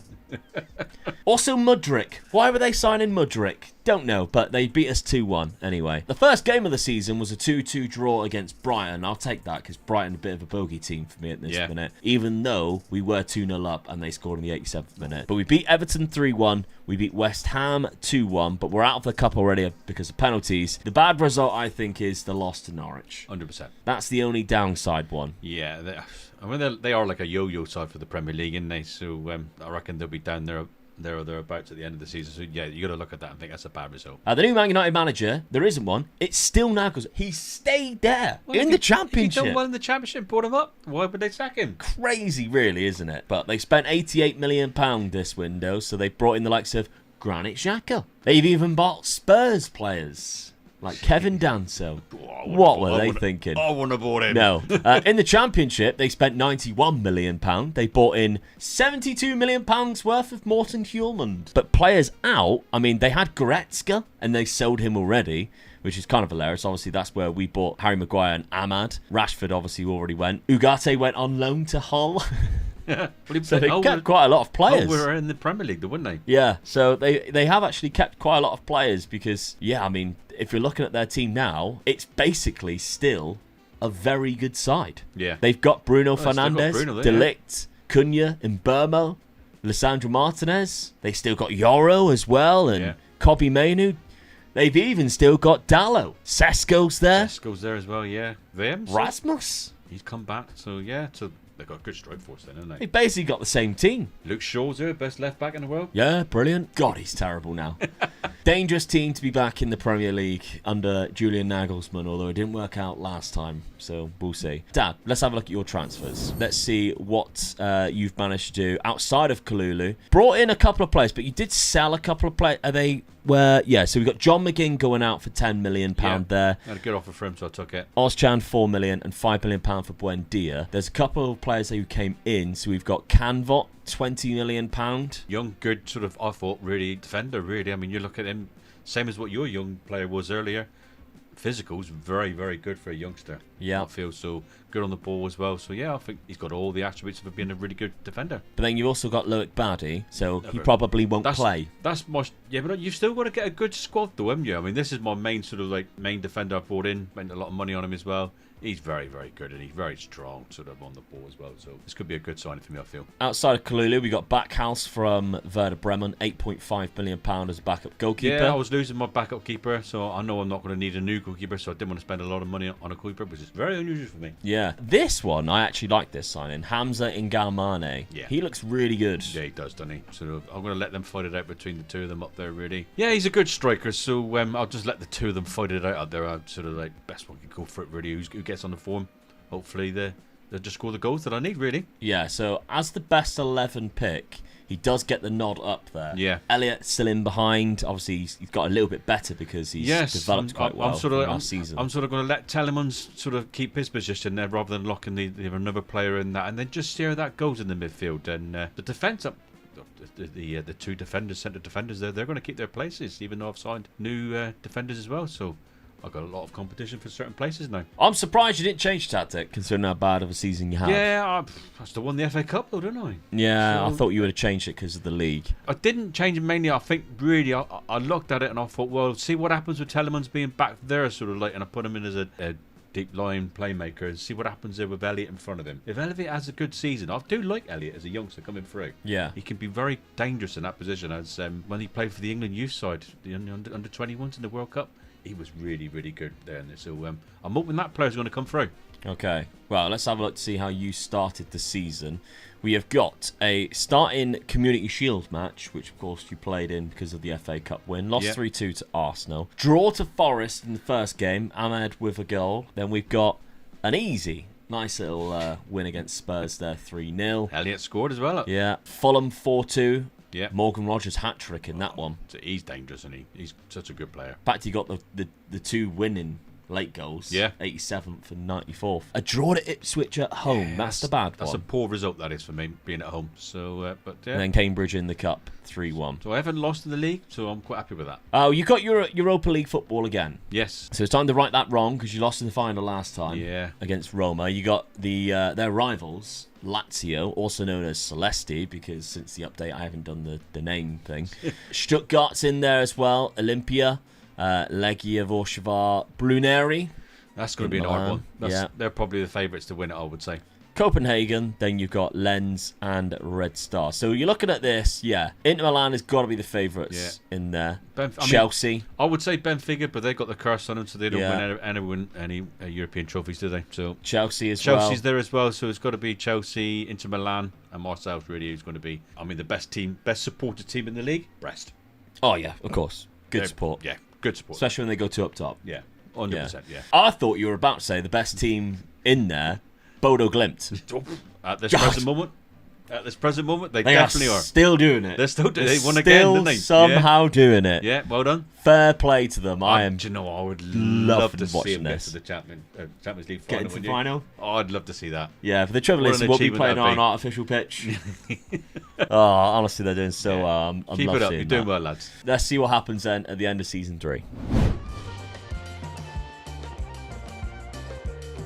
Well, season 3 is much better for That's both of better. us. Oh, it's brilliant for both of us. Getting to the European space, isn't it? Top 5. Yeah. Oh, that's a hell of an achievement, I feel. I'm actually in the Champions League football. Yeah. Manchester United, Oh, for the second time, they've got to sack him this time, haven't they? 23 points. Vladimir Weiss is the new manager now, Yes. so I can't believe that. That's so bad, isn't it? So what are we on now? Season 3. Yeah, and they've been relegated twice. Oh, God almighty. They still have Bruno, Sesko, Delict. How are they getting relegated? Oh, I don't know. This is That's mental. Unbelievable, isn't it? The team they This got. winter update is really, like, It's- nerfed them. Because normally Of course everybody not. goes, oh, classic FM. They always buff Man United way more. Darren Fletcher keeps coming in and doing terrible jobs, by the way.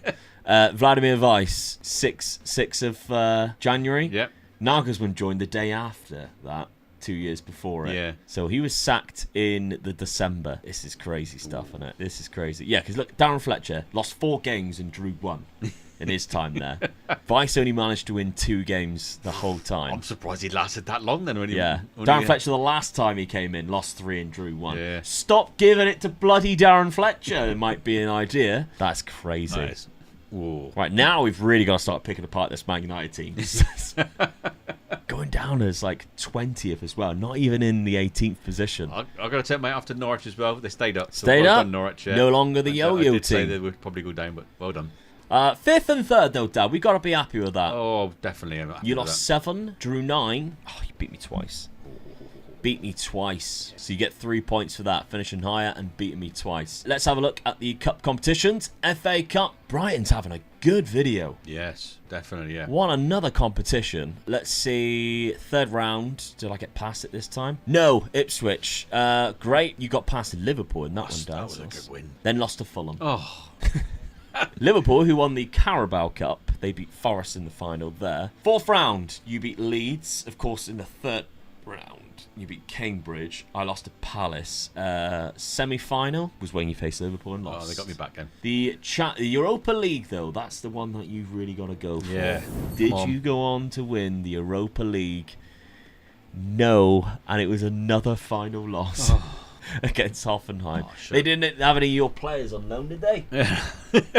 I should have won that. Yeah. Get that far and come up against a team like, no disrespect to them, but I should be beating teams like that. They had a great final. That Ruterberger has done great in the final, getting 2 assists. A midfield player as well, where I felt us were always really strong Yeah. in midfield, so disappointed with that. Oh, Get to the 2 final again and finals lose it. loss. Well, that cost you on the That's points. a lot of points, and I'm losing. Yeah. I can't use the Chouameni points. There's no Chouameni around. Went down like a lead balloon, that one. Yeah. 3 draws. Lazio, Legia and Copenhagen. 5 wins. You Yeah. beat Inter Milan in Milan 5-1. Definitely put them in their place, didn't it? Yeah, they had a stinker. Round of 16, knocking out Basel from Switzerland. Quarter-final, knocking out Legia. Semi-final, Valencia. That's a good win. 6-3. Benfica, the Yeah, unfortunately for them. curse. So where did Inter Milan go then? Because if they had such a terrible... They must have done. Oh, Valencia beat them. So They had a terrible time. Yeah. Chelsea as well. I mean, they got to the round of 16, got through that, and then Valencia knocked them out. Valencia were some big hitters there. they do well in the Europa League, don't they? So Well, that's Sevilla, good side. Oh yes, it is. Yeah, not yeah, it Valencia. Valencia's barely been in it Yeah. recently because they've been so terrible in Yeah. the league. But, all right. No European football for... no European trophy, but we've both got Champions League football next season. Gonna be Inga Mane, 26 goals, so he's had a great time in his first year. Yeah, it sort of paid off putting him in that position, so I'm happy with that. Yeah, looks Starting to look good. good, yeah. 21 and 16 for Morgan Rogers, Mr. solid Consistent, from him. let me down. I'm at 17-17. That's a good. I think that's a good. Probably my best signing so far. I think. Yeah, he's done Getting him quite in. well, hasn't Yeah. he? Then we got Harvey Harvey Elliott, Elliott. 15 and 10. So I let him go in that position. And he hasn't let me down. 15 goals, 10 assists. I'm got to be happy with that. I think. All right, well, money for next year, only 36. Even though you got Okay. that to the final. I'm getting to the European finals and they're not supporting me with this or that. I thought I had rich owners. Yeah, well, maybe not. Let's see this Wolves squad then. How do we get to the bloody Champions League qualification? Sharif got 24 goals. So he didn't let you down. What a guy, yeah. Yeah. Bit of development too. Only have signed balanced. that. Change to a balanced personality. That's my worst nightmare. He's good enough now to keep us going anyway. But El Kunis got 10. Asadi got 12 assists. So £2.5 billion for that man. He's now worth 40. That's good. Good deal. Yeah, very good. Good deal. Mane still played 37 games. Only got 7 goals though, which worries me a little bit. Yeah, I'm looking at him now and looking at his price between 36 and 50. Should be cashing in, would you? He is wanted. 100% I'd be cashing in. There's some teams there with a lot of money as well, so you could be looking towards the 50 more than anything there. I almost don't want it though, because he's the only reason why I Yeah. decided to do Wolves versus Villa today. I thought the update's out. You know, what makes sense to do? Who was in the update? Mane was in the update. Yeah. Who's terrible at the minute? Wolves. We haven't done Wolves versus Villa. Let's do it. He's letting me down a little bit, to be honest. He's let you down, yeah. Still got Harry Maguire, though. You've got there you 5 go. goals. 35 years of age now. Slow as ever. Come on, Harry. Still looks great. Doesn't One more year. it? One more The year. Last Dance. One more year. I watched The Last Dance again recently. I absolutely love that Did you? documentary. Yeah, I've binged it. But yeah, me and Harry Maguire, we're going to have a documentary team, Amazon Prime, The Last Dance, me and Harry Maguire, as we go and try and win the Champions League with Harry after they got relegated from Man United. Yeah. My transfer budget, 80 million. Rich blimey. owners. Yeah, must be. All right. Do a lot with that. Yeah, let's look at the points. I didn't get any, but let's have a look at it anyway. Season 3 points are Mega Luke with 0. Dad with 3, meaning the total points are Mega Luke with 1. Dad with 10. My key signing is striker Benjamin Sesko. With Manchester United facing relegation yet again, I took advantage and signed him for 80 million. My key signing is Bruno Fernandes. Again, with Manchester United's relegation, I couldn't resist. After they took away Cunha from us, Wolves fans, especially for just £22 million.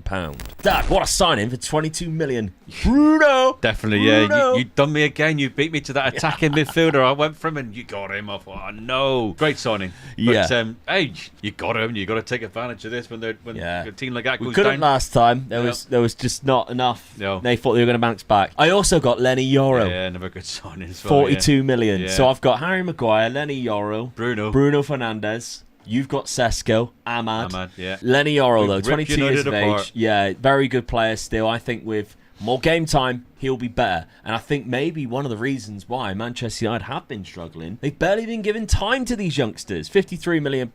Barely played since this His we first started season, there. 21 Even in the games? championship, he only played 5. That's bad, isn't it? You know, you're talking about one of your top defenders. Yeah, Youngster as a bringing him youngster. through, yeah. So I need to make sure he gets the game time. I was toying between him and Aiden Heaven because they were very close to each other, and I thought, well, I've got 2 left-sided players. Yeah. I'll go with the right footer because Lenny's still good on his left anyway. So I went with Lenny Yoro. But I do like both players. I think in actual real life, my opinion is Aiden Heaven's actually a better player right now. Right. I think when under Amorim, when Aiden Heaven was playing, I was looking at it going, he is so good on the ball. Yeah. Lenny Yoro isn't. No. And I think defensively, Lenny Yoro might be a better defender. Aiden Heaven's way better on the ball. So it depends what type of... Tactic you got for that day, Yeah, really. yeah, You know, if who you're you're- playing against. If you're more of a controlling team in the game, Yeah. I think Aiden Heaven might be the Yeah. better option for us. He could be somebody as well who slips into that left-back role when we finally realise Luke Shaw is terrible. Who knows? They weren't my only bargain signings, though, because Malik Thiaw,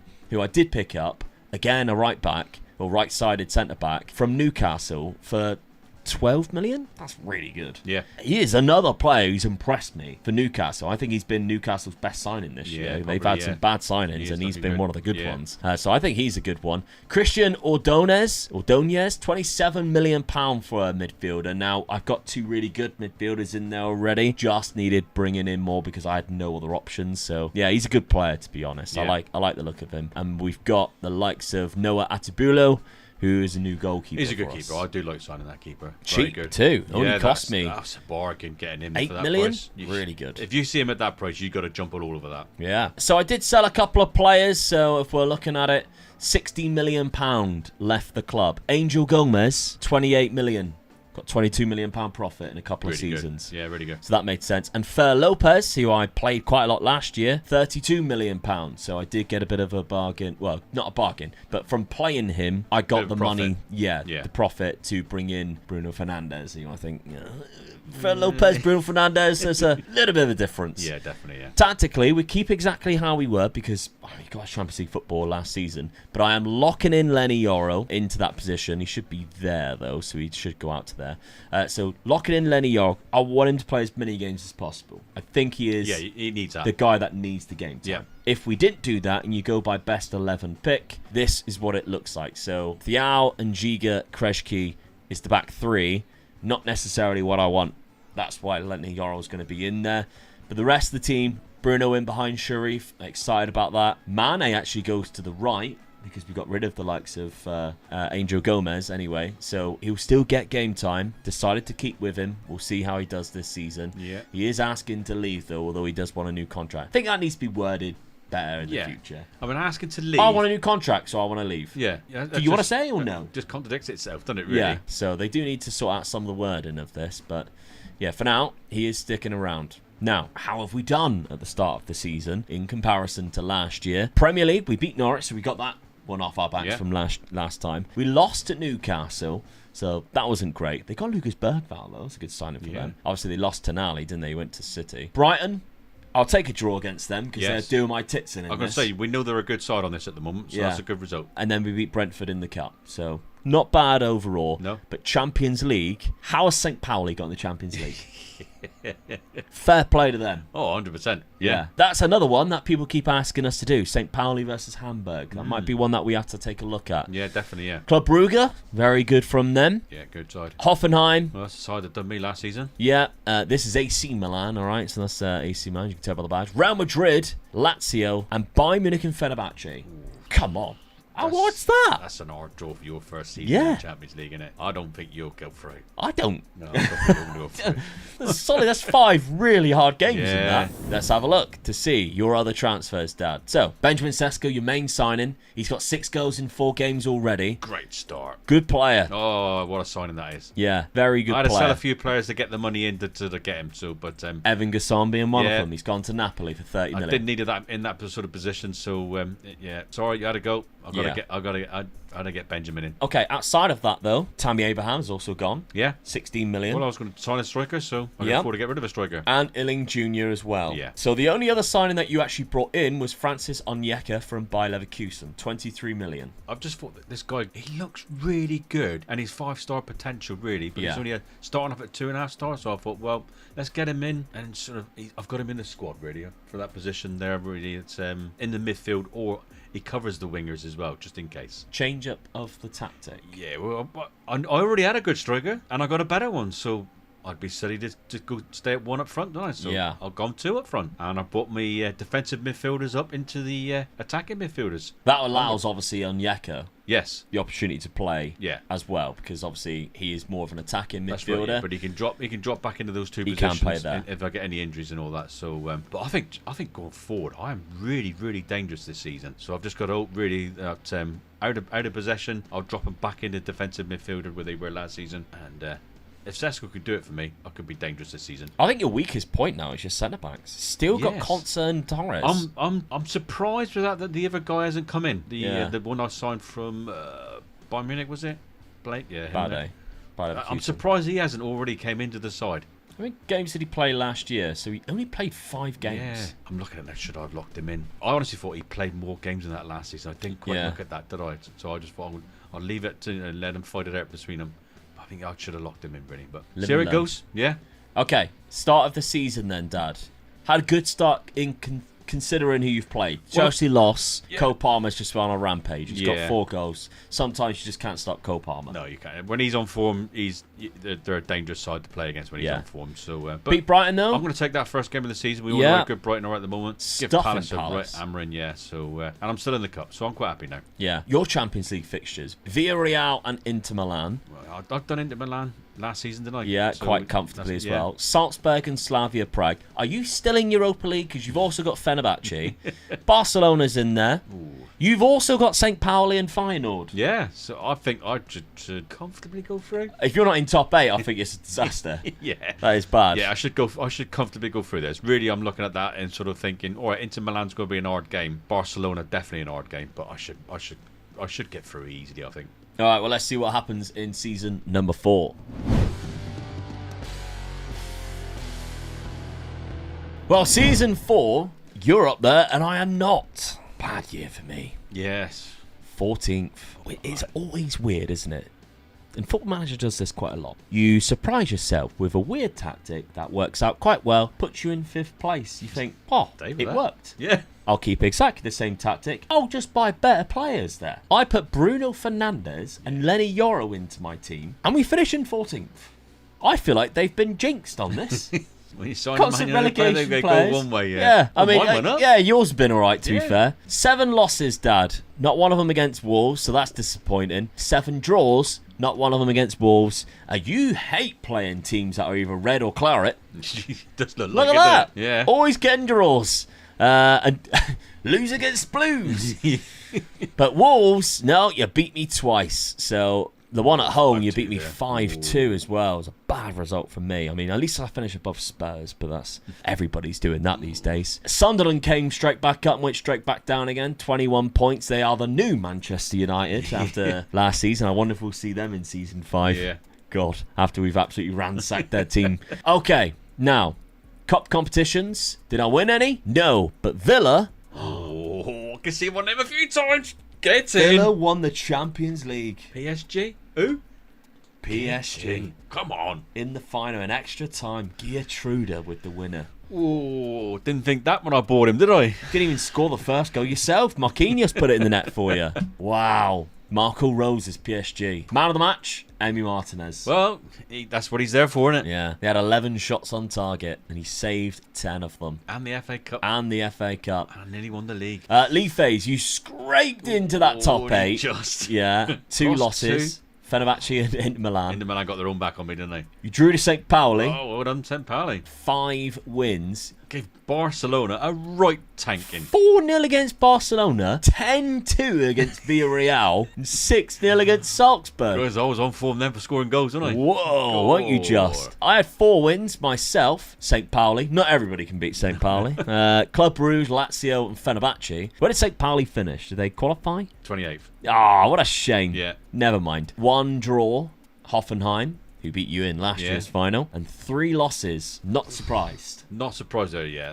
No. That's the games you would have definitely thought you were going to lose. So I would like to have scored a goal in one of them, but still, never mind. You've still done well, though. Yeah, knockout playoff round was when unfortunately I was eliminated. Oh. Penalties by Marseille, so 4-4. Give it a good shot.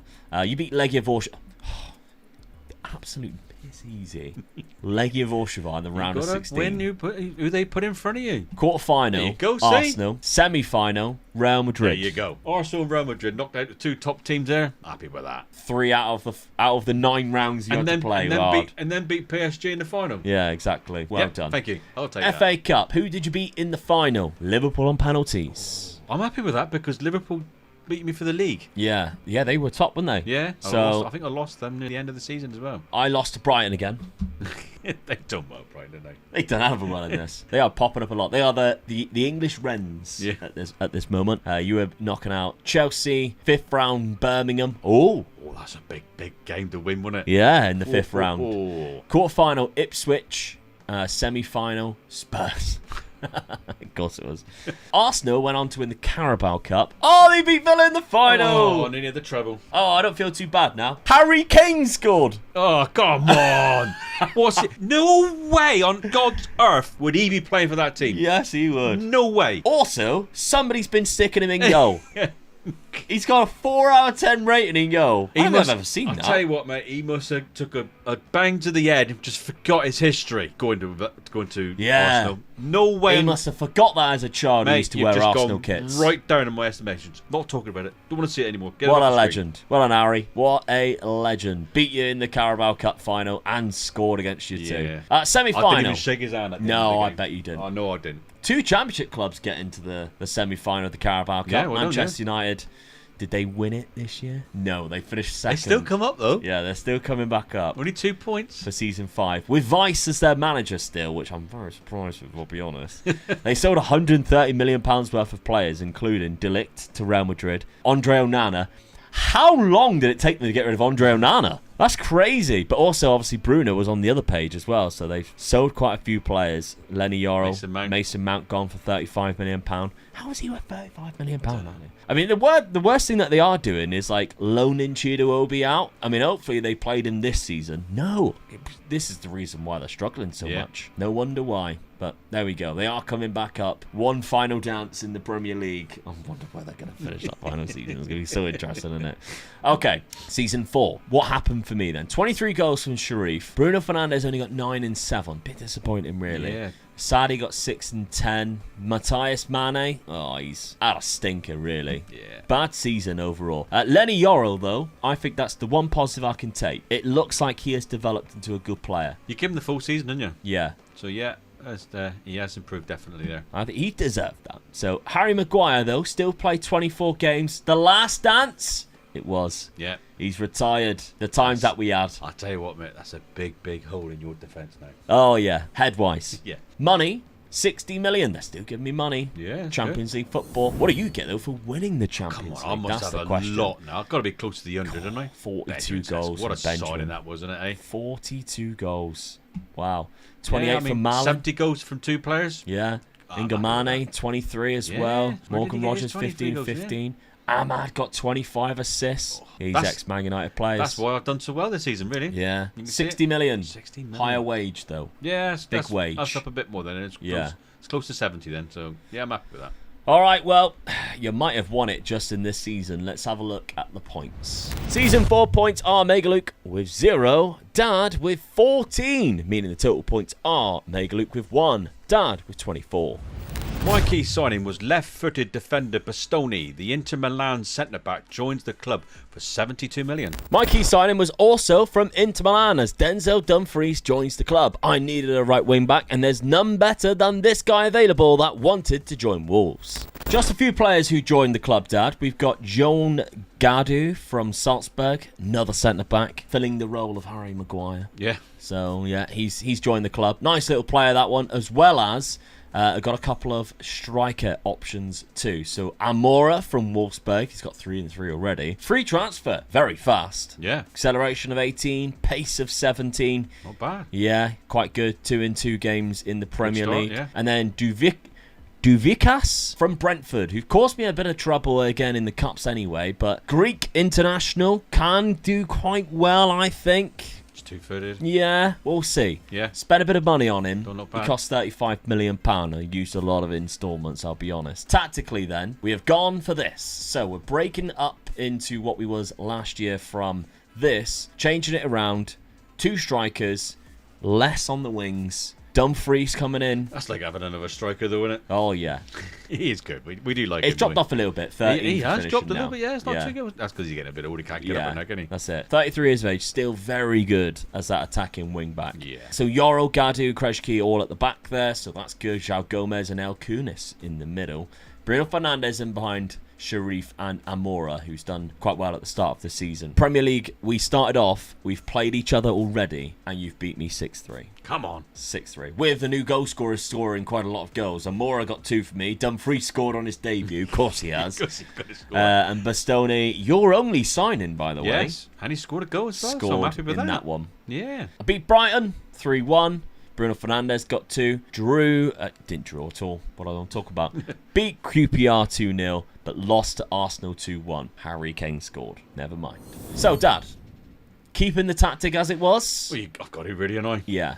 Just won. I'm champions of Europe, aren't I? So I've just made sure that the 2 defenders that I wanted to be in there are in there this time. I think my centre defenders are really, really strong now. Yeah. So working off last season, I haven't had to change anything else. Nope.